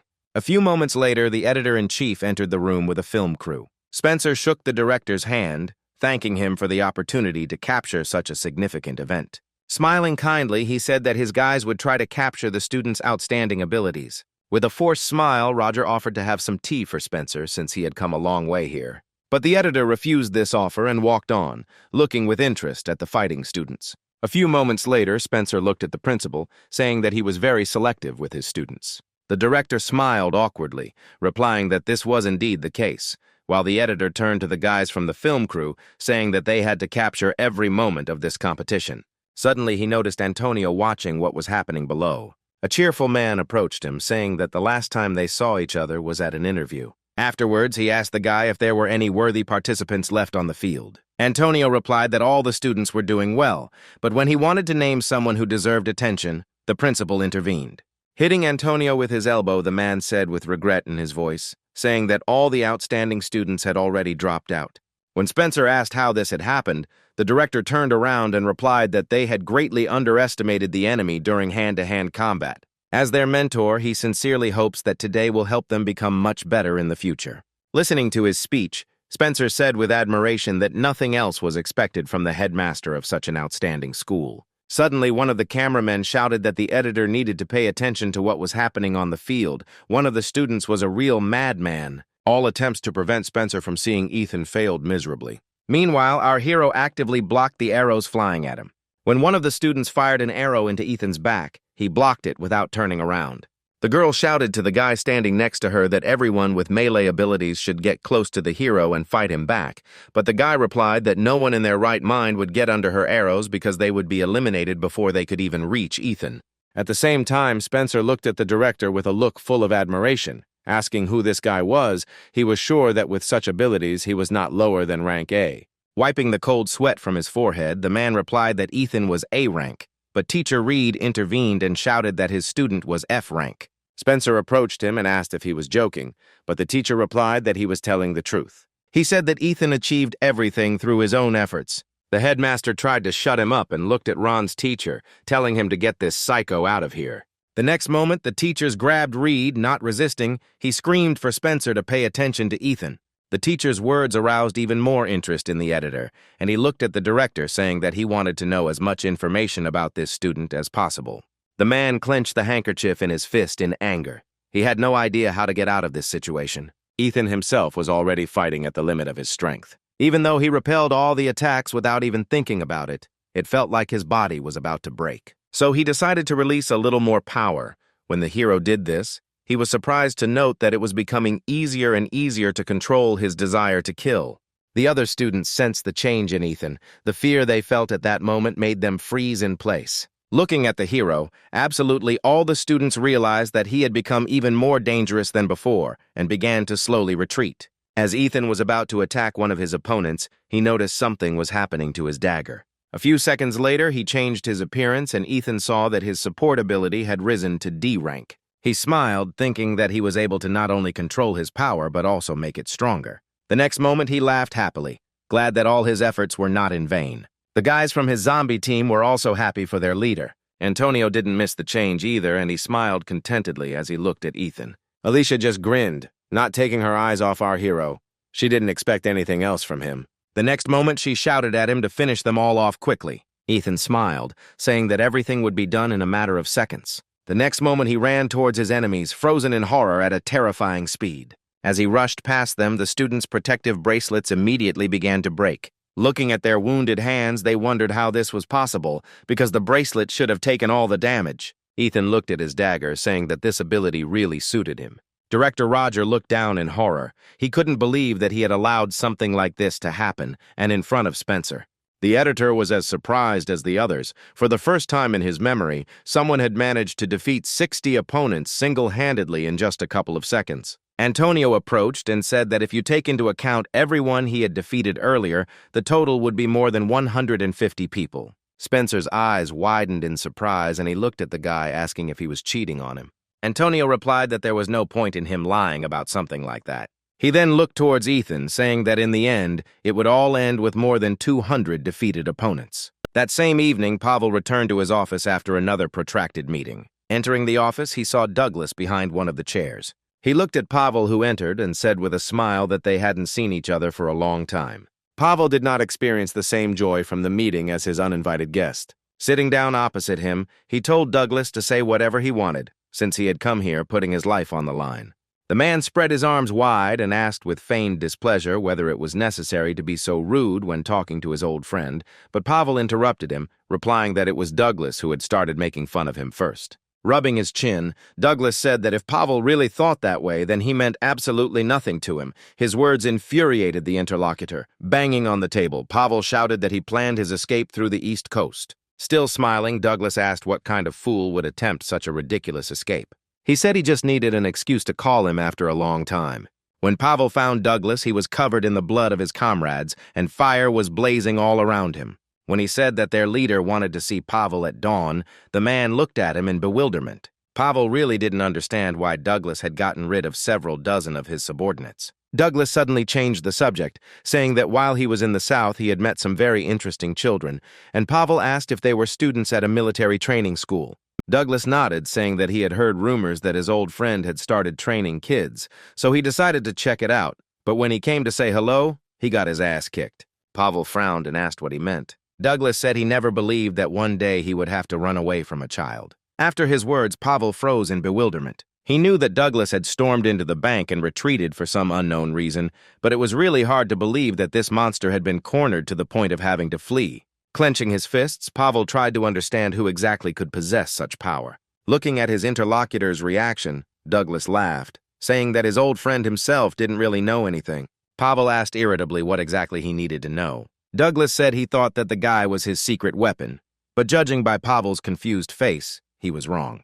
The man stood up from his seat, demanding a normal answer from Douglas. He said that he had no intention of telling him anything. Looking at him with a wild look, Douglas said that he had an unexpected harvest.